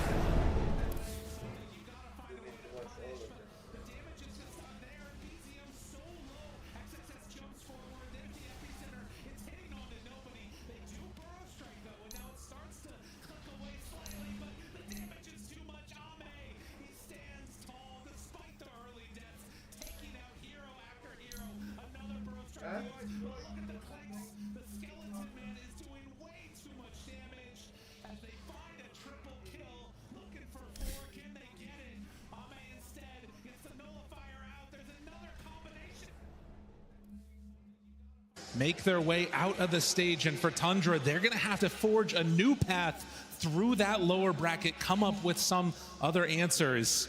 They're going to want to move on. So, what's the next game?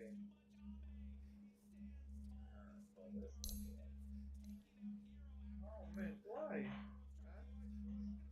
Going up against this XG team for the next squad. Well, you know, if you were thinking things like, well, you know, there's not that much data on them. They haven't played that many series. We'll just wait and maybe we can learn some more. I don't know what there is to learn. I've just learned that they're even more frightening than I thought after that game one. So if I'm their next opponents, I'm just thinking, like, what is it? What is the solution? Because they tried playing a little fast. They went for this insta-Lycan. That didn't work, right? They got this big early lead on Tundra, but they're able to fight back on XG. They're so good at picking these team fights, very much like Team Spirit style, right? Of no matter how far down they are, they know the exact moment when to strike. And it's been so long for XG coming together here on the main stage. They forgot, we got to go over and shake hands as well. So they come back in, give a handshake there. And of course, Tundra dropping down to that lower bracket. But the fans loving it here out in the squad. XG taking that one victory there. And again, I mean, for Tundra, you kind of got to reset yourself because they came in on a high. Yeah, they did, right? They got that amazing win versus Liquid. They're feeling a little bit better. It feels like the team's starting to come together a little bit. And unfortunately, after all that hard work, you go up against the Titan of the event so far, right? So You obviously have some players who are very familiar with going for long journeys at the international, so I'm sure that they're going to be able to talk to the team, figure that out. They have a great coach in Mumiander, who's also been going through this a lot, and they've also had stand-in issues before in terms of having to bring someone extra to the event. So don't count them out yet, right? It's a very tough opponent, and I'm sure that they will find their footing as they move to the lower bracket. And of course, a type of event like this, where it's one of those moments where anything could sort of happen as you move through, because it's a squad that's going to gain more momentum as time goes out, as we have a chance now to get onto the stage and hear from our victors. Thank you, Trent and Lyrical. Yeah, fantastic to be here at TI with Arme on the main stage. It's a fantastic way to start the show. Great opening and a great series. Arme, that was a very impressive Game 1 victory. Does it feel good to be back on the stage at TI? 你觉得回到 TI 的舞台感觉怎么样呢？就感觉还不错吧。It feels pretty good. Fair enough. You guys played fantastic, so I guess it does. There were a few mistakes from both teams in Game 1. Do you feel that was nerves coming into TI? 在第一把的时候，双方都有一些小失误，你觉得是紧张呢，还是有别的原因呢？主要狼人比较难处理吧，这英雄，所以第一把打的就比较艰难吧。Because Lycan was a bit harder to deal with, that's why Game 1 was a bit more challenging. Fair enough. And I've got a question about Clinks. We haven't seen Clinks yet in the tournament. Would you have picked this hero if you hadn't won the first game of this series, or was it something you were very confident with? 我们想问一下克林克斯小苦工这个英雄，如果第一把没赢的话，你们还是会选这个英雄的吗？就看情况选吧，觉得他好用就选。It depends on the situation. If he's good, we'll pick him. If he's good, he's good. Fair enough. And last thing, there's a lot of Chinese fans here supporting Extreme Gaming. Have anything that you'd like to say to them here at the TI14? 现场有很多中国的粉丝，有没有什么想对他们说的吗？谢谢大家支持吧。Thank you all for your support. There you go. Thank you, Army, for a fantastic performance. And let's throw it over to the panel now. Nat T and the gang, take it away. Thank you so much, Piri and Ahmed there as well. It was nice, in a way he was saying it wasn't really nerves. It was just kind of coming up against Lycan for that game number 1. And for game number 2, there was no doubt in his confidence about this Clinks, which is, I think, the big thing that we have to start off with, Lacoste. Did this Clinks have that impact you thought? Did it kind of play out exactly as you expected for this hero that no one thought was going to be picked at TI at all? He did at the later stages of the game. His lane was fine, but he got caught off multiple times. Like, he was getting killed left and right. At one point, he wanted to go for the Dragonlance, but he realizes, you know what? I need to get my BKB. I need my BKB, I need my Nullifier. These are going to be 2 core items that I need to get to be able to survive, because he was getting heavily focused. He was out of position a couple of times as well, playing super aggressive with XM, which did cost him a couple of deaths. At one point of the game, they had like 4 or 5 deaths on Ame out of 7 deaths, which is not something that you see usually. Yeah, I mean, really all they needed him to do in this game was be damage, because the other cores on the side of XG had such phenomenal games. XXS on Slardar, like, he was doing so much again. I don't know if you guys agree or disagree. For me, he's my MVP of the entire series. I think he did incredibly well as an off-lane enjoyer. But XM in this game as well, even playing into Pugna, very hard counter. It's difficult to use any spells against the Pugna ward, and he made it work. He did a ton of damage in this game. He was a menace in team fights to deal with. They felt like they had to completely focus him. Yeah, I mean, the thing is, like, the Corp and the Slara, they were moving around the map to set up kills, but all that couldn't have happened if Clinks didn't really shove out the lanes, right? I think Arme did a really good job pushing the lane. Sure, he died a couple of times, but it was due to really, really good ward placements, the Observer ward and the Sentry that caught him out. But I wouldn't say like he didn't really do a lot in the game. I think that he did a lot in terms of maintaining creep equilibrium for them. They pushed the waves, and it allowed the Corp and the Slara to do their job in the game. It's also now something moving forward that you... Made it work. He did a ton of damage in this game. He was a menace innocent team fights to deal with, they felt like they had to completely focus on. You have to think about that. We're seeing Extreme Gaming winning in multiple different ways with different heroes, right? This Clinks, no one thought was going to be picked. It works in a very different way than what Arme has been playing and heroes. But it's the same kind of hero that where Andrew was it's mentioning. all damage. Yeah, the damage, the burst hero. Yeah, but it's not as much as this Full Protect 1, which was the early stages of Extreme Gaming. Even Slaughter offlane is somewhat unconventional, and he did an unconventional build on it with the Dominator into pipe build, like realizing this is basically what they needed. One thing that we have talked about all year for Extreme Gaming, pretty much the only thing, because they've done decent, but they've never been this powerhouse that we're expecting to beat Tundra, you know, is that they're weird. Like, they pick Sniper mid, they can play these unconventional picks. You know, they pick Juggernaut carry when Jug is terrible. They pick Spectre carry when Spectre is terrible. So to me, it's interesting that, like, this is not the narrative we're talking about, that they can pull out these weird heroes, because this is what we've seen all year from them, but they're just also, you know, mixing it with excellent team fighting and decision making, which we're now seeing.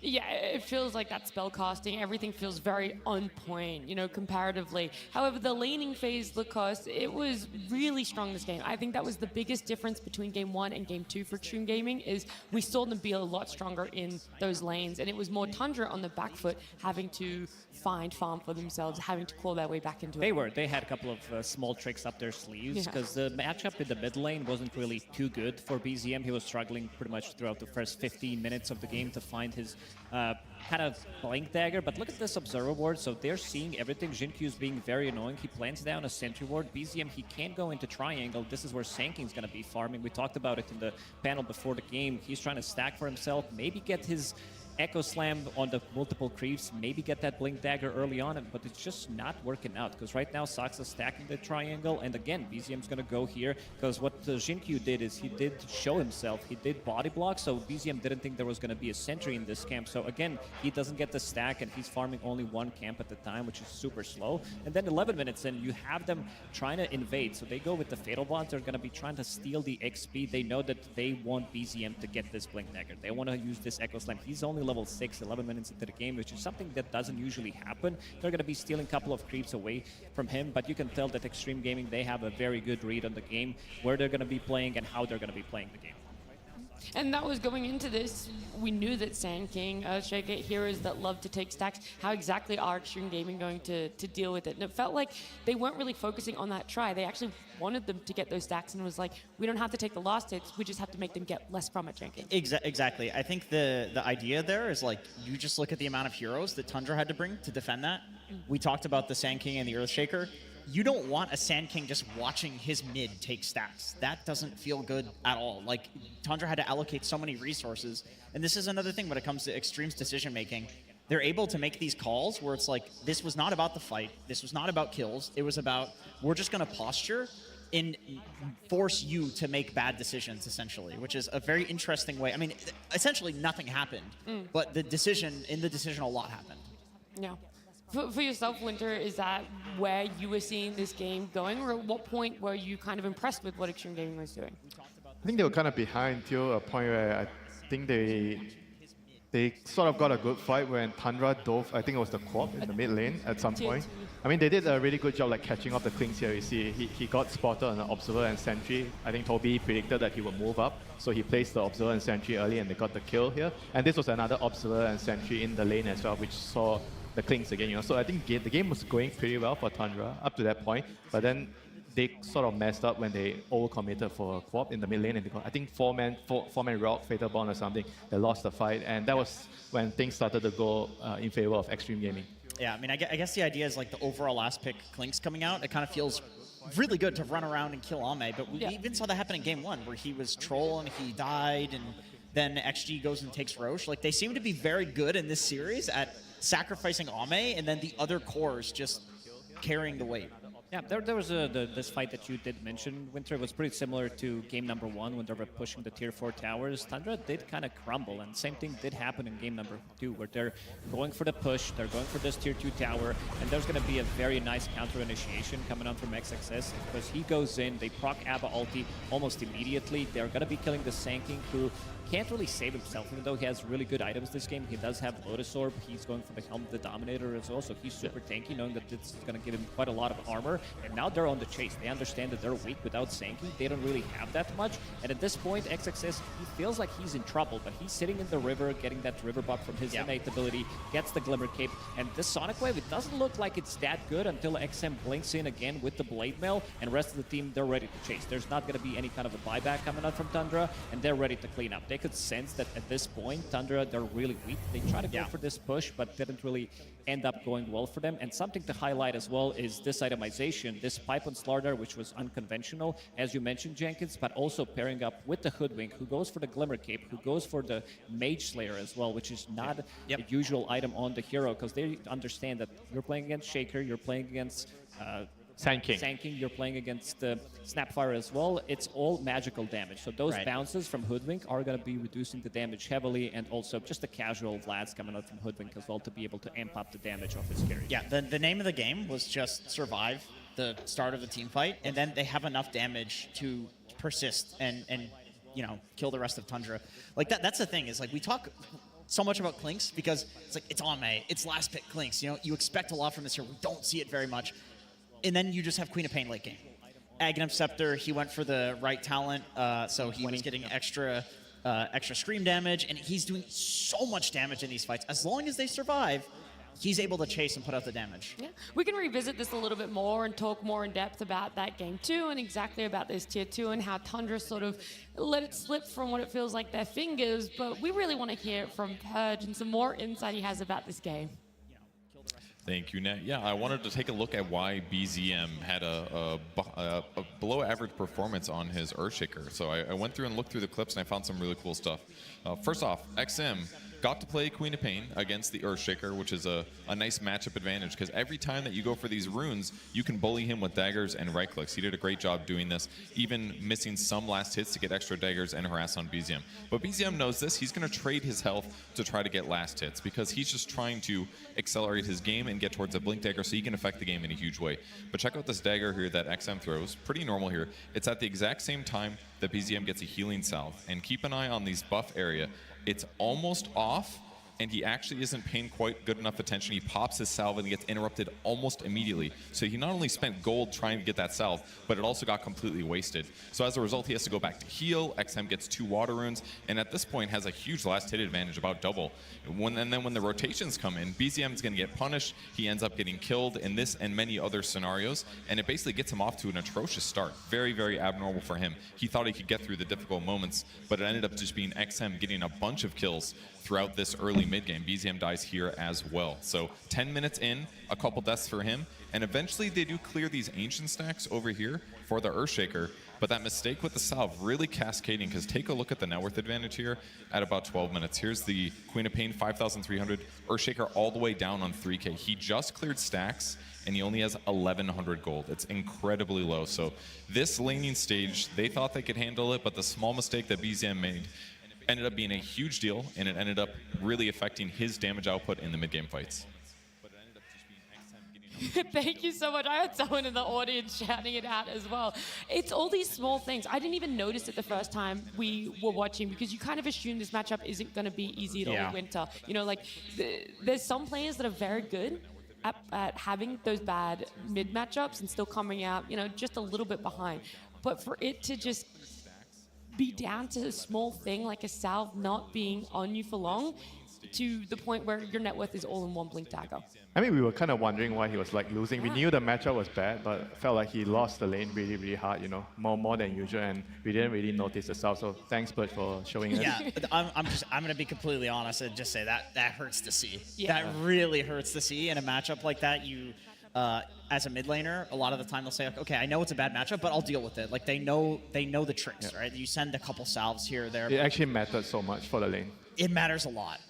If he can just have any game in a matchup like that, like they could win off of the back of him doing that. Yeah, and they almost did. We already talked about it, just how close everything was. Ultimately, it did go in the way of Extreme Gaming. That's only our first series, and while those games are happening and in between, Slax was catching up with some fans.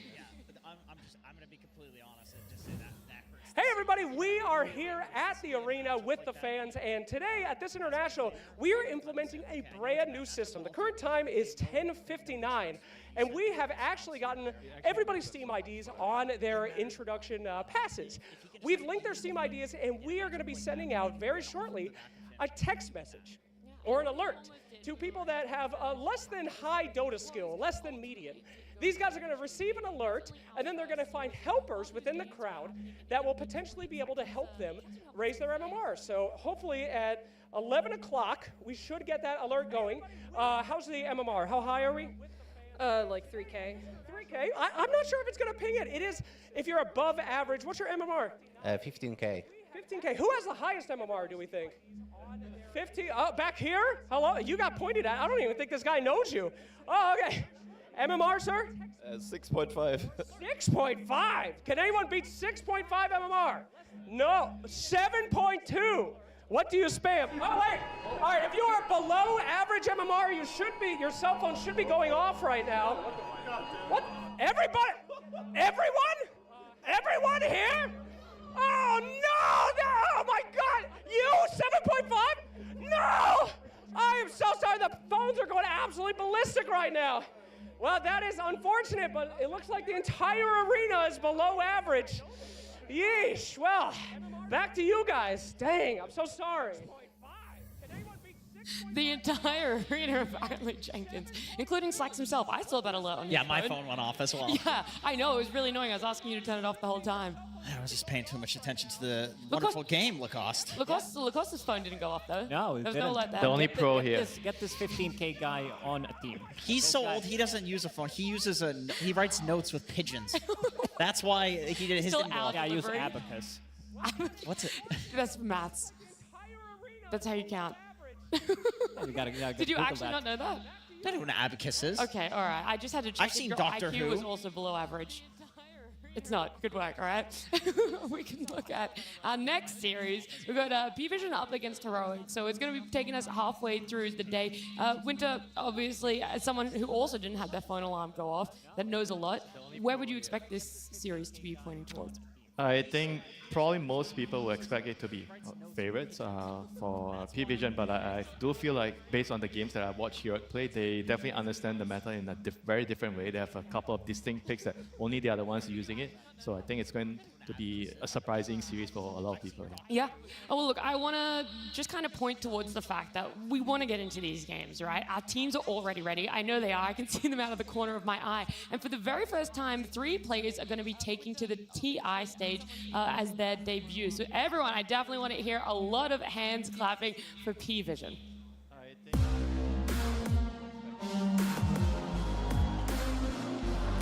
And we're back.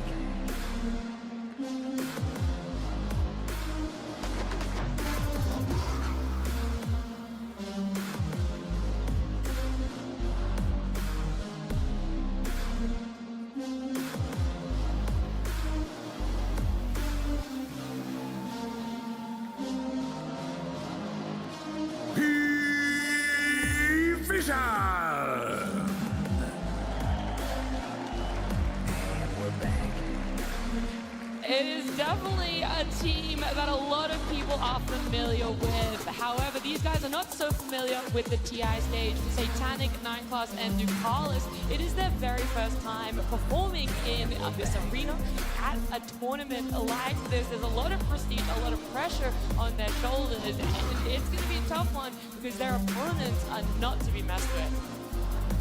And we're back.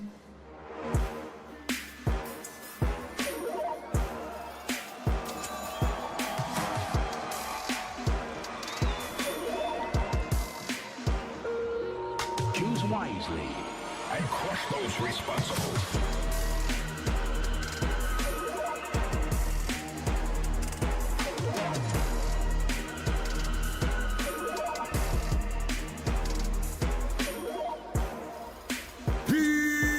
Heroic!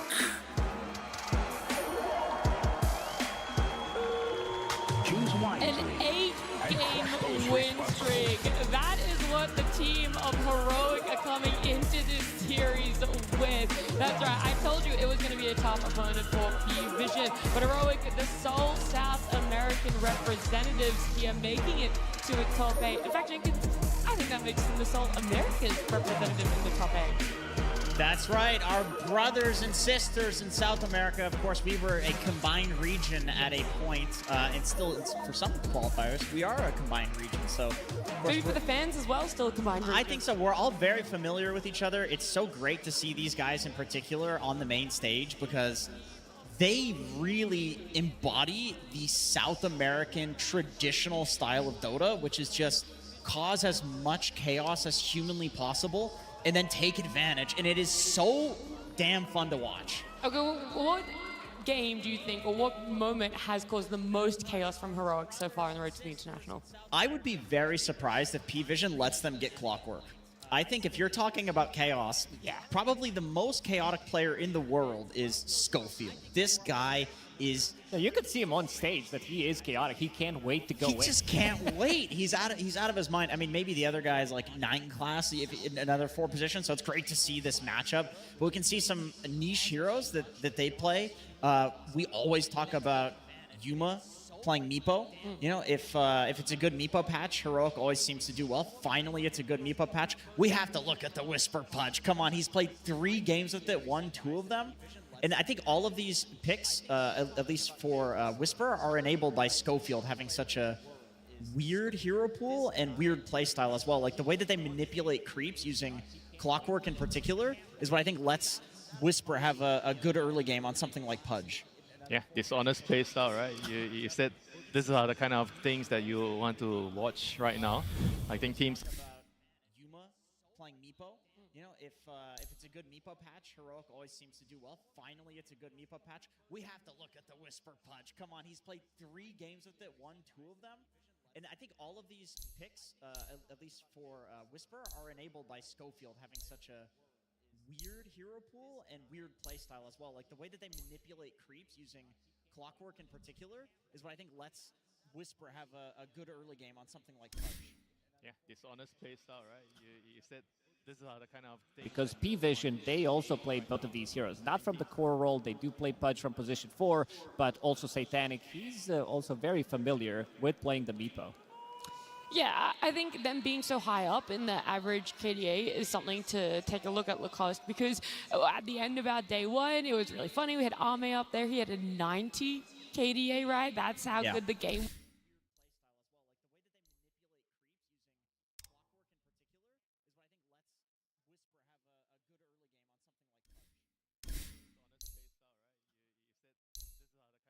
Because P-Vision, they also played both of these heroes. Not from the core role, they do play Pudge. Game win streak I was mentioning coming into this. Yeah, for sure. And I think what's like really impressive about this is that it's not just one core that's soaking up all the kills. It is everyone. And in terms of average kills in this tournament, Yuma is actually #1 with 12 average kills per game. 12 kills per game. Think about that. On average, that's insane.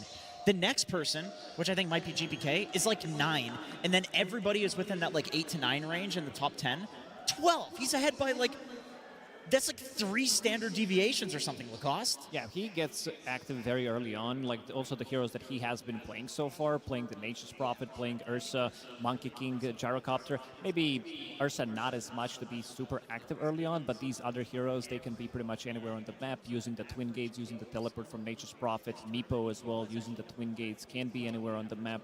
Gotta be careful about these type of heroes, and I think coming into this series that they needed to figure out how to play against Heroic. And if you shut down Yuma, I think you're also not just shutting down the carry, you're shutting down the playmaker as well. Yeah, he kind of enables everything else for his team, right? I think it's he's like a dream type of carry that you want on a team where he actually prioritizes helping his teammates a lot. And he doesn't really play selfishly, right? He wants to come to the fights, he wants to defend the towers, he wants to enable the off laner, he wants to enable the mid laner. And you can see like from the heroes that he's been playing here, it's all very active heroes, right? They can fight early, they can come to the gate, they can gank, they can defend towers. Love the Spectre, putting a win on the board for the Spectre players here. Yeah, representing. You know, there's always that one or two heroes that people want to see. That's their spammer. I think on the side of P-Vision as well, though, because we're giving Heroic a lot of credit about their niche heroes, what they're really excelling at. The same thing can be said about P-Vision. They definitely are a team throughout the year, not just this tournament, that have had massive picks that no one else is really looking at. Then they do so well with it, other people have to adjust, and most of the time it's by picking up those heroes themselves. Yeah, this is like gaslighting the team because I feel like 9 classes heroes just absolutely ruin pubs, and I'm not even sure. I feel like it ruins DM's lane and game as well. And P-Vision just kind of makes it work, and then everybody bans heroes against them. And I'll just say what I'm thinking, which is I watched the Alchemist gameplay. He just fed and then gave an eggs. Which one, or all of them? All of them are like that. It's answer. Like obviously it's good, right? I'm memeing a little bit here, but it's like the fact that it's good, it's weird. Other teams can't seem to make it work, but other teams have to ban it. This gives P-Vision such a huge drafting advantage to the degree where I even feel like if 9 class was like overtly feeding on all of these heroes, you probably still do this strategy just for the drafting advantage that you get. Well, we should talk about that, because with unique heroes, you have to wonder when do you want to bring them out? When do you want to be getting a more stable pick for yourself in a draft where it feels like you're not really going to be able to predict what either team is gunning for? And usually when we talk about the important pick, it's always like the 18 pick for the first, when you're on the first pick side, and the 24 pick and on the second pick side. So it's the last pick is 24, and then the last of the second phase. Yes, correct. So basically what we've been observing during the road to the international is like P-Vision has been prioritizing more towards their mid and their carry, with I think around 10 picks each, whereas Heroic, they're prioritizing more on their off-laner. So there's a huge difference there with who is the boss in the team. You know, for Heroic, it's the offlaner. For P-Vision, is the mid and the carry. P-Vision's first hero pick usually is a normal hero, let's call it, and then they start going with the weird stuff. They unravel at that point. With their Zeus position 4 or 5, with the shard farming the jungle until they get the Aghanim Scepter. And I think this is not going to be an easy matchup by any means for Heroic, even though they're playing one of the best Dota throughout the year. They did win one of the Valakias, 2 different players on the team, but still the core still stays the same. And 2025 didn't do them really a favor. P-Vision did beat them. You know how many times? How many games? You're about to tell me. It's 10-1, so they only managed to win 1 game off of P-Vision. Yeah, I think this is often a thing that seems to happen to Heroic, where they get like pitted against each other. And the reason that I think this is such an iconic matchup is you have Cavs versus Astini, right? It's like you have Brazilian coach and genius that is, controlling and masterminding this new team. And then you have Cafs and a bunch of Brazilian players who, these guys have known each other for years. Like, they are in each other's heads. They know what Whisper can bring out. They know what Analog is good at in his mid lane. They remember the days he was an OD spammer, right? I was in those pubs as well. Like, we have played so many years with each other, and I think this adds another layer to the draft, where it's not so much about what is the general meta right now, it's what is the meta between these two teams, and historically speaking as well. Yeah, they played in the road to the international playoffs against each other, right? That was the very first round matchup for them, was P-Vision up against Heroic. P-Vision came in, they 2-0'd them. From there, Heroic just kept winning, right? They were just in a fantastic position for themselves. So just kind of looking back at it, it really puts this question mark on, has Heroic ramped up enough that time frame is enough of a change that we could see a series win, that we could even see a game win Heroic. And I mean, these are really good teams as well that Heroic beat. Yeah, 2-0ing Tundra. Like, Tundra, Yakult, it's like you can make the argument, like, Wildcard didn't do so well in the tournament, but I feel like their games were pretty good. Boom also, it's not like these teams bottomed out. I mean, it's not just about winning, right? It was the manner that they won. It was really clean game. True. So it actually showed that they had a lot of confidence. They knew what they wanted to do in the game, and they didn't make a lot of mistakes, So I think that is the important thing to take away from that. So then is your answer yes, Heroic have powered up enough to make this a 3-game, an interesting series? Yeah, I think a lot of it is going to come down to the draft. Can they come up with something that Astini doesn't know? Yeah, and it feels hard to do that with how much Astini is cooking, with how the boys over on P-Vision are kind of going back and forth. He's cooking, and he knows the boys on Heroic better than any other coach in the tournament. We've seen some crazy picks coming up from P-Vision so far in the tournament. The Zeus, the Alchemist that you mentioned, again, position 4 Slark. But DM, he also has a very interesting hero pool. We're talking about Necro. We're talking about Medusa. I'm not sure if he was the one who pioneered this offlane Medusa or it was 33, but still they are playing it. The other teams, they don't want to touch it. He's playing the Phoenix as well. This is also something that 33 did play. Brewmaster as well. So very interesting heroes that he can bring to the table. And very interesting player because you are saying that a lot of the times 9 class will put him in a situation where DM is kind of on his own. He needs to figure out how to get back into the game because 9 class, he's playing mostly melee position 4s. So there are some Rubiks, maybe some Zeus, but these heroes can't really stack. I mean, that's why both of them are perfect for each other, right? Their heroes just work with each other, and DM kind of enables 9 class because I've been saying this a lot. 9 class is a support player that needs to be enabled. I don't think he's like a support, he's like a core support. He plays like a core. And I feel like they sometimes have 2 4.5 heroes in the game. They don't exactly have a clear 3 and a clear 4. And I think this is a perfect storm for a player like Satanic, who we've actually not touched on that much talking about this team. But he has the record for the least deaths, highest GPM, highest XPM, highest last hits per minute, and overall last hits. That is insane. He holds like half the records in the tournament. And you got to think about it. He only came into the scene, the pro scene, at the conclusion of last international. He's brand new. This is his first TI. A massive debut for him, and there's still also those question marks around his hero pool cost. He gets to sometimes get the cheesy last picks of Broodmothers and whatnot. He does. He has also shown that he can play carry Tinker, which is something that... I didn't want to talk about it. Yeah, I mean, this team also has a bit of a toxic lineups with the heroes that they've been playing. Very annoying to deal with. And seeing him on camera tells me that he is in a good mood. Like, this is his, you said, 3 players, first time TI, so there's going to be some nerves playing on the stage, most definitely. But seeing him super relaxed, I think they also have no one who's kind of, dad in this team because he's been playing for such a long time that he's going to give him the good advice. I think there was also a video after EWC where he was telling him how to bounce back, and you can see the connection, you can see the bond between 2 of them. Yeah, that was my biggest question for Satanic. It's like, does he have the champion mindset? Because he has the skill, 100%. This is the most skilled Dota player that we've probably seen in like the last half decade come onto the scene. But my question was, can he survive the pressure? Can he survive the crowd? And did you know there's a fun fact about him? He spent like around a year playing in SEA because his dad was in Vietnam. So he was playing Dota in SEA. That's how we kind of started to notice him like a couple of years back. So P-Vision is an SEA team is what you're saying. They're the four players and 1 SEA player. Yep. That's what you were That's talking the about. winning that's the combo that was the winning combo Winter said at the start of the day. Yeah, keep it. Yeah, it's great. No one can know. Right, no one will know. No, of course.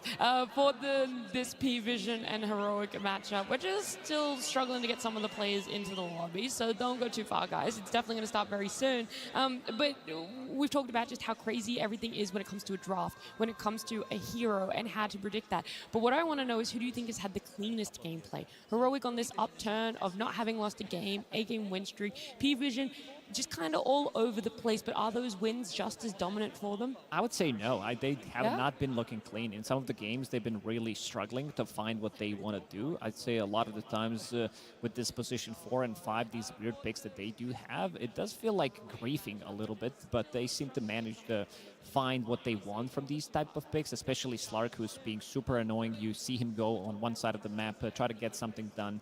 You see him dewarding, you teleport, suddenly he collects the information, and then he just bounces back, runs away. Also, Helm of the Dominator from position 4. This is something that 9 class does like to do. I mean, we've seen it mostly from the carry role, some invokers from the mid lane. Offlaners, they love to buy it, but most of the position 4s, they don't love to buy it, but the 9 class, he will definitely do it because he wants to be even more annoying. I think this is the perfect item for him.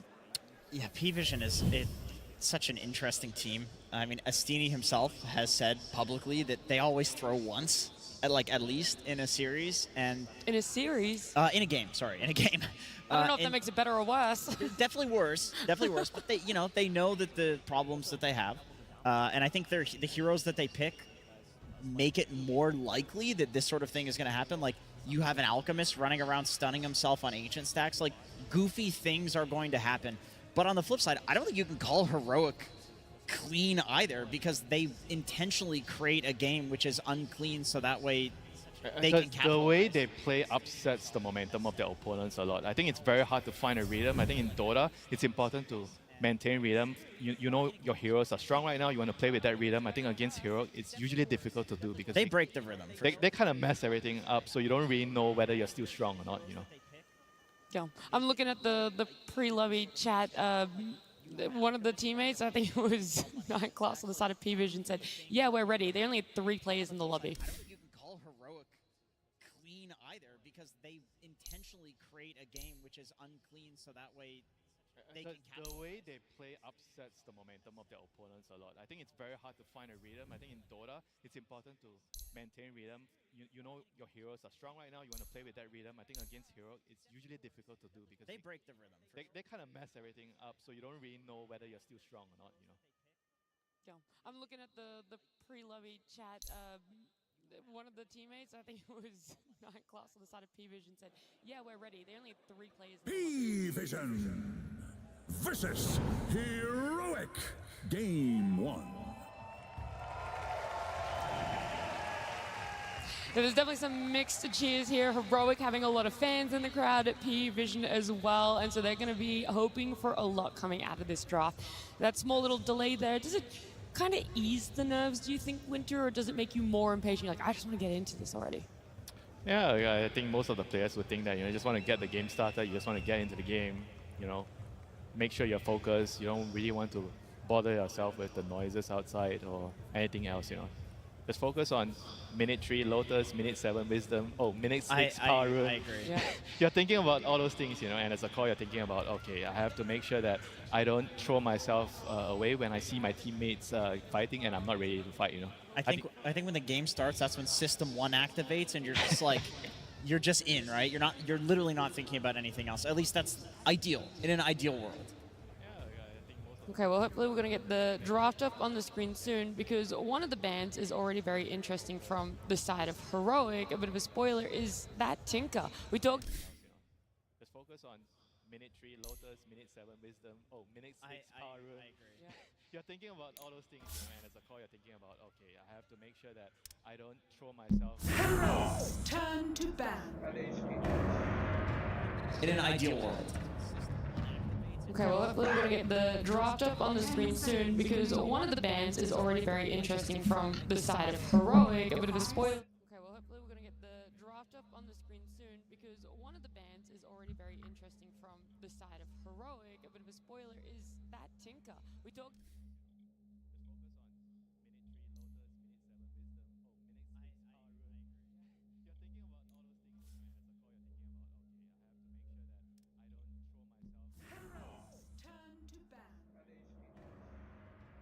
In an ideal world.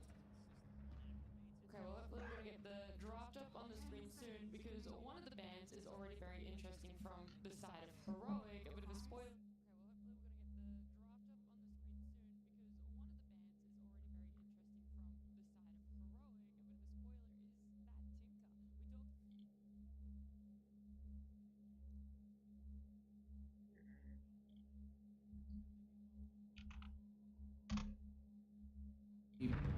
Good opener for P-Vision. We talked about them getting like one really good pick at the start of the draft. Mostly it has been offlaner getting something for EM, some Enigma, and also leaving maybe a bit of a flex with some Kunkka potentially that they can run across. I mean, I kind of like that though, because if you have to open your draft with Beastmaster, right, and if you're in P-Vision's side, you're probably thinking, if we have Beastmaster often, it means that my position 4 can't actually run around and just do his own thing. He kind of needs to stay and secure his lane, So that's kind of like a little bit of upsetting the way they normally have to play. Because with Beast, I think that ideally the situation is you have a position 4 that's range, that you want to sit in the lane and secure the Beastmaster's lane. And if they don't really want to do that, so this might be a good pivot, for Heroic. This was one of the first teams, though, P-Vision, I'm speaking of, that would run the Beast as mid and as carry as well. So I could definitely see if Beast gets countered in lane, they just run it as another position, or let's say you have a free safe lane as Beastmaster, I could absolutely see Satanic flying Beast. Yeah, when the maps changes were first introduced, we really thought we... Oh yeah, baby! You're kidding. First pick. All right, do your best. What about the stable openers? What happened to that? Well, we never talked about heroic beats. There's no stability here. They're doing it for the crowd. Look at the cheeky smiles like KJ and Caps. They definitely knew that punch pick was going to get a reaction. Wow. I really respect this. I mean, Hook one-shots the boar, doesn't one-shot the Dom Creep anymore. But I will say, if you're playing Core Pudge, Aghanim Scepter plus Flesh Heap, you run in, all the Beast summons hitting you, it doesn't do any damage. The Beast Aghanims is also effectively damage over time. Like, Flesh Heap counters all of this. I actually think Pudge is one of the better heroes against Beastmaster in general. Once you get a BKB on Beast, Dismember, you can kill Beast while he's BKB'd with a little bit of extra damage, so it's honestly not a bad pick here. But yeah, I agree. Like, I'm really shocked Clockwork is not out of the pool here. Like, this is how they make Pudge work as an offlane, is they do the lane manipulation. It is always... And you know, we had this discussion, right? We were saying, is it important to actually ban it, or we just let them get the Clockwork, and, you know, before you start the game, you try to control your side of the rune, and you anticipate his movement, you place the one, and you kill him when he's trying to block the creeps with the cogs. Yeah, and I think we... Because it's important to block the first one. He can do it the next time, but it's not so impactful after that. And we disagreed on this, where I think that you would have to invest too much to deal with Schofield, and he loves to do that. He loves to do that. You're playing into his hand, but it is an interesting question. You know, I have to see it happen. And there it is. Well, you're going to get an answer eventually. Just T-Vision knew this was coming. You know, one of the better supports to like stop that is something like the Bane, because you can just go in and sleep him. So I wonder if they're gonna try to do that. But the downside is Bane is not as good against the Clockwork in the mid game. He's only good at stopping the lane shenanigans. I think SD is the same. Well, you can't SD either because it's the cogs that aggro the creeps, right? I mean, you have to wait for him to come, and before he does it, you have to sleep or disrupt. That's the problem. Is where he does it is literally at the tier 1. He walks into tier 1 range and aggro's from like far away. It's like there's a very small window where you can stop him from doing this. I would love to see some position 4/5 that is going to give them something to get out of the cogs. Snapfire is still available, so you can push him out of the cogs. Also potentially good against the Hook, good against Dismember, so you're not taking the rot damage as well. Yeah, are there any other supports that sort of do that? I do want to go back to the clock a little bit while we're thinking about that, because for me, I'm looking at the P-Vision bands. It's this Enigma and like it. And so then I had a question mark, is the Pudge potentially going somewhere else? Why are they so focused on taking out those two heroes? Is it a lead-up protection to what they want? Or were they actually looking at this Pudge not necessarily having to be an off-lane? I think if these two are supports, Clockwork and Pudge, it's just not gonna work out. Like I guess mid Pudge is the idea. Like potentially, but I think they're just gonna keep things. I mean, they must know something that we don't, you know. Yeah. That's what I'm wondering. Like, we see it from Heroic very straightforward, just off lane, but P-Vision aren't necessarily showing that same sort of line of thinking. But either way, the snap does come out as well. Exactly what you're looking for, Lacoste, just something to help with those costs. Yeah, it also gives you a good amount of damage. It gives you overwhelming teamfight. Beastmaster, I love the 1-2 combos that you can pretty much kill any hero on the map. One roar with the Snapfire ulti, Monkey King, Boundless with the root. I mean, don't forget, if it's a pause 5 snap, you just go into the lane and you learn your shredder and you kill the cogs. Yeah. So that is like very annoying for the Clockwork in the game. Pudge is also a very low armor hero. So running into the lane and little shreddering him at level 1 is pretty good. Have you seen the Blightstone build? I have seen the Blightstone build. I don't think it's that good. I feel like Little Shredder already does what you need it to do. I mean, the weird thing here, though, is like, Pudge Clock is not going to be laning. That's why I'm not a huge fan of like the Monkey Kings and Undyings, these heroes that normally counter the melee offlaners. There will be 2 lanes. There will be Clockwork cutting one wave, and then Pudge playing on the other wave. And both heroes will be farming just fine. You will 50-50 this lane always. That's why Heroic plays this strategy. So I'm curious to see what P-Vision does. Like, I think that idea of like hard countering it with the Bane makes sense, or bringing a position 4 that can help. Crystal Maiden, that's another uncontested hero so far at TI, getting picked up here. It's Blink for the Pudge. Oh, it's Crystal Maiden. I think it's a carry. It's a carry Pudge. Wow. Also, the Flesh Heap plus the Crystal Maiden fast barrier allows you to be extremely manky. Do not mess with this. Like, this is super insane if you want to turn the fight around with the stick, with the barrier, with the Flesh Heap as well. You feel like you're gonna kill them, and then they just stop taking the damage. There's also another thing good about CM. She's one of the best supports at dealing with the helm. creep because you have frostbite and you can kind of kill it. It's the one thing that still works against the creep. If you're laning against a Beastmaster and someone You still builds kill top the down, boss. but You what's still kill the boss before he gets health. right? Then, but what's the skill build then? Most Over in lane. Most of the time, I think you would get your frostbite max because you want the cast range and Okay. everything else you have. I think the cooldown, the lockdown as well, because it's easier for Pudge to follow up if you have a higher point in cast frostbite. Yep. Pudge CM is just one of the most classic It's lanes. crazy lane. You just die at level 1 if you're not careful, you know. Yeah. Frostbite into hook, you die. I love Pudge in the safe lane. I mean, I play at 5, I grief my games. But the tree spots that you can now hook into, you need like 2 trees to Quelling Blade to get out. Otherwise, you run through the tower. This is a very good pick into the potentially Pudge carry. This is one of his worst matchups, you know. Lifesteal against Pudge. You can't really fight him because he does more damage because you have a lot of HP. I mean, the only good thing about it is you can bite him during his rage, you know. Yeah, they have a couple of BKB piercing tools against the Lifestealer, but overall a good matchup. What Pudge Core doesn't like to be playing into is some stacking damage, playing into Ursa, playing into Viper, playing into Lifestealer, these type of heroes that can actually man-fight. But you're also going to be fighting into Monkey King, whether this Monkey is going to be played from the position 4 or the mid-roll. It's still going to be building into the Fusel Blade, because we've seen 9 class go for Helm of the Dominator, go for the Fusel Blade, and this is something that Pudge doesn't like to be playing into. If he has no mana, you're basically just... You're also getting gang healing by Ghost. Yes. He's coming with a creep. He is the creep, and you're gonna be able to kick the enemy carry out of the lane. I think the Meepo ban is very smart, by the way. You do not want to get obsessed with this idea that it has to be a CM Pudge lane just because it's a classic lane. Because you can still rotate CM through the portal and play with the Pudge. Like, for the game, and for the early game especially, it's still very good. And this would be a phenomenal Meepo game.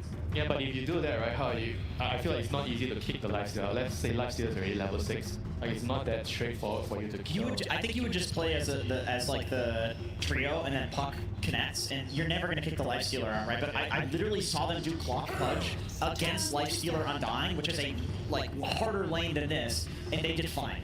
Because he's just farming on Pudge. And so would you say like the gate wards are going to be very important if they're going to play like this? You have to place wards to see those moves coming. Definitely. Which can be very game changing. Or jungle wards if the trio's like moving between the one side lane and the mid lane. I like this ban a lot from Heroic removing Void Spirit. Even though they have a good amount of lockdown, you have CM's Frostbite. This hero has a good matchup against Puck in the mid lane. The other one I'm looking for is potentially Ember Spirit, because you can build into Mage Slayer. Blade Mail is not as good as it was, so we're seeing them going back potentially for some Spirit Vessel if it's a good game for it, going for the Mage Slayer as well. And so far I'm seeing Heroic having all magic damage, even though Pudge, if it's going to be core, with the Rotten core, he's still dealing good amount of right clicks, but most of the damage is going to be magic. And by the way, the good shout on the Void Spirit ban, that also means that they think that it could be a monkey I was support. gonna say, like, could you not still move that monkey into? And it is a 9 class specialty hero from back in the day.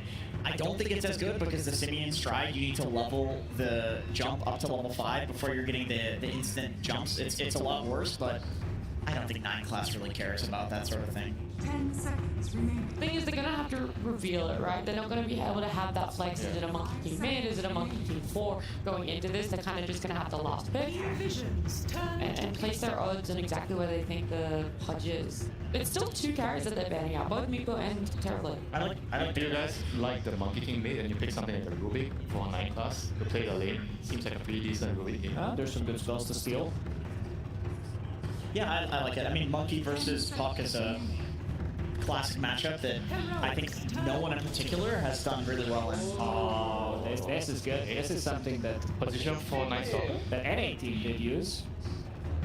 And got banned a couple of times against it, I believe. Night Stalker, like, Puck doesn't get to play the game. It's a very difficult matchup for him, forcing you have to buy either BKB early on, Force Staff doesn't work, but once you go in, like, having a vision game, it also allows you to have Lifestealer being inside of the Night Stalker. There's a lot of memes that you can actually do with the Snapfire, with the Aghanim Scepter, with the Infest, and then just hitting someone out, suddenly you have 2 heroes.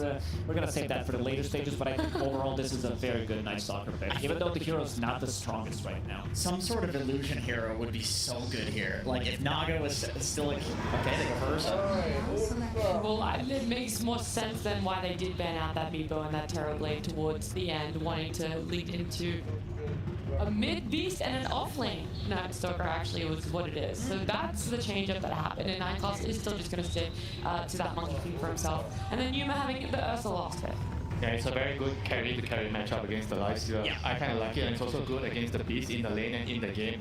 And I feel like overall, I'm not so sure about the Night Stalker. I know the Night Stalker has his play here against the Speed of Silence against the Puck, but can he secure Beastmaster? And he's not an offlane Beastmaster.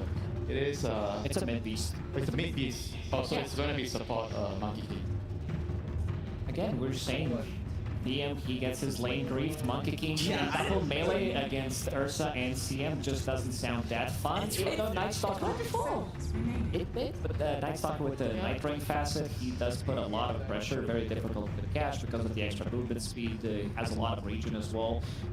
Want to see the lane shenanigans, I think, in this one. I don't think you can just straight up fight it 1v1. Yeah, the gate ganks are going to be very crucial to watch. Who can destabilize the lane? I think it's probably more important for Heroic to kind of start and try to snowball with their heroes, whereas for Paravision, they just want to like get their levels and try to play a slower game, and eventually they're going to have that overwhelming vision to win the team fights. Okay, well, it's that off-lane Pudge, and I know you love Pudge, Jenkins, so I'm going to give you a little bit of time to talk about it on the side of Heroic.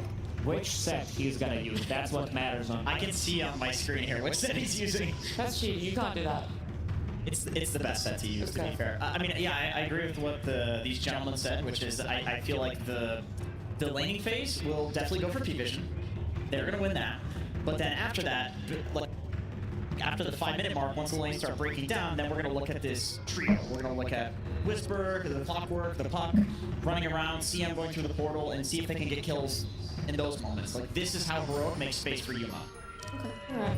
Well, look, I was checking behind my shoulder, because I already saw Slacks with one coach, and I was wondering why we weren't hearing from him, and that's because Slacks has both coaches.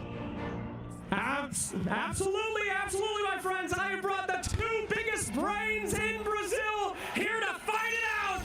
I dubbed this segment the USE server. Ladies and gentlemen, welcome. Now, you were having a conversation before the camera came on. What did you say to this man? I asked how spicy would the interview be. How spicy will the interview be? No, not too spicy. But let's go ahead and ask, why did you give them their iconic Pudge Clockwork? Pretty risky stuff. I full respect them, so the best way to show respect is giving them their best strat and beating it. Oh! It is spicy! Alright, last one. Any words for him? You gave him a lot of 100% heroes. Snapfire, you know, the Monkey King. What do you think? I think we should give them the best strategy and beat it, you know? Okay, alright, gentlemen, give yourself a handshake here before we get into it. Let's get into this match between these very good friends and these two fantastic teams. Thank you very much, Slacks. Yes, we're getting ready for the action here. It's going to be P-Vision up against Heroic.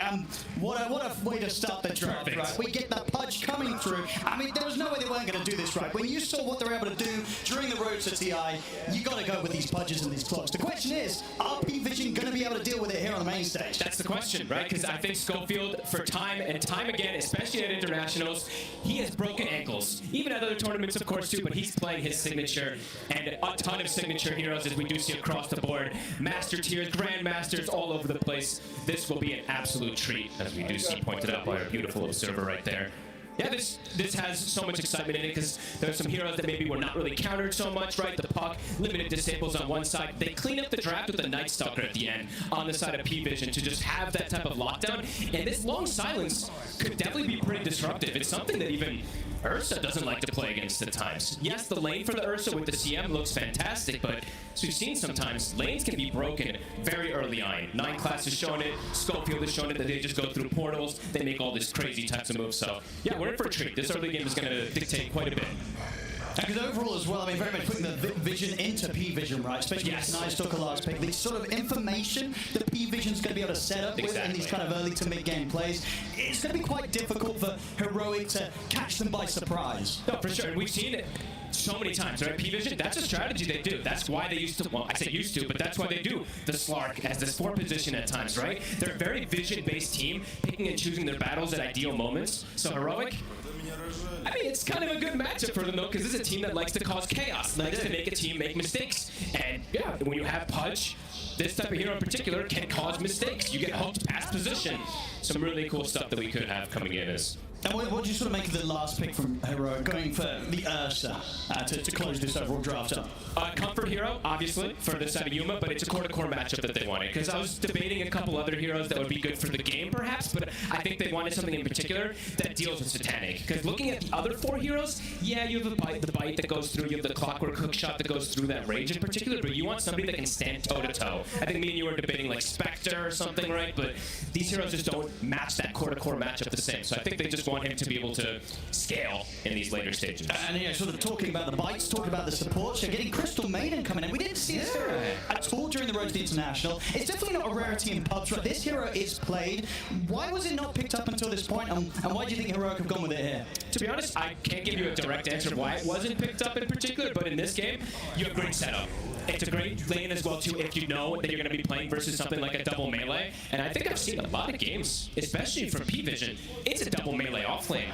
Yeah, they're going to creep pull, they're going to do some shenanigans, right? But at some point, CM is very good versus most double melee lanes, especially with an Ursa, So you think that Heroic, they do have the tools to sort of match the pressure that P-Vision will put on during the laning stage, or kind of heroes to heroes, it will still be tough overall? I absolutely think they can, yeah. It's just this top lane.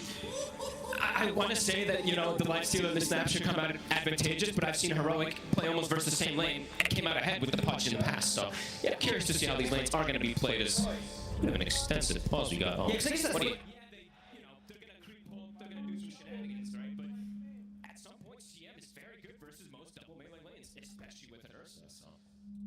So you think that Heroic, they do have the tools to sort of match the pressure that P-Vision will put on during the laning stage, or kind of heroes to heroes, it will still be...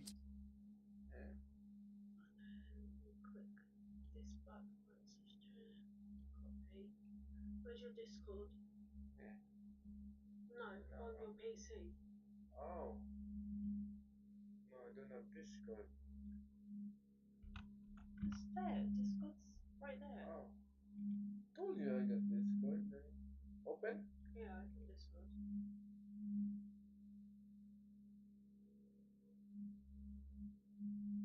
Download. It needs to download the app.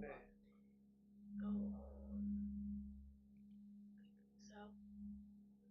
Go live. Scroll down.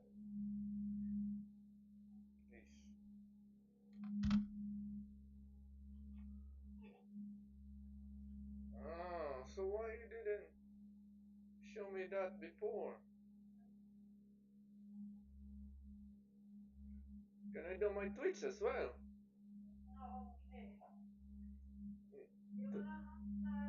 Switch to Discord, no? No, only on Kick.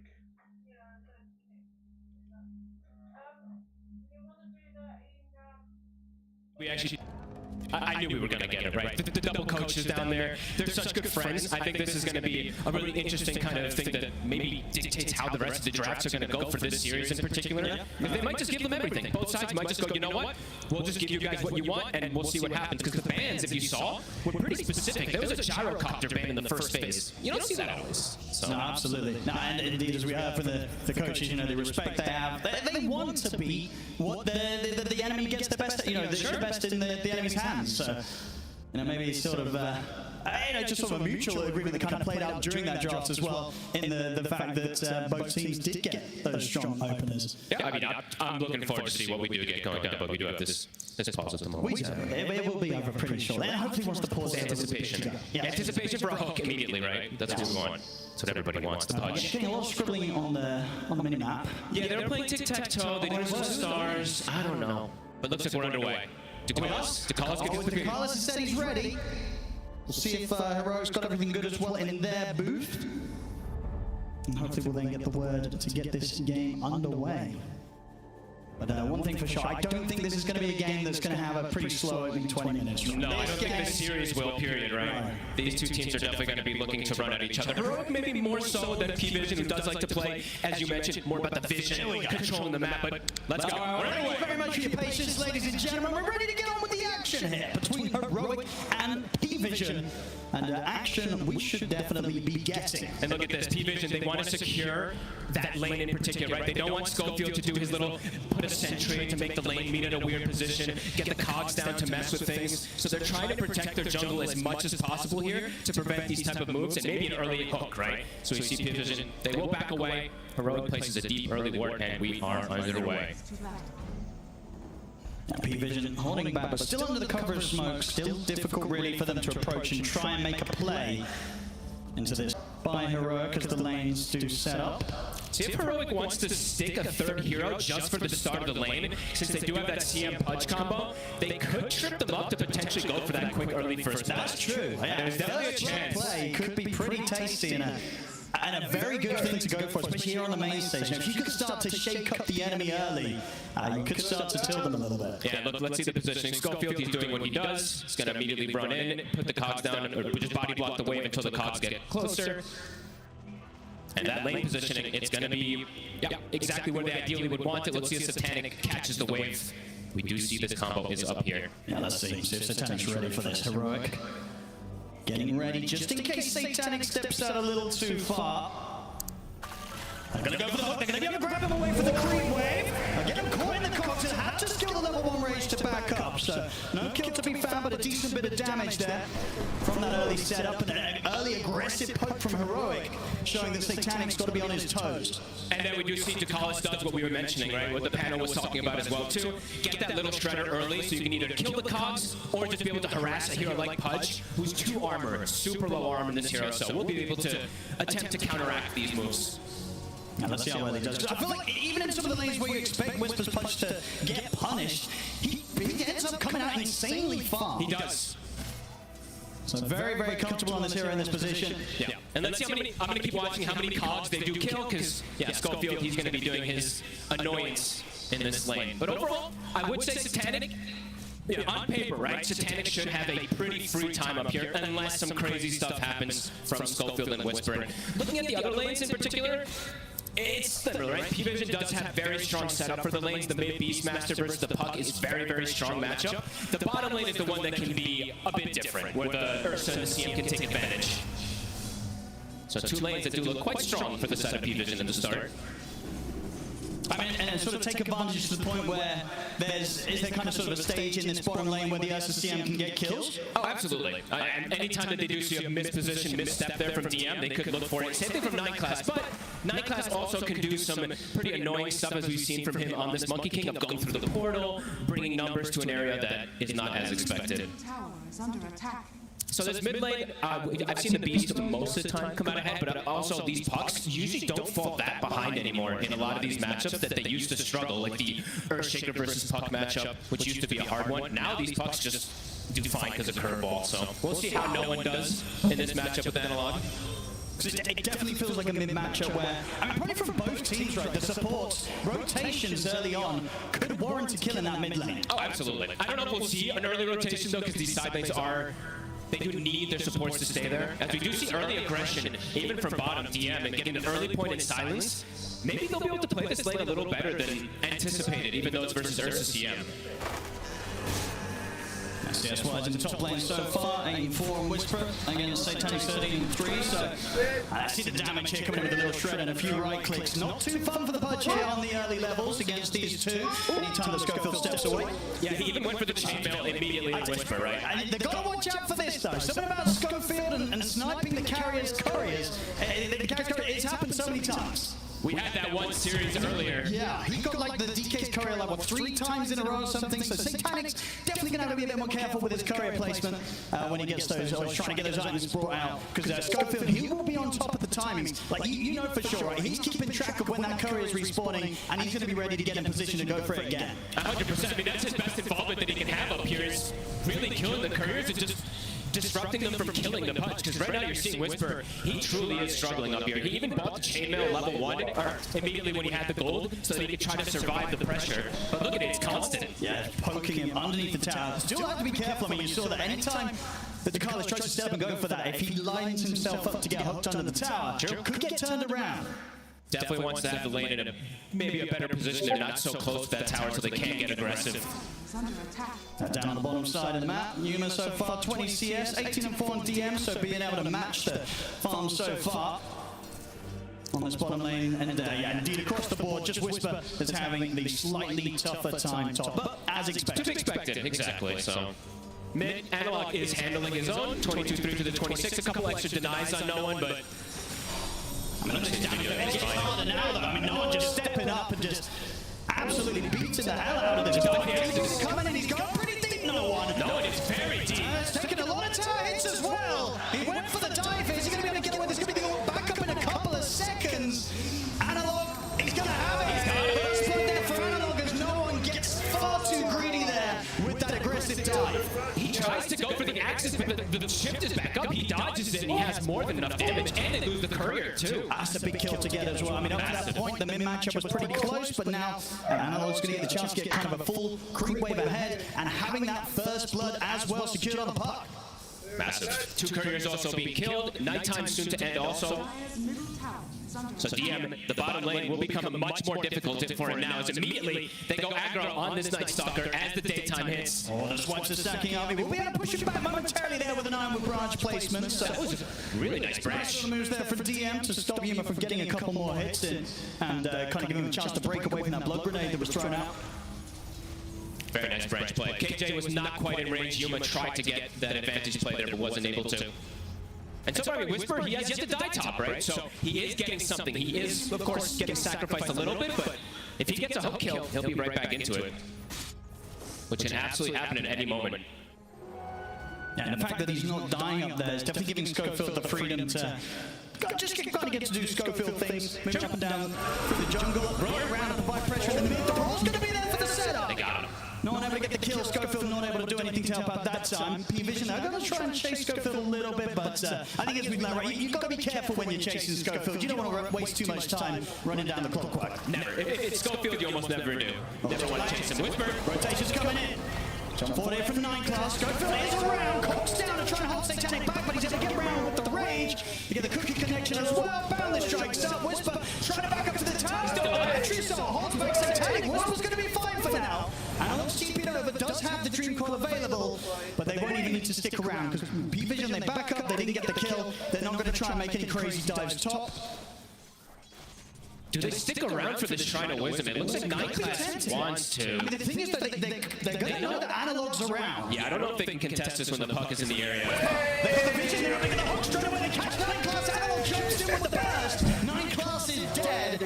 Another bit of a greedy play there from P-Vision, just underestimating the fact that Heroic, of course they're going to be sticking around for that timing. Analog, he wasn't going anywhere. He was ready. Didn't anticipate them putting the ward, I guess. He was trying to make that sneaky play, but yeah, Analog is just still in the area, too. And Analog still has coil for that next move available, too, if it does happen. As let's see how I'm just going to keep eyes on DM these next couple minutes, especially for P-Vision, since it is this daytime. This is a very crucial point. If he's able to keep the lane in this position, he's going to get a lot.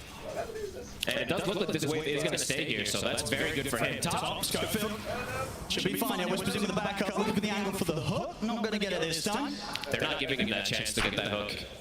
He has his phase boots finished up, though, so a lot easier for him to survive up here. And as you said, Schofield, it can't open up the map for him. Power rune. Ducalis is setting up. 9 class. It's going to end him with a jump, but now the Yuma's hit the 6. Very hard to bully the bear. Unless they catch him in some sort of chain control between like the roar of no one on the Beastmaster if he makes a move down bottom. Analog gets a haste. This is a big rune. Could potentially even save him. When you get this rune, when you're playing versus Night Stalker, it's the dream early game. On top lane. A little bit of a dismember. He's going to force the TP reaction from no one. Comes in, drops the roar. That's a very dead Whisper there. Big play there from Satanic. Good TP coming in from no one. They do know now though that no one has no resources since he did TP top. They could try and dive in for DM bottom now. He has ulti available though. He is going to be pretty slippery. Yeah. DM is getting a lot down here, Owen. This is a big deal. He's level 6 now. He's going to be getting his Dominator pretty soon too. Even though 9 class has left him for some time, he's getting way too much. And they're not able to bully him because of the positioning of that lane on that Night Stalker. He's just keeping it at his tower, not shoving it in. So that's going to be really important timing for him on this first night. Another smoker coming in from the two of them, Yuma and King Jungle's ready to make this play towards the top. This is a clever move. This is going to catch him off guard. Let's see what PV do in response. Takalis, not a chance for him. Satanic is in get trouble. away from this. Whisper ready to lead and gets the hook into the dismember. What a move. Excellent plays there from Yuma and King Jungle's coming in and securing Yuma a double kill from that little trip top. I love this move too because they had just communicated that the Beastmaster TP top, he used his thrower, he was leaving the area, so they're like, he's probably not going to stick in the area. That's smart. Quick gate move, get this kill. Very, very clever. And also the fact that they knew that they couldn't really abuse the fact that the Night Stalkers alone is still a very tough target to kill. Yep. The other lane's where to be, and they make it work. DM has literally kept this lane at his tower like this for 3 minutes so far. So very good on him to be able to do that, but of course does open up the opportunity for Heroic to make an aggressive move. They're going to strike back in P-Vision. Whisper to full Schofield.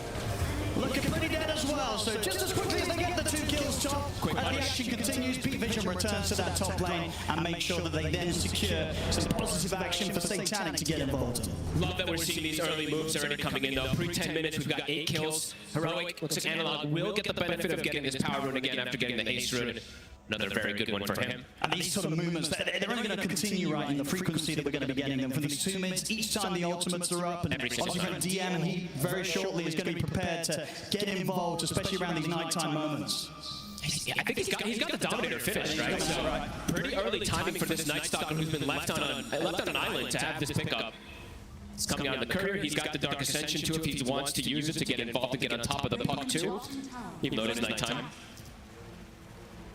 See what the next move is going to be. I mean, so far, if you're both of these teams, from the Heroic side, who is it that they're most concerned about is getting the space? Because sure, DM's getting locked down bottom, but Satanic, he's getting a good chance and a good area at the map, especially with the security both supports being in the area. Hit probably a pretty solid timing on his Radiance. Yeah, I'm not sure if you're too... You want to obviously think about these things, but I don't know if you're too fussed because you're also getting a lot, right? It's like Whisper's getting shut down, but your Ursa and your Puck are having a phenomenal time right now, so I think at the moment things are pretty chill for them. Yeah, looks good. The Battle Fury, just about a few hundred gold away from coming out to Yuma.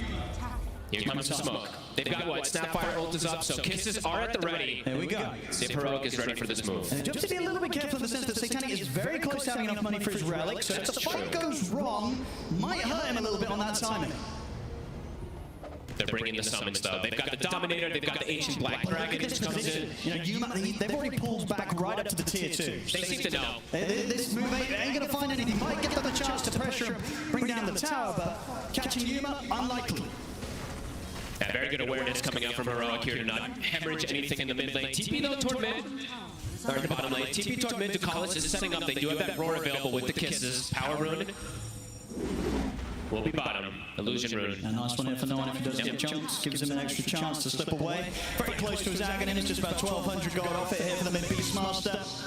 How's this worth right now? How's the stacks from both sides? I feel like it's been fairly even. I actually don't know if we did get a counter for that, but maybe a couple more on the side of Heroic. This is a tech that I've seen only Heroic do because they're the only ones picking Pudge. But we've seen this a couple times now. They do this, smoke at the seat with the Pudge to be able to farm the Ancients freely to get him a better timing. So that's pretty nice, yeah. It'll help his game. Super safe.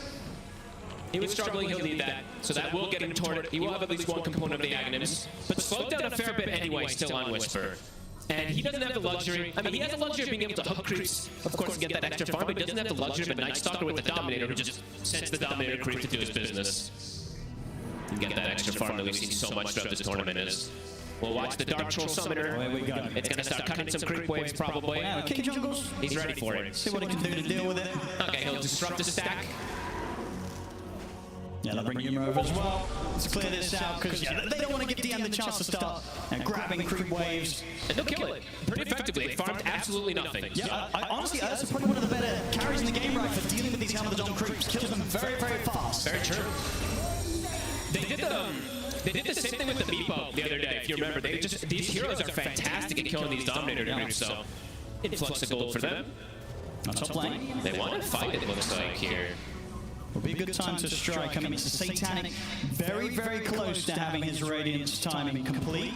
Also setting up around the Shrine of Wisdom. 9 class. Well, they're going to laying around the Vision. Whisper ready to walk up. Bound strike coming back, getting the chance to jump at the degrees. Good escape there for 9 class. Can he keep this up? Split second. He's got to jump. He's gone. It's a bit too tricky to catch him now. 9 class should be fine.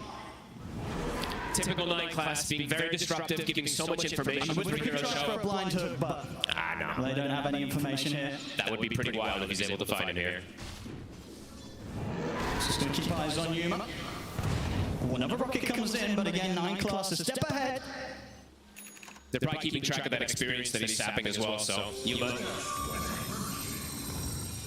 He's being annoying. He's giving info. It's giving time for these items to come in for P-Vision. I believe that Aghanim's for the Beastmaster. It's done. No one is invading with an Invis. Yuma. The push here, but the roll's going to be set up on Yuma. The kisses are coming in as well. Dream coming down the street of Yuma's able to get the range off and starts to back away. 9 class falling low here. It's Analog and Schofield looking to chase him down, but no one's able to finish off Schofield first. Analog has to back up now. 9 class able to survive. DM trying to find that angle with the Dark Ascension for the puck, but can't quite. Another, I mean, a good invasive play here coming out from P-Vision, but it only nets them the clockwork. Radiance is done. Whisper will find more money. About halfway towards the Aghanims, and as we saw just there, Satanic getting the 3-15-minute Radiance done and online. And that second Dominator is soon finished for 9 class. Schofield, maybe considering something around the mid. Needs Analog to be a little bit closer though, so they can bring in the damage required. And King Jungle's a little on the mana right now to contribute. It's funny how Schofield, even in this type of game, he's still queuing up the Aghanims. Doesn't deviate his build, even though the other games when he got it early, he was kind of crushing the game. This one's a lot slower, but he's still going for his build. Here we go, smoke time here from the supports of Heroic. Whisper ready to join. How long on the Roar? The Roar is back up. There's no nighttime though. That's what they're taking advantage of here. DMs did pop the Ascension earlier. It's been hit by a scan, so P-Vision know what's coming. Can Heroic really still stand a chance of catching them by surprise here? The rocket for Vision. It's going to give Can Whisper line up the hook. Oh, not quite, but the coil does connect before the cookie comes to there. Hook shot comes in as well, but it's deep. Backup's coming from P-Vision, then we have a lay down the crystal lane and all here. Destroyed to Carlis, but the TPs from P-Vision continue to come through. They're ready to turn. Battling strike on King Jungle. Satanic moves in to kill the CM. And they're ready to see if they can maybe catch Analog as well. He's got to jump back up to the orb, so should be fine. I love the aggression, but it's a little deep this time. They were able to get punished. Their P-Vision, their TPing in, might be able to pressure this tier 1 themselves now. Might actually get the tier 1 first now because of this move. Yeah, pretty hard to push Satanic and no one off the tower, especially with some of the ults expended by Heroic. And they had to use so much to get the snap there. The hook missed, the coil was broken. As to Carlis. And gets himself another one there. Finds Schofield alone up top. They got the burst to do it solo. Wait, he got him by himself. Look at that. Maybe a Dominator creep also assisted, but either way, able to find that grab. As yeah, we didn't see the creep. Yuma with his blink. And indeed with the blink reveal comes in and gets a kill for himself, back up to level 12 now on the Ursa. Now Yuma is having a phenomenal game. He's so close. Look at the 2 carries, right? Pretty so close. As close as it gets, really. This game progress of these two, and both of them not afraid to turn up to the action, right? You know, when you look at P-Vision's heroes, they've got good ways to kind of get Satanic on the life stealer onto the front lines, and Heroic, obviously with the Blink Dagger Ursa, Yuma, any sort of fight that happens around a tower that's going to be set up by this puck Analog with the Dream Coil, Yuma's going to want to make sure he's there. Now we'll see how the economy game goes, right? Because, as we said, Heroic playing a more honest approach toward the game. No Dominators. P-Vision, the double Dominators are up. A 2K separation at the moment, and a lot of that is the Monkey King's extra net worth, of course, over those supports at the moment. Roar, the shield rune gets off. It's giving him a fair bit of protection, and it should be easily enough to allow him to jump out of this one. So the Roar will push up the tower. 9 class is there with the backup, but Analog forces at the ready, gets himself away from the follow-up to that boundless strike. They put the nighttime, no DM, closing the gap. Yuma ready to jump in, goes to the kisses coming in, but Analog's got another orb up, jumps back onto the tier 2 tower. Satanic and 9 class going to kill off from King Jungle's over the tier 2. Yuma has to enrage, get out of the Wukong's command. Whisper not quite able to find a chance to get anyone hooked in over towards the tier 2 tower. So P-Vision back off, they don't take any casualties themselves, they're just able to get that kill against King Jungle's CM. A lot expended again there though. Roar was used, but no one's able to secure himself this amp damage. Roar gonna be back up in 30. Heroic, are they gonna look to make a move to try to punish? Now that this Dark Ascension's down and Nighttime's down. It's got to be appealing. I mean, we saw that earlier play, that it is that raw timing that's kind of everything when it comes to what Heroic can try and punish when it's down. And Whisper does have a big timing now. His Aghanims is done, so a lot stronger in the fray in terms of the aggression he can put on, but also just disrupting the healing and things from the Beastmaster, right? It does do quite a bit versus Beast. So they're feeling confident to get a bit aggressive here since those ultis are on cooldown. And we do have to mention, you talked about their analog adjusting his build. You're playing versus Night Stalker, you need a force staff either on yourself or supports. Probably one in on the puck as well too, so he did go for it. And he'll have a blink next to him too. Yeah, he's going to be very slippery on the puck. Now, we'll have the tools to indeed dance around these heroes that are trying to get in on top of him. See if we see perhaps an Orchid built up at some point. I know we used to see some of these Monkey Kings go for it, but maybe not yet. Maybe later down the lines could be something he thinks about versus that puck. Although we can see kind of during the slower paces and periods of this game, P-Vision able to make that little bit more out of the map. And a 3K, a gold lead here as the game starts to slow back down a little bit. They do just farm that bit faster with these Dominators, and yeah, having this Monkey King able to play like this, but Analog. He's feeling pretty safe. I mean, it's just going to take a lot to lock him down right and stop him from being able to slide, blink and orb away. They do need a pretty perfect combo of skills to come down on the puck. So manage him. Nighttime is hit. DM. Also at the ready very soon, the Tormentor. It's a bit different since it is with this Night Stalker, so it's on the bottom side. So unlike usual where it is up top. P-Vision is going to be setting up for that one very quickly. It doesn't look like Heroic is in any way to contest it. They'll throw a rocket to scout.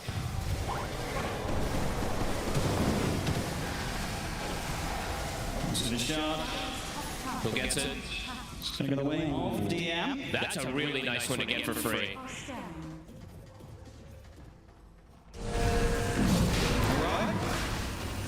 That makes something happen elsewhere, though. Into the pit.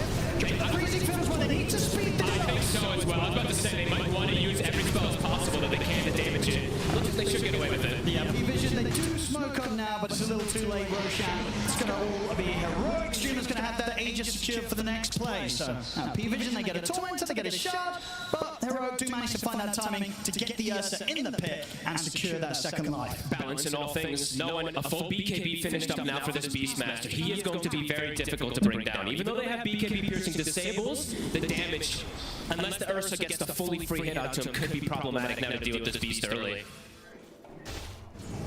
But could just be a bit of a slowdown time. Both teams might be content with sitting back, finishing up that next item. Yuma in particular, his BKB. That's going to be so important, just to be able to give him the chance to run in and not worry about having the sort of silence come into play, stopping him from getting that enrage off. And DM is the big nuisance for sure versus that puck and the Ursa. They have to be very careful in terms of this game. I'm wondering if Analog even at some point does pivot toward a BKB. Sure, not yet, but maybe one of the next items, even though we don't see it too often on the puck. Depending on how he gets tripped up from the Night Stalker, we'll have to see if he does want to adapt. Satanic, he's got his plans completely lined up. 9 class, he spotted. He's going to look shot here from the Schofield. 9 class. Unlikely to get much backup here. He's able to jump out there with a sharp boundless strike. He's actually going to survive. He's away. No one. Coming in from the high ground. Maybe see if they can get an angle in on Tamil, but it's very, very difficult. And look at the ready Yuma. He's going to be around the mid, ready to grab that bottle and hold on to this amplified damage rune for the next team fight play that they'll look for. And you'd imagine they're going to want to do something. Whisper. Look at the setup on a DM, popping the ult off onto the side of the map. He's going to be able to sneak away. Nothing they can do about that right now whilst the hook shot's still on cooldown from Schofield. So DM will get away. But there's 3 minutes of opportunity really for Yuma to try and force a play with the rest of the team. And you can see how aggressive he is. He's ready to try and find some action. With the BKB, amplified damage rune, and the Aegis, I mean, P-Vision, they've got to be prepared for this aggression that Heroic's going to be looking for.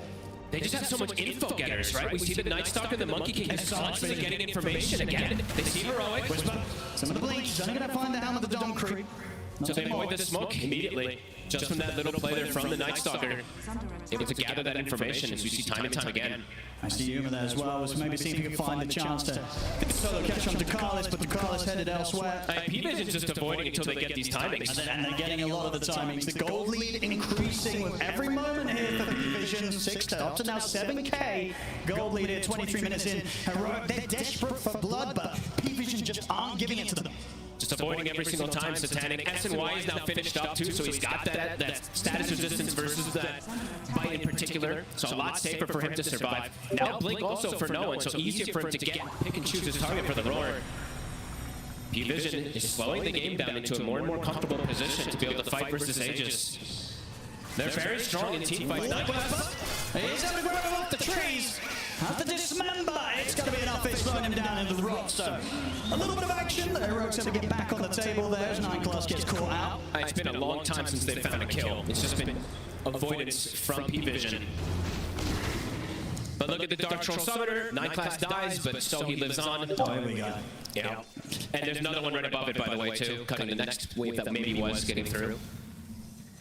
Let's see what Heroic do about this. They're trying to hunt them. I mean, what do you do, Heroic, in this situation? You know, you want to find the fighting, you want to kind of get this action going, but P-Vision are just not letting themselves sort of trip up. That's a good question. You might have to just start looking to play the economy game yourself, or just maybe go for more crazy type of plays forward, but that's a risky play. Going for such aggressive dives when you know the P-Vision's playing on this defensive footing. It's dangerous. P-Vision just getting so much DM. He's got his eyes on Schofield. No one's ready to back him up as well. So P-Vision will be able to grab themselves a kill here. Oh, use the roar. I mean, the game's kind of about that. It's slowed down. I don't think he cares. Yeah, he's ready to drop that cooldown. We'll see top lane Yuma having to back off here. Satanic starting to run him down a bit with the Radiance. Won't want to chase him down too much. Still 40 seconds left on the Aegis on Ursa. Will find himself a Dominator creep. And that's a finish already. I mean, he's pretty terrifying. Full stuff ain't going to save you anymore if he gets on top of you. And this is a Night Stalker who was in a lane versus a CM Ursa. And look what he's got. He's got Blink, Nullifier, Dominator at the 25-minute mark. It looks like he was in a lane that was pretty much free for him. That's going to be very problematic for them. Yeah, because now it's at the point where, you know, Heroic, they couldn't quite find any action. Now if they do, it's not necessarily going to be guaranteed at all that they come out on top of these skirmishes. P-Vision will be ready to turn. And this is that time. We'll wait for a second. 9 Class again. Should be able to finish him off there, a little too far away, and now, at this point, they've got the damage, so...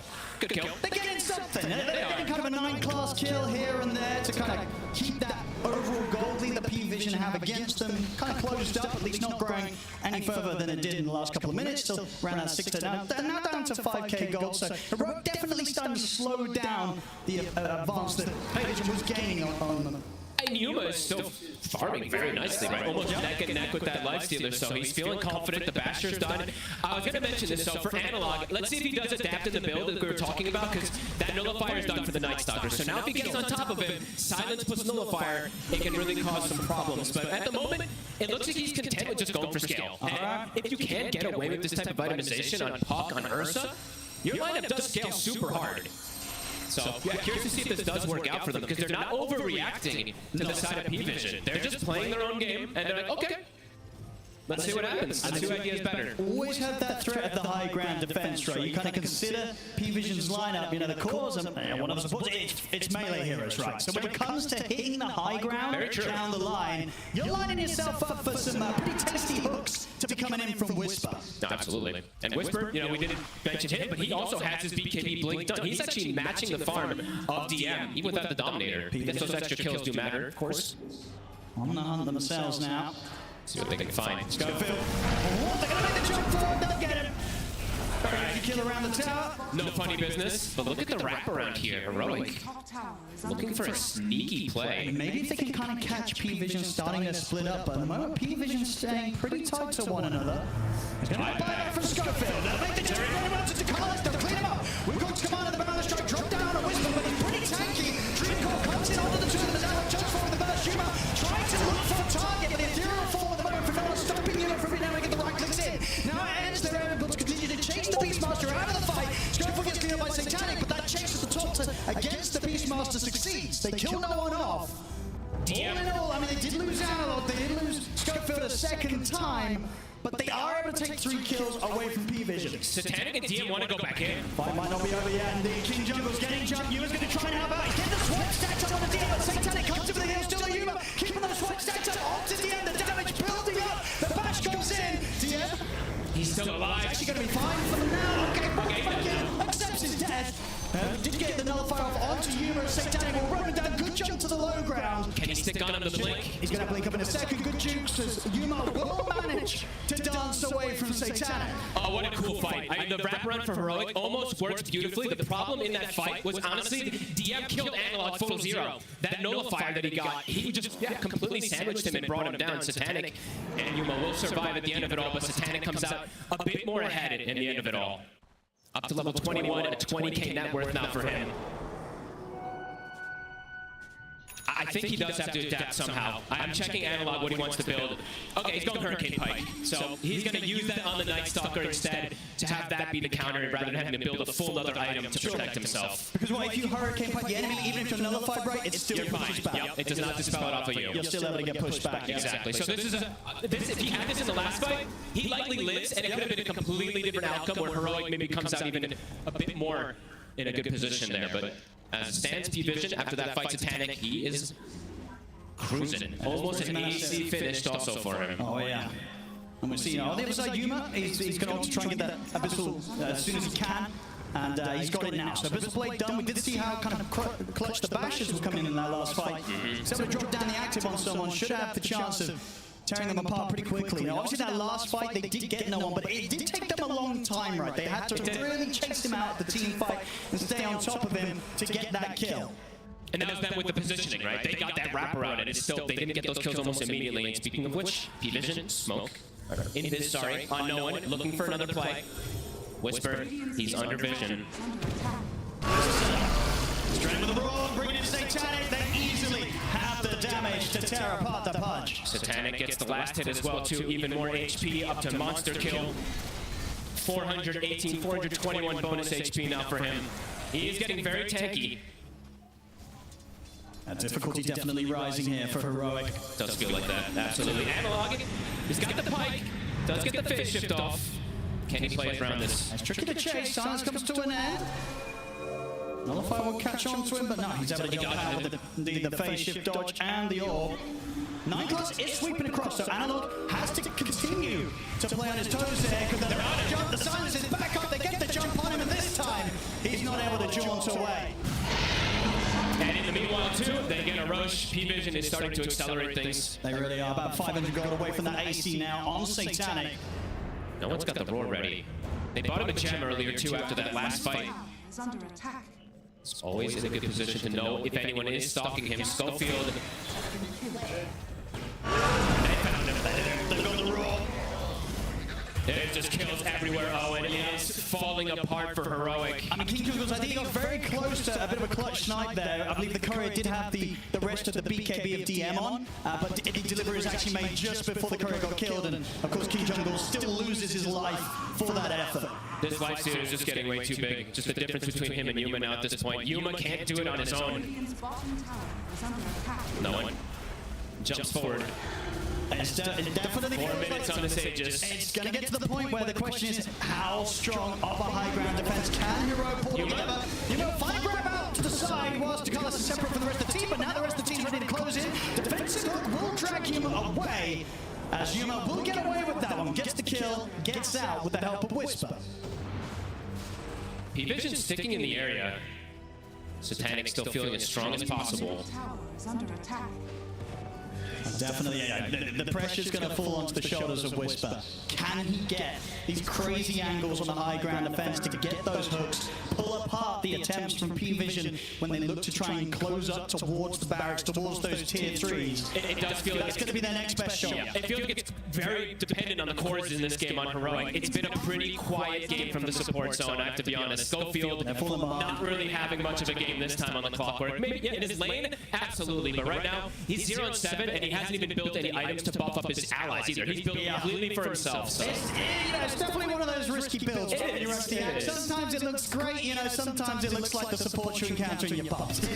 It's a risky move. It's not paying off so far, but Schofield will say, hey, this game's still young. We're only 32 minutes in. It's very true. We're going to hit the 60 minutes, and Schofield's absolutely still got a chance. If it goes 30 minutes more, to maybe come in with those plays, and he'll say, hey, you know what? The Axe Rush, it was absolutely warranted. We'll have to see if it does pay off. He can do still some really nice stuff with the Aghanims. I'm only critiquing him a little bit extra because it's Schofield, but he can scout a lot, right? And in this game, scouting has definitely been pretty crucial. So and you clear the waves, right? You can prolong the game. You absolutely can. Being spammed down. So. As I said, yeah, Schofield, he's ready to keep playing this game for another 30 minutes. Let's see if they can try and hold on that long, because P-Vision against them, they're continuing to hit these timings. They'll get themselves another shot. This time goes to where Satanic. They've got 2 minutes of Aegis, so very likely to bring the fight. Heroic, they've got to do the best to kind of limit the casualties and try and not lose too much against these next moves from P-Vision, because otherwise P-Vision, they could be moments away from shutting down the game. Absolutely. P-Vision, they're just getting a bit too much. It feels like out of the map. The map is shrinking it. All of Heroic is having to follow each other because of this annoying vision game that we've seen from P-Vision, so they can't really separate from each other because they just might hemorrhage 4 kills as we saw before. If they split up on Heroic, Heroes could die all over the place, so they have to kind of stick together like this versus the P-Vision strategy. A refresh on no one. Continues to grow. They can find the opening to get that sort of setup. The silence the roars on towards Yuma. You know, if any of these fights really where they take Yuma out, the damage, it's just not going to be there for Heroic to tackle these 3 beefy cores of P-Vision. I think the only reason this game has felt as close as it is because Yuma is having a flawless game. Absolutely. He's 6-0. If he had died even once, this game might just feel completely out of control. He's on it on pretty hard here for the team, Yuma. Another amp damage to spawn Satanic. We'll be waiting at the bottle at the ready. They're just going to pick it up. All right, they want to just pressure with it. So 1 minute left on this Aegis that he wants to use this amp damage. Yeah, he wants to get in. Get right in there. Start to bring in the mid push. What's the response going to be? Not going to be able to push them off the tier 2, that's for sure. So they'll have to let the mid fall. There's a sneaky ward that has been placed down bottom also quite some time ago that could catch Heroic off guard when getting back to their base. And at the same time, we'll see if Heroic themselves are able to get some sneaky vision outside of the base to set up for those high ground hooks from Whisper. Whisper's looking for it. Ace. Oh, he's going to try for 9+. Is he going to get him? He'll get the dismember off onto Satanic, but Satanic is perfectly fine. They have to be careful about how they go about tackling the Lifestealer, and indeed they'll be able to pull back. They do not want to put too much into trying to go on this Lifestealer, especially once he still has a few seconds left of Aegis. Will start to now come to an end. Daytime will hit. Looks like P-Vision will back up with that. Continue to play that economy game as they continue to grow and grow and grow in terms of that economy. Seeing 9 class, he's gone full greed this game, as he tends to, but Diffusal into the Scotty next, so it's going to be very, very annoying to play against for these cores, particularly the Punch and the Ursa. The fights just, they continue to feel harder and harder and harder for Heroic, and I'm wondering how and when it's going to feel that much easier. Perhaps it's when Yuma does have that MKB, but again, it does feel like it's starting to feel like him versus the world a lot in this one. So just for the little things like the ghost on no one that makes it hard for them to get jumped. He's going to try King Jungles. King Jungles at the moment kind of juking him in terms of the vision, so a lot of time this PKB being put to waste. Still will get the roar though at the end of it, allowing Satanic to close up and take down another. Hey, Owen, that's actually a really good call that you did mention there, right? Like, Yuma has to do so much, and he has no nullifier. So they can just dance around him, either with these Ghost Scepters or Force Staffs in particular. Very hard heroes to bring down, with the Monkey King as well, too. He can just boundless out of a lot of situations, too. So definitely hard for Yuma in terms of how he wants to progress into this later stage. And we'll see Refresher being queued up next time. I imagine what the plan is going to be. If Whisper can come, the jump on Yuma. Schofield comes into the hook shot in the cogs to hold them back. Schofield will fall for sure. Yuma, though, with that play from Schofield, should be able to get out. Did cost him his BKB, though. Had to use it. 85 seconds, no BKB, no one's in. Gonna have the buyback coming straight away from Schofield. Does not want to allow P-Vision to get away with that. He's got another roar. He still has it at the ready, and double BKB if he wants to have it for the side of no one. Forcing a buyback again, that's 2 from Schofield. Now the gold difference starting to look pretty crazy now. 20k a gold advantage here for P-Vision 37 minutes in. Satanic is getting close to being maxed out too. He's got to believe the Daedalus finished up, his Ag's going to get consumed too. He is massive, and there's that's the Scotty's finished up now too for 9 class. These supports, I say supports, these cores now on P-Vision are cores as well. Absolutely, I mean 9 class, he's definitely not got any problem with this thing going on. He's more than happy to get to the stage where he might just be 6-slotted as well. Heroic has to do something chaotic, and that's what they're looking for here. Smoking out, there's no Dark Ascension, there's no nighttime, so looking to perhaps take advantage of that here. But P-Vision are all so far back. Well, this could be a bit risky, stepping out on the map like this. They're not even going to find Ducalis down here, who's just farming at a Did they find very anyone? interesting spot. even if they get up here onto Satanic, it's going to be tough to take him down before backup is inbound. Oh, and Yuma also has no BKB, so 15 seconds on cooldown. And he wants to wisp. He's going to get it. Satanic. They're going to make the jump. They're going to see if they can try and burst in. The damage is stacking up. It's enough. They got him. They'll kill him off, but the Heroic comes in. P-Vision ready to punish. Yuma is going to be able to jump away from now. Refreshes pop. Whisper holding back no one, though. Will give the chance for Yuma to continue to retreat. And they're going to get away with it. They're going to try and go for more. The balance shot will stop Yuma from getting his hands onto no one. What a play from the split second. He was a split second from getting that infest off and perhaps surviving. And it's such a time, as you said, to have the foresight to go for that play, despite the fact that your own carry, his BKB was still on cooldown. That could have gone horribly wrong, but they get away with it and take away at least a 5k gold. So the lead that P-Vision did have, down to 15k. And look who just spawned. Roche is up. That's 60 seconds without the Lifestealer. If they're able to scout that, be absolutely massive for Heroic. What a heads-up play. I think that's, honestly, that might just be how they have to play for this game. They can't just like sit back. They kind of have to do these chaotic plays and find this Lifestealer. Very nice play. Up it, Heroic. P-Vision next time round, they're definitely going to make sure that the backup is ready if Satanic does get caught, even in the deeper areas of their map. Oh, and they're going to get, it looks like 2 T2s and maybe even that Roche if they do back up for it right away. They scouted it. And you've got to imagine again, when you go for that play and you carry Yuma still at the BKB and cooldown, that was probably Yuma making that call. Yeah, I mean, that's... It definitely feels like Yuma being that sort of solid rock that's bringing the team together, giving them a chance here. In what so far looks to be a very difficult game still for Heroic. They'll finish the Roche. Aegis here for Yuma. They killed it before it could shift sides too, so a good aggressive play there coming out from Heroic. A massive turnaround. Yeah, they're coming back swinging here, Heroic. Almost have completely recovered this game just off that one move, finding Satanic. A 10,000 gold swing. Level 26 now for the Ursa. He's actually going for the double Ursa shot, which I feel like most times we see the overpower lately, but an interesting little adaptation also for him. Maybe just wanted to have that extra bit of range too is going to be nice for these fights. A big step up in damage output also for Heroic. The Plasma now online for Analog. And this is the thing, right? Whilst there's been a little bit of a difference between the carries that Human has now pretty much closed against that of Satanic. Now, when you look at the other cores, it's pretty even. We have Analog pretty much in the same position as no one. And DM and Whisper, they're in a very similar situation gold-wise as well. Overall, the majority of that difference is between the supports. Exactly, so. And Yuma now, a full another item picked up. He's got the Swift Blink. They have the luxury of the 4 minutes with this Aegis. And they have this Refresher Shard on Whisper. This Refresher Shard could just change everything too, right? If he gets a double bite, full duration on the core. Yeah, absolutely. That gives more than enough time for Yuma to kill anyone that Whisper's got his hands on. And yeah, Cheese, right? Cheese for the puck. He essentially has a second life to protect versus that Nullifier combo that can come out from the Night Stalker. I mean, we're in for a treat here. They're not afraid to fight still, even though this Aegis Cheese and Refresher Shot is on Heroic's side. They're smoked up themselves.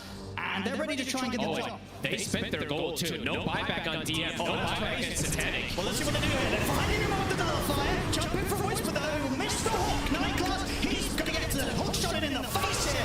By Schofield, corner to the side. That's 9 class gone. Back in the midst of the fight. Whisper will fall. Analog. He's going to try and push forward. Face shift just in time before the roll is going to be coming in from no one. And now Yuma makes the jump forward. Looks to the cars, but the force stop. To Gallus back to safety. Buyback's now coming out from both sides.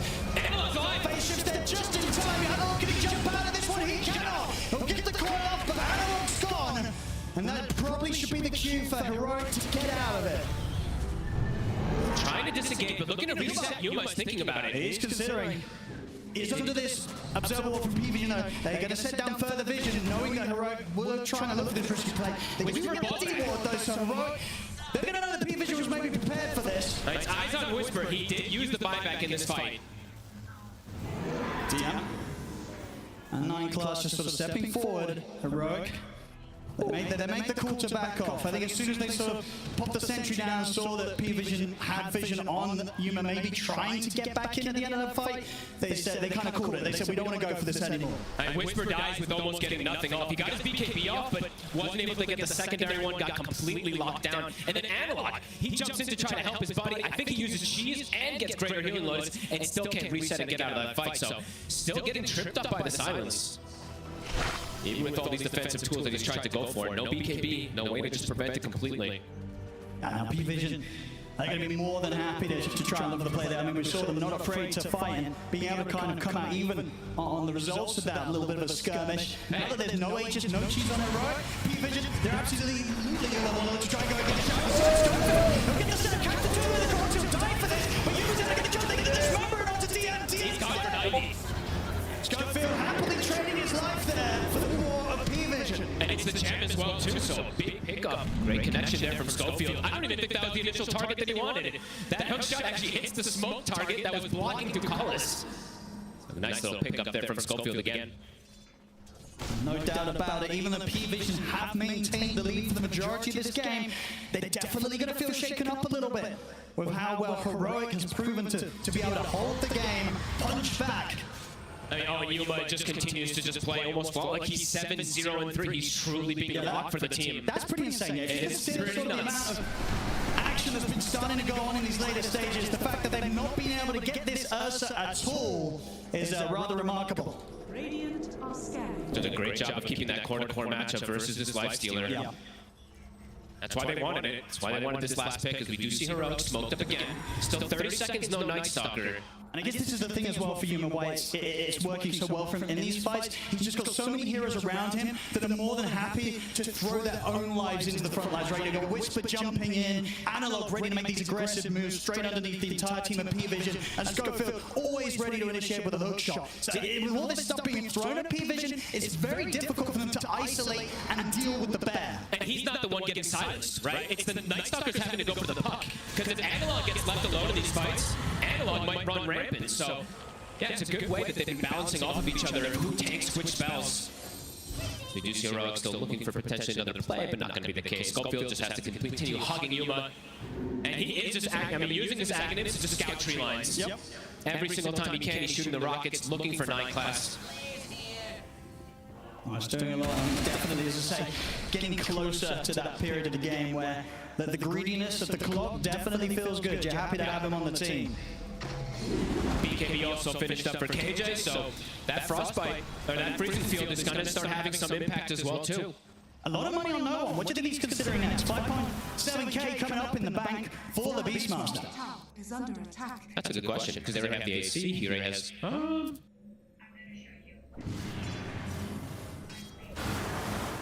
Yeah, I'm not sure, actually. Could you look for a Hex, or does a Hex not really do much? I think Hex is probably the best one. I was thinking Hex or maybe even just Lincolns to protect and block this Abyssal Blade in particular on the core, but... That's true, maybe help someone kind of for the dismember efforts, right? Yeah, because there's a couple of different single target abilities that can be very annoying this game, so he's got options. I'm not too sure, though. I think he's also debating which one is best so far. This gold lead has been kind of sitting at a similar amount for a lot of this game, but Heroic has been able to play around that beautifully. And it does feel like each time the P-Visions had the lead, they haven't really left their side of the map too much. Sure. Yeah. They're very much holding back. They're seemingly sort of waiting until they themselves have kind of like these 6-slotted, maybe, as we said, the 6-slotted supports like 9 class. You know, very close to having that BKB on top of the Diffusal and Skadi. Just having more difficulties getting the scouting than they did earlier on. They're going to go for another smoke play, looking for something here. No one still has not used his gold, but he will be able to boot to travel and buy back into the team fight. So maybe that's just the thing that he's prioritizing most. Sure. I mean, should still have a little bit of money on top of that, but indeed maybe not quite enough to pick up a full item. So really considering his options. It's probably just in case he has to buy boot to travel 2 and rejoin the fight rather than just bots 1. It could be something along those lines as we do see the fight coming toward this top left side. There we go. The Rockets will give you some information. Heroic know the P-Vision's coming for them. Whisper on the front. He'll shot off the mark. He's going to make the jump in. They're going to try and go all out onto Whisper. They on the strength of the side, holds down the wall, but there's Yuma jumping in, looking for TM's able to get out to safety though. Whisper's he's got to back up now with his teammates dead and the BKB in range coming to an end for the Ursa. He's got to run. We'll put the BKB, but the physical damage tears him apart. P-Vision coming out on top and maybe not even done yet. They've still got their eyes on Analog. He'll get the phase shift off. So if he can jump out of this one, he can't at all. P-Vision take down the 4 of them. He spent his gold on the puck. I mean, they all have. This could hurt them big time. Only Yuma alive. We'll see how much P-Vision is able to take away from them. This could just be a Rax without the other 2 cores available. Yuma's got his work cut out for him. The dream start to the fight for P-Vision. They kill the Pudge. He gets nothing off. Whisper, I believe he gets a bite off at the end, but the damage is already done there. Complete chaos coming out from Heroic and P-Vision. Just playing the fight beautifully. Look at DM even hiding Yuma around during that coil. Absolutely. It's too slippery, too fast. Can't stay on top of the Night Stalker there in that situation, Yuma. It's P-Vision. Here comes the push up to the base of Heroic. Let's see how much they can take away from them. It's at least 1 set. It's tier 3. And the barracks gone. Still a painful amount of time for Heroic where they're going to have to sit back without the presence of Whisper or Analog for the defense. They'll pop the glyph here. Yeah, so 30 seconds without the puff. They need every single one of their elements. There's no way the 3 of them are going to try and make a move without the 5-man alive, so they've got to let a second set gone. This could be 3 sets. They've got to defend soon. P-Vision with the patience and lead that they've had this game. Finally finding this huge opportunity to absolutely demolish the base of Heroic. Skyfall's going to try for himself. Yuma's going to go for it with the walls there. Look at the enrage off Yuma. Has to start backing away though. The BKB begins to fall off. P-Vision, they've got the damage done. They're taking the barracks all away from Heroic. The mega creeps are out. Heroic have done such a good job through the majority of this game to hang on, but hang on it just was, it seems, as P-Vision now mega creeps. And a huge opportunity is now Roche will also spawn. They're hitting their element. Yuma, as we said, still yet to die, but can't do it on his own. And they're trying to head out. P-Vision. It's been hit by a scan though, so P-Vision know that Heroic are going to maybe try and make this last ditch attempt outside of the base. And they just got this Dominator up on the high ground giving information as well. How do you approach this fight as Heroic? It's so hard. In particular, when it's 4v5, you don't have Schofield ready to sort of throw himself in and disrupt the action with a hook shot and a cogs. I think they might have to do that though, and I think they can't approach these fights normally. They kind of have to get the initiation. They've got eyes on DM, but instantly out with the blink. Newman's going to try and chase. Look at the missed connection. Whisper jumps in as well, but DM is going to get forced away. Coil will catch on to a refresher's bar, and Newman stays on top of DM. He's going to kill him off. Punch in trouble though. Whisper controlled here by Satanic.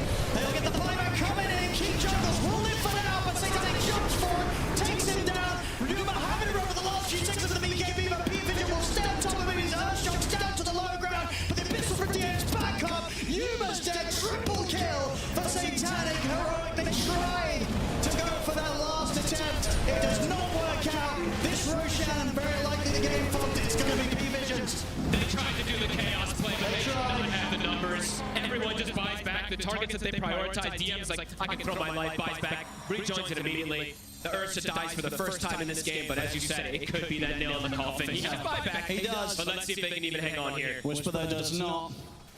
Still, yeah, 350 gold away from having the buyback on Pudge, so we'll just be with the 4 of them and trying to hold against P-Vision now. Seems pretty impossible as they're onto the tier 4s.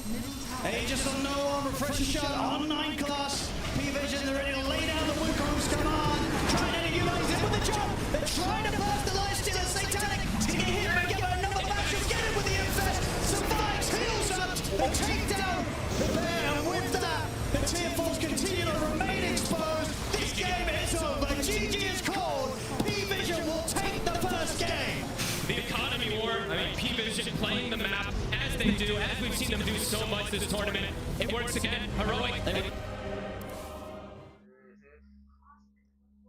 how I do it. See? 1 PB versus Extreme Gaming. Falcons. Okay, let's see. See and wait. Wait and see. Are they coming now? Cost. Yeah, beautiful execution of a strategy coming out from P-Vision in this game number 1. We were wondering, whether there's going to be some nerves kicking in. They're playing in front of the crowd, the 3 new players at TI stage, but didn't really feel like it. It feels like this is their home, and they're playing it extremely well. You did mention the 3 cores. I love the synergy between them. I like how both supports are kind of allowing them to play their own type of a game. We saw so many early rotations. Beastmaster deeping in, making sure that they're going to be killing Whisper. And also, this Beastmaster, like, usually we don't see it from the mid lane. lane nowadays anymore. It is still a good flex, but they realize that they can pick this Lifestealer as well and combine it with the Night Stalker overall last pick, and now you have overall the better vision in the game. Monkey King, Night Stalker as well, it's very difficult to fight into these heroes. Yeah, well, we want to focus on those rotations, right? Because we're talking about how good no one was rotating to help that safe lane of the duo with Satanic there on the Lifestealer. But something that's more important that we're not really seeing too often is actually carries themselves rotating through the portal, right? We saw Yuma do that one quite early, Jenkins. Yep. Yeah, I mean, at this point, I feel like this is the Yuma rotation. He does it in almost every game, where he comes through the portal sometime after 5 minutes, and he gets a very important kill here because Whisper was struggling against Lifestealer. They pick Ursa to counter the Lifestealer, and it almost worked. Like, he didn't die until like very late into the game, where they had to literally throw like 3 heroes' deaths into buybacks in order to kite out all of Yuma's abilities in BKB, and then they finally killed him, like at the very end of the game. But I also felt like P-Vision did a good job exposing the weakness of Pudge as a core, right? Because the hero doesn't push out lanes quickly, and because he had a bad start, it's really difficult for him to recover. And you see, like throughout I'm sure there are more clips later, they couldn't really push the wave out, and they're constantly getting ganked by the Monkey King because he's giving vision. So I think Astini said, he wanted to give them their best strat, but he had a way to deal with it. He knew that Pudge is not strong because he can't really push waves, and it's really important that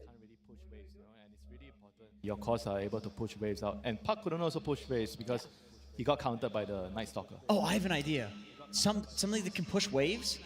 Pudge Helm Dom. So you can block your own hook.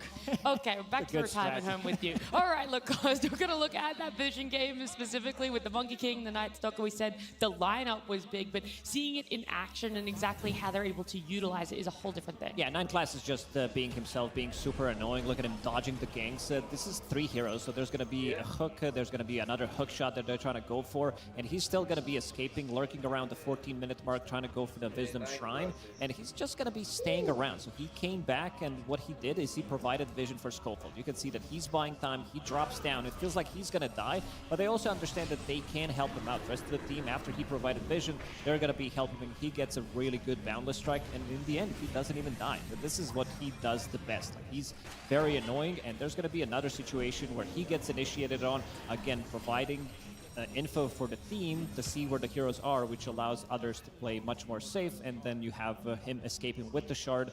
Plus, also, we got to point out the Night Stalker. Like, he's really, really good. He's going for the Nullifier as well. Didn't have it in this fight, but it also completely ruins what he wants to do with Ursa. It's good against Pavis on Crystal Maiden, good against this 4-staff / Hurricane Pike on Puck.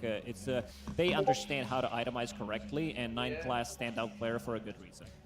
It is a really big deal against, especially like Heroic in an Ursa lineup, to waste time like that, to waste these smokes of deceits, because you end up in these games where like you have a timing, you like Ursa BKB, something like that, and you just legitimately don't have any smokes because you've spent so many of them, like smokes being broken, or a Monkey King, jumps in, makes some, like, waste some time in the early game. Like, these things really matter in a game like this, especially when you're the team that is trying to create chaos. And this kind of happened during the game when they traded Tormentor for the first Roshan. So the Ursa got the first Roshan, but he couldn't really push the map, for advantages because they were constantly chasing around the monkey. He was pressuring them. The map was pushed out. They just basically couldn't really do anything with the first Aegis. They just blocked. They just blocked every play from Heroic. They couldn't progress on the map, and I felt like that was a huge problem in the game for Heroic. Yeah, and I think they also understood the fact that, okay, Roche, that's going to be an objective early that Heroic are going to be really strong at, right? You kind of want to give it away, but things and objectives that aren't as easy to give away, look, cost is these Wisdom Shrines, right? You want to be able to take them away from your opponent as often as possible, and we normally see early fights around it, but in this one, we saw that later 27, 28-minute fight around it. Yeah, they understand that they want to take it away, and this is the fight where Night Stalker does have Nullifier available, so it's going to be very difficult for Ursa to play the game. You remove his overpower, which means that he's not going to be having enough damage, and he's going to be running in, providing vision one more time. We've seen so many Infest bombs in this game because you have both Beastmaster and Night Stalker ready to jump in with the Infest, so in the end, they're going to be stealing the Wisdom Shrine, and Night Stalker, in this one, it turns into daytime. His ulti just ended, but he's still going to be using Nullifier before he dies, making sure that the Ursa is not going to be able to do much, but Yuma, man, I gotta say, he had a perfect game. It doesn't get better than this. We said that he's playing the tournament of his life so far. Dying first time 50 minutes into the game. He was very slippery, even though he played into a really difficult matchup. You're playing into Beastmaster, you're playing into Night Stalker. These are not the matchup that he likes to play into.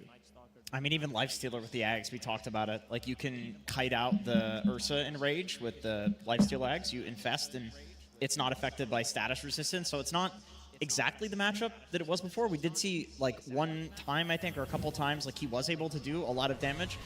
Right here, for example, like, finally you get this, you know, BKB piercing disable from Whisper. Obviously, Pudge does not do enough damage to kill a Lifestealer, but Ursa's like, okay, don't mind if I do.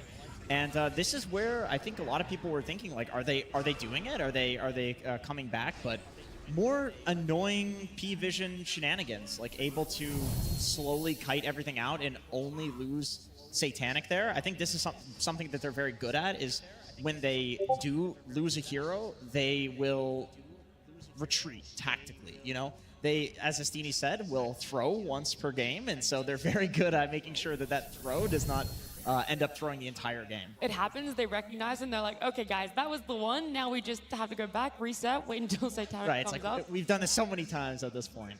Yeah, something else for this game that interested me was the buybacks. Normally people are holding it, right? When we get past that 35, closer to the 40-minute aspect of the game, everyone's very hesitant or reserved Winter to just immediately buy back. They kind of want to hold it and they wait until that high ground is being pressured. But for P-Vision, it's like, yeah, the Ursa killed 4 of us, let's all just buy back, kill him, and end the game.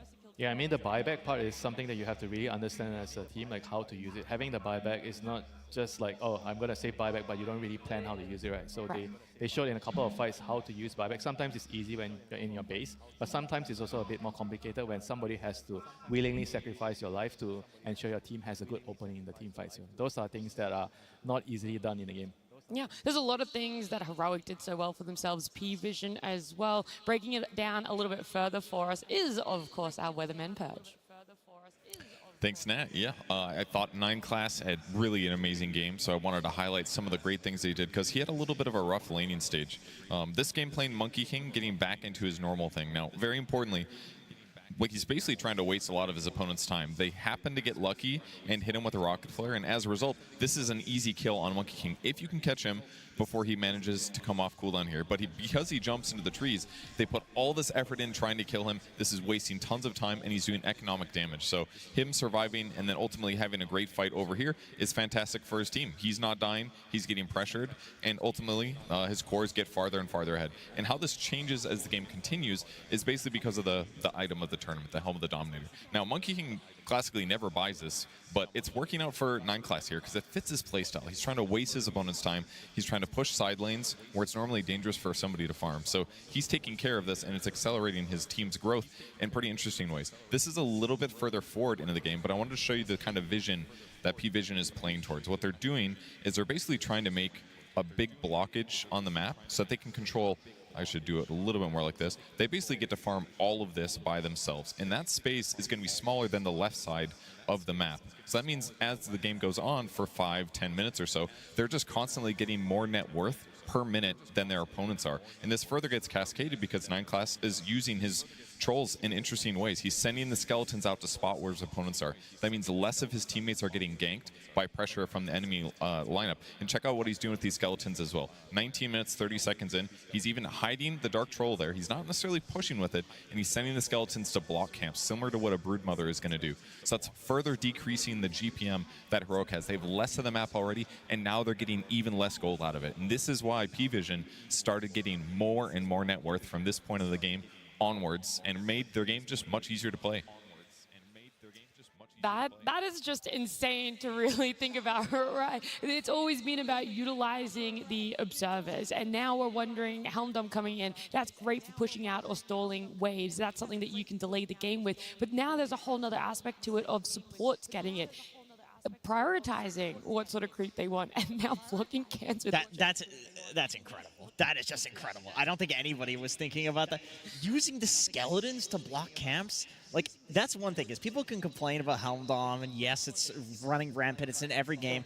This is a high skill item. Like, to use at this level, there's so much that you can do with it. Yeah, normally you would only be able to do this if you're Naga. You got playing support Naga, you send illusions in, block camps. Nature's Prophet as a position 4/5. He can also go and block multiple camps at the same time. But this also allows you to not get enough farm, because you talked about the lane pushing. Now you don't have your own camps. Crystal Maiden, Clockwork Pudge, these type of heroes, they want to be playing very active. They want to be on the other side of the map, and these are not the fastest farmers in the game. So P-Vision did a very good job choking them out of the map and not allowing them to get that farm. Yeah, avoiding fights, making sure there was no map for them. It feels like a lot of things are going right for P-Vision, but Heroic, one thing that I do know is on their side is a lot of the fans in the arena, and I believe Tsunami and Arvo are down there trying to check in and see how the fans are doing. I mean, as far as I'm concerned, I have sided with the winning team so far because. Tsunami? What do you want, Avo? Look, I know you've already picked a side, but I think I have the larger side. I'm literally surrounded, by Heroic fans. Can I actually just show, 1 second, please? Please, can you please show to the crowd how much of a fan you are? This is what we are going to say when Astini loses the second game. If I cry, and then I say. But South Americans, if there's something they know how to do, we know how to roar, South America! Let's go! Avo, what now? What is going on here? South America makes it to top 8. You just reappear. And yet I also find that P-Vision very excited here. They see the Oracle. Tell me the story behind this. Astini can do all the predictions. He do the best picks. Wait for us, Cafurtado.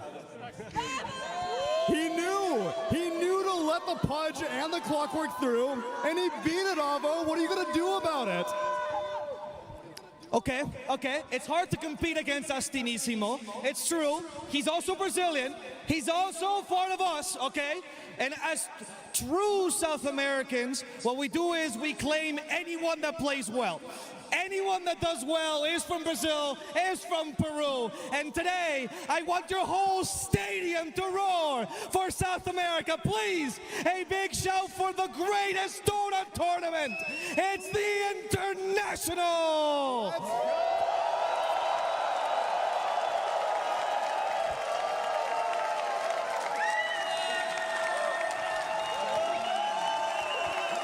It's an appeal to the crowd, but one that will always be very, very encouraged. Thank you very much, all of South American Dota. No matter what, no one's going home yet. We could see it reunite again in grand finals, but for right now, we're going to go back to the panel as we prepare for game number 2. Thank you both so much, Tsunami, Arvo, getting everyone on their feet, getting some more cheers out there. I know everyone is just cheering for some good Dota, and that's what felt like it really happened in that game number 1. Very good back and forth, whether you want to look at it on the deepest levels, Jenkins, or if you just want to look at it at a surface level and be like, yeah, Pudge under tower hook, I like that.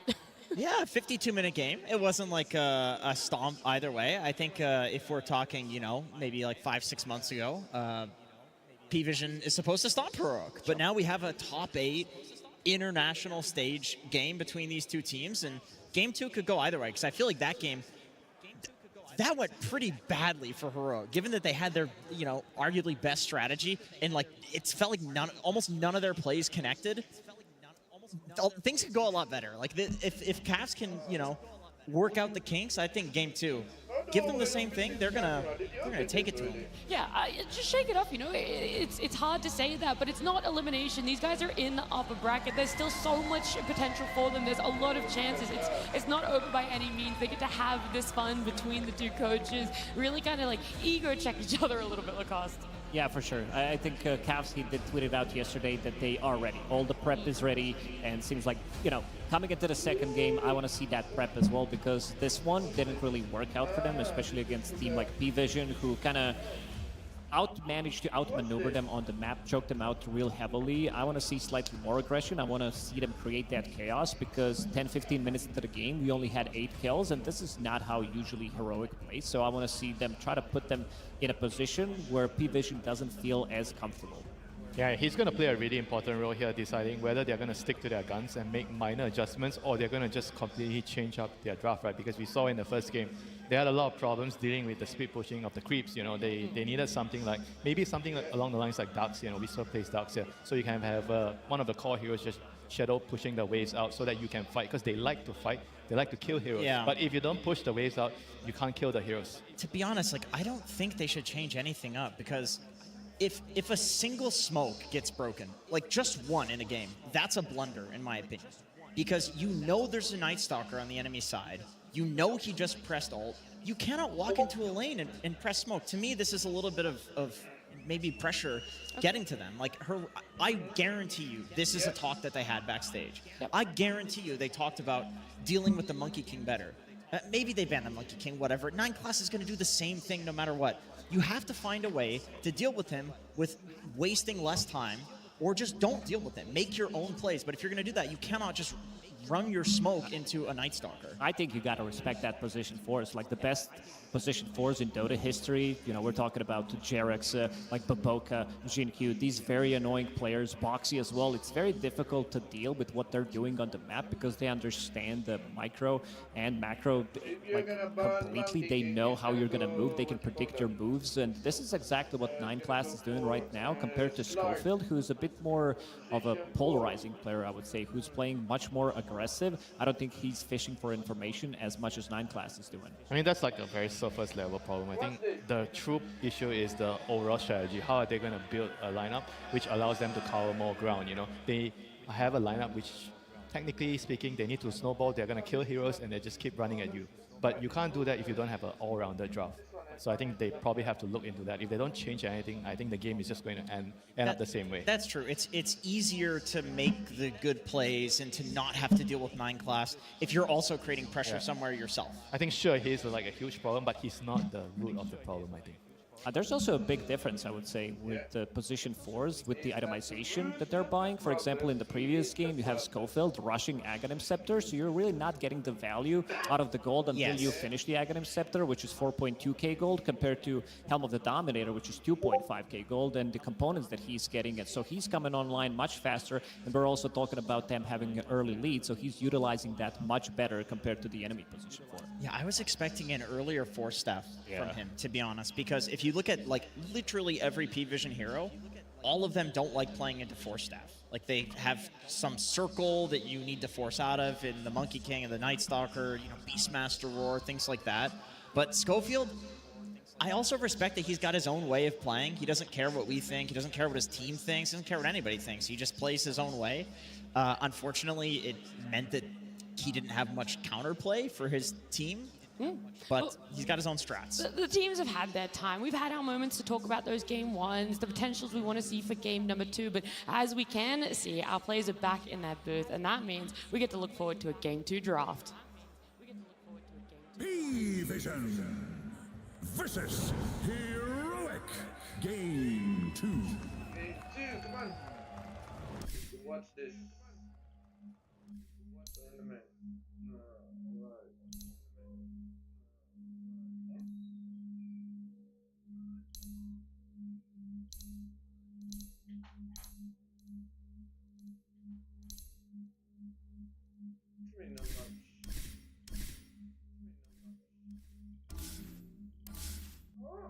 Oh no, not again. Oh mate, what's going on?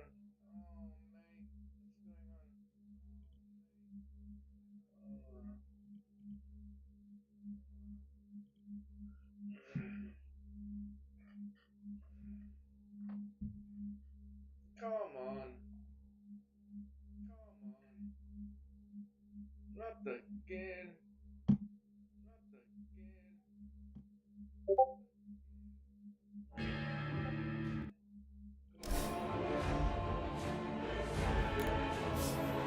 There you go.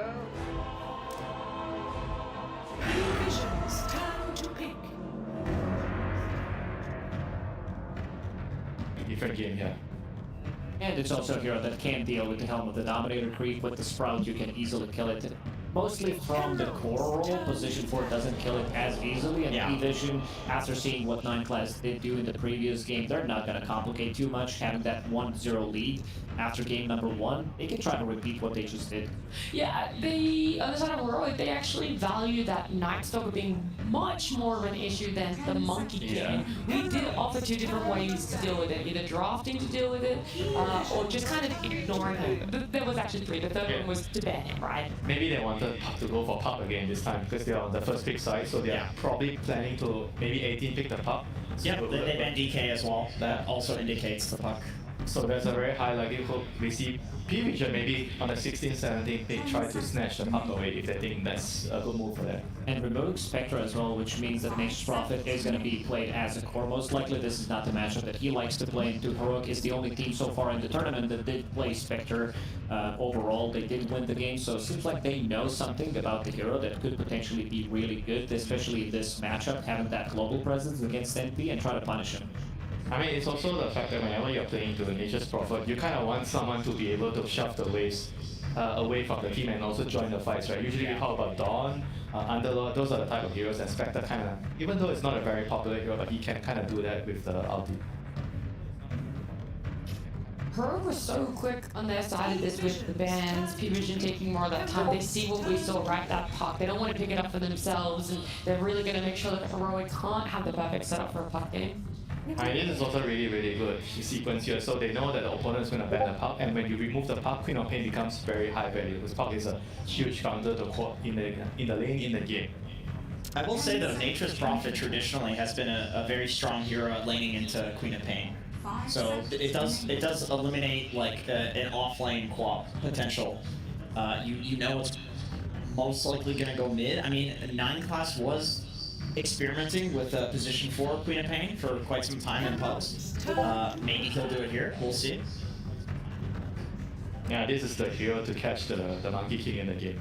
You sleep him, you grip him, as long as you have some high ground ward, you see him. This is one of the best setups for killing a Monkey King.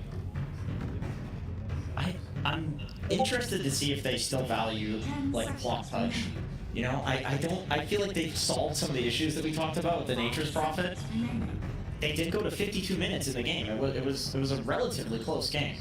Yeah, I would maybe lean towards melee position 4, maybe Marcy, keep that potential flex from the off lane, maybe even Tusk. They have ability to save people, because right now you do have Bane with the Nightmare save, that's going to be good. And these heroes that I just mentioned even get more value after seeing the Shadow Fiend pick. Even Clockwork that you mentioned comes into a play for sure. Oh man, what a combo Bane Shadow Fiend is too. You can Nightmare sleepwalk somebody into the SF Requiem, and that is going to one-shot pretty much any hero.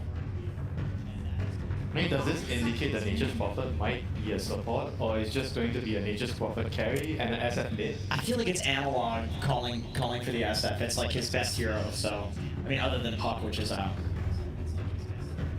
Yeah, he's played it twice already in this tournament, so it kind of does make sense that it's leaning that way. I do think maybe just trying not to flex too much could also be a strength for Heroic. I mean, but at the same time, I feel like if P-Vision chooses to go for like some Husk, Spirit Breaker here, those are heroes that are really good at punishing mid SF, right? So if you get like 1 or 2 kills on him in the laning phase, you could completely ruin his game as the SF mid. I mean, ET is kind of nice against Bane in a team fights. You can cancel the grip from far range. Amps up the quap damage. It's also a great hero securing lane for Satanic, no matter what. Like an ET is gonna do well. Yeah, not to mention the runes though. I think the rune fights are going to be extremely important in this game. If the SF is going in, you want to win the rune fight, so you need suitable supports that are very strong at using their body or their stuns to secure the rune. And I like this. They just picked Phoenix on 17.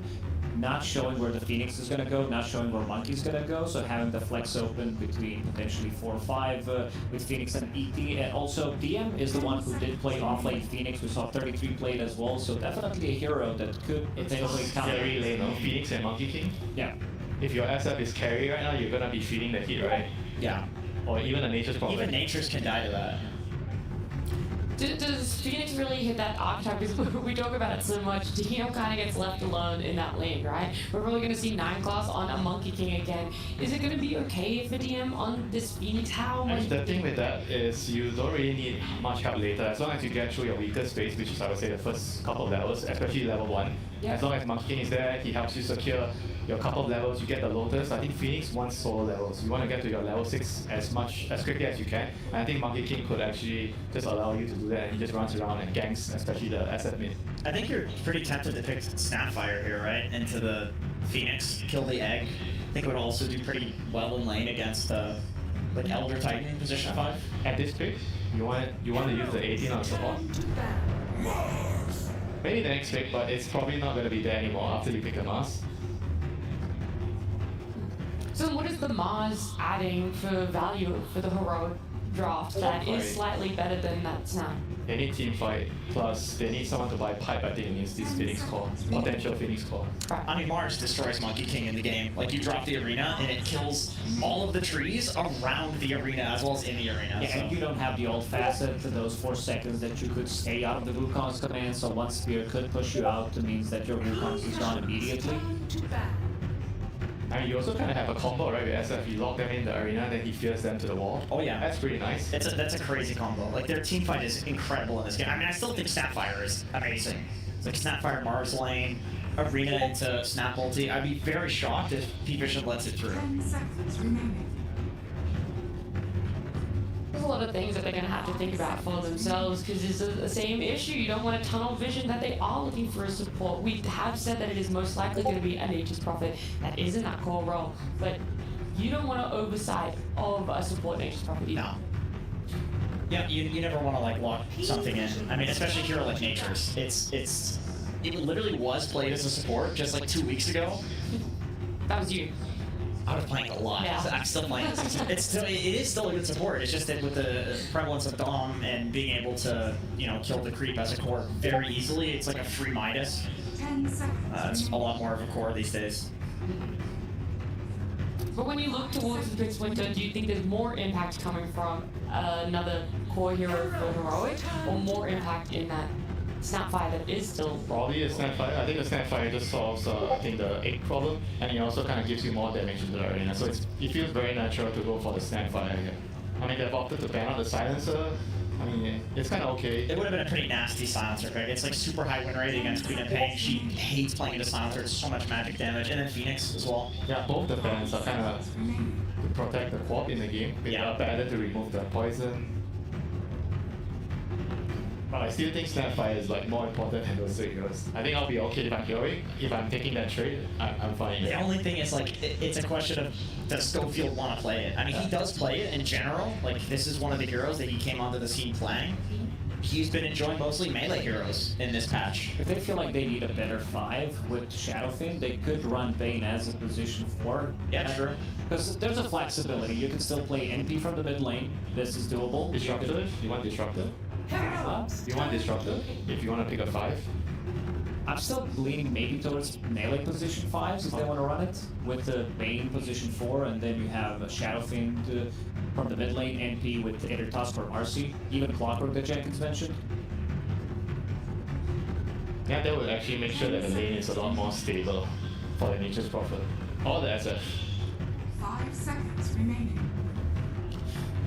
Well, with not a lot of time left, Cereblade needs the last ban for themselves. It feels like they still haven't solved exactly what they want last pick. We were kind of shaking his head. Is there still faith in you, Jenkins? I mean, I still think Snap is just, it's the most obvious. And they go for Ursa. So, okay, we will see Nature's Prophet support position. I think. It's very hard to predict when it's... So what's the idea here? So he can actually mirror the Monkey King moving around the map? And you kill the egg. Like, we were talking about Snapfire to kill the egg. Ursa is one of the best cores. The best core in the game at killing egg. Well, 2 wins on hard sport on a position 5 Nature's Prophet so far this tournament. I mean, this is King Jungle's best hero. So I think it's a matter of, like Yuma said, I played an amazing Ursa last game. We lost at 52 minutes, but he had no deaths for pretty much the entire game. He's feeling strong on it. It's a really good Ursa game. You have faith in him, like you haven't lost that at all. Yeah, 100%. He's calling for it. I think they've solved a lot of the issues that were in the previous draft. You know, I want to meme about the pudge. I don't think that was the issue. I think what Winter said definitely was, like, not being able to push out the lanes. This is going to give them a lot of tempo, a lot of explosive damage that's going to be coming out. You have ET that's going to amplify your damage from Queen of Pain, from your Phoenix core, which is going to be dealing the same amount of magical damage, and then you have Templar Assassin with the ET aura on top of that. So the heroes are going to be dying very quickly. And the laning setup is also very, very strong for P Vision here with the TA, ET, and the Phoenix Monkey King. I could see them kind of getting a good advantage out of their side lanes, and then you have a Quap to run around and snowball the lead even further. You know? So this game could either be really, really quick win for P Vision, or Heroic is going to be able to drag the game long enough for their heroes to be able to fight back. Yeah, I agree. I think P Vision's got a really good mid-game timing, for sure. But if it does go late game, if Heroic can get there, like SF with Mars Arena and Ursa damage, like they have a lot of scaling in many different ways. The question isn't also just can they get that. Do you believe that they can get that, Jenkins? They did last game, and I think if they do the exact same thing, it's way easier for them to execute this game. And they also have Nature's Prophet this time around who can scale from position 4 compared to Clockwork. It will, 5 in this one, but it will allow them to scale. You can still get the items, you can push out the waves. This is the problem that they have in game number 1. Shadow Fiend, he shots the wave, Mars as well with the 2 abilities, Ursa kills it quickly. So I don't think they're going to be having the same issue, and I also do think that they addressed Monkey King from position 4. Not sure if that's going to be enough. I think P-Vision's draft checks all the boxes with the explosive damage, rotating potential, all the objectives on the map, and being able to fight when Heroic wants to fight as well. Because what you said to that, like Monkey King was kind of, trying to target it as a bit of a band-aid patch. Is there more? Let's not keep bleeping. Huh? Is that someone shouting or?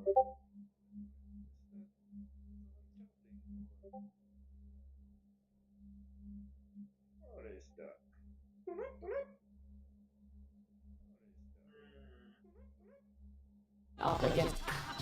I do know that Heroic, they're going to need a little bit of backing here, Jenkins. From the crowd, you mean? Yeah, or you.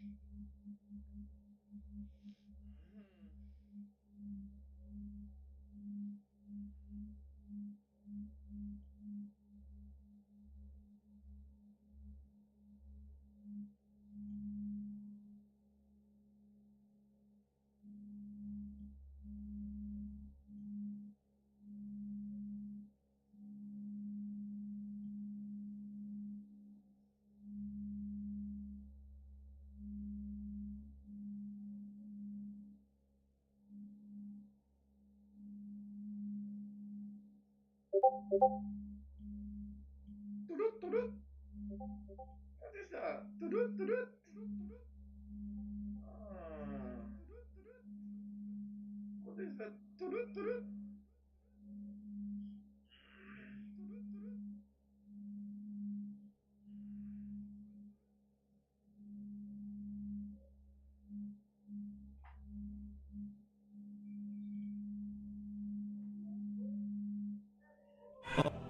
Of course. All right, let's bring it to the game and see if they can make it then. Thank you very much. Thank you. There we go, ladies and gentlemen. Time to get this game 2 action underway between P-Vision and Heroic. Fogged, we made the approach this time around changes, but of course Heroic, they do still end the draft with that Ursa once again. He played a hell of a game in that last game, right? So I can see why he probably asked for it again. But adaptations made on both sides. We do see a ton of team fight this game, Owen, on both sides. It's actually insane how much it's been round up with an ET being brought into the mix. My favorite hero, of course, I have to say that. But yeah, lots of different things that we can talk about here as Analog getting to play his extremely, if not his most comfort hero. Of course, his Puck is one of them, but he loves to play this Shadow Fiend. So looking forward to see what he can do on this, because I felt like in that last game, he just had such a hard time with the Puck. They just had so many answers for him. Yes, he was pulling attention away from the Ursa, tanking the Night Stalker silence a lot, but this one, maybe he can have a bit of a better time in terms of just standing his ground. And do you like that overall from Heroic going for this approach where they do keep that, the Nature's Prophet back in the support position and get something else secured for the cause in a game like this? Yeah, I think it's kind of cool because KJ's favorite hero. He's played it so many times in pubs and also in these officials, and I think it does give you an extra tool in terms of playing the economy map game. P-Vision has shown how many games they love the economy map game. Having a hero like Nature's Prophet, even as support, it can do a lot. Either scouting with the Sprouts, sending treants eventually once he starts getting the points in it. So I'm looking forward to see what he's going to be able to do, if anything in particular. And let's see how Yuma's game in particular also goes, since he did have a great performance in that last one, but it does feel like there's a lot more things to trip him up this game. Oh, well, yeah, well, you would consider Fire Spirits as a tougher challenge for the bear. Yeah, besides the Night Stalker. The Night Stalker was very difficult for him in that last game, but the attention from the Night Stalker was on the Puck. This one, I think more attention is going to be put on this Ursa, in terms of just naturally inside of the fights. The stomps, the Shadow Strikes from the Queen of Pain, Trap Silence from a Templar Assassin, let's say, mid-game. So we'll see how that adjustment comes out. And speaking of the Shadow Striking in the mid lane, right now, no one having a pretty great time in the mid lane. 13-8. A lot of denies at bottom lane. First blood's going to be found here by the two of them, DM and 9 class.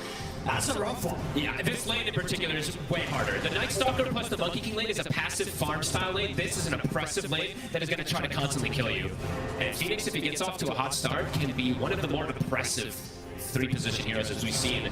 I mean, that's the thing, right? Because in this lane, as long as DM has dive up, he's never going to die. He's against his Nature's Prophet and Ursa duo, right? No, unless there's a third hero, right, that rotates in. But I don't think Schofield can really leave too much. He has to stay top, since he wants to make sure that he can give his Mars something, because that's a hard lane for the Mars playing versus the ET.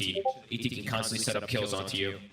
And we saw last game, obviously, you were very much a fan of them finding a way to get the Lifestealer in as the carry pick this time round, getting that TA here for Satanic, another one of his, his strongest heroes in the carry position. They're going to be feeling pretty good about getting that through this game, right? For sure, it gives them so much hybrid damage. Now they have so much physical, they also have a ton of magical, and then ET, which just loves to have this type of hero that thrives off that extra minus armor, too. That we look strong. For most teams, I mean, not everybody picking the TA, but again, it gives you, map control. Another kill here for the two of them. Yuma, the Urn charges, giving up kills is dangerous here. It's going to get just tougher and tougher for Yuma really to survive through this laning stage. I mean, they're going to have to bring out a lot of regen. How do they sort of keep him in a position to farm down it? He might just die, honestly. It's very likely he might just die almost immediately. DM, if he lands even an Urn on him, might speed the kill. Armor spray. Let's have to dodge it there with the Earth shot. But yeah, this is not a fun spot to be in if you're the Ursa. He's going to have to spend a lot of money on regen, so he even buys his own salve. They've got an early bracer that he goes to try to withstand some of that pressure. But yeah, it feels like this is going to be very sad for Yuma in terms of this laning phase. Gets his salve canceled immediately from the Urn to it. Instant Fire Spirits. DM ready to just push the hero to the limits and gets him with the dive as well. Boundless is there. Yuma should be alright this time. Can they turn it? So if they can get the swipe stacked up on a 9-class Sprout to block him off, Yuma's got to be careful. The Spirit connects, and that's going to allow 9-class to just trade back with him and survive. He gets away. Another one. Oh, this bottom lane, it's painful to watch, but this is getting nasty. This can actually be the big problem with picking something like NP5, the greediness in the lane, but it's mostly just this Phoenix, how oppressive the hero can be. Ursa walks up, eats multiple Fire Spirits, they have another Urn charge immediately, so they can look to continue this pressure. I mean, as you said as well, that it's just difficult really for Schofield to leave sort of the top to he might have to, honestly. Like, this is disastrous. He's tried for this play to see if he could kind of catch 9-class backing up, but now he's going to die for it, so it's just going to be another kill for DM, now dominating. 5 minutes in, 4 kills here on the Phoenix. This is really problematic. You have to do something to fix this. DM is going to have the earliest Spirit Vessel of ever, maybe. Definitely the tournament, but he's pretty close to having it already. About 700 off, and he's buying small items in between. It's a really good Vessel game, too, whenever you're playing versus something. Here's Schofield heading down to at least provide some sort of extra presence for Yuma. You have to. What they can do, they get the Nightmare drag back, but he has got the dive up DM. And 9 classes here ready to help out, so DM should be able to step away. They'll throw down a blood grenade, but TPs are coming in heroic. They're not getting a kill out of this. They have to back off. No one will cancel the TP, but they do get the rune as well, so Ducalis was able to take that one away from Analog. All 3 lanes And look going at this mid beautifully lane. for I mean, Vision. 20 denies here from no one against Analog's SF. That's pretty crazy, because out of all the heroes, you don't normally expect you to be able to get that many denies against an SF. An unbelievable start for the side of P-Vision. Yeah, this is getting crazy. Schofield, as you said, he's looking to make some adaptations, looking to adjust somehow, but even with the 3 heroes down here, Owen, this is not an easy way to push DM out of the lane. Look at this as well, with 6.5 minutes in, Satanic, he has double the CS of Yuma's Ursa. Oh, in this game, it's rough at the start here, and we'll see how Heroic can look to adapt things. Even when the problem is, too, is their mid laner is having such a hard time. Yep. Usually what happens is, okay, our mid can try to tempo control and adapt and make things look better for us, but he's getting also having big problems in that mid lane, a catapult wave even. And I don't think Scofield's going to get away with this, unless he can you make some sort of play with the Nightmare to You can secure sleep this. some out of it and show the way. Let's see if he can.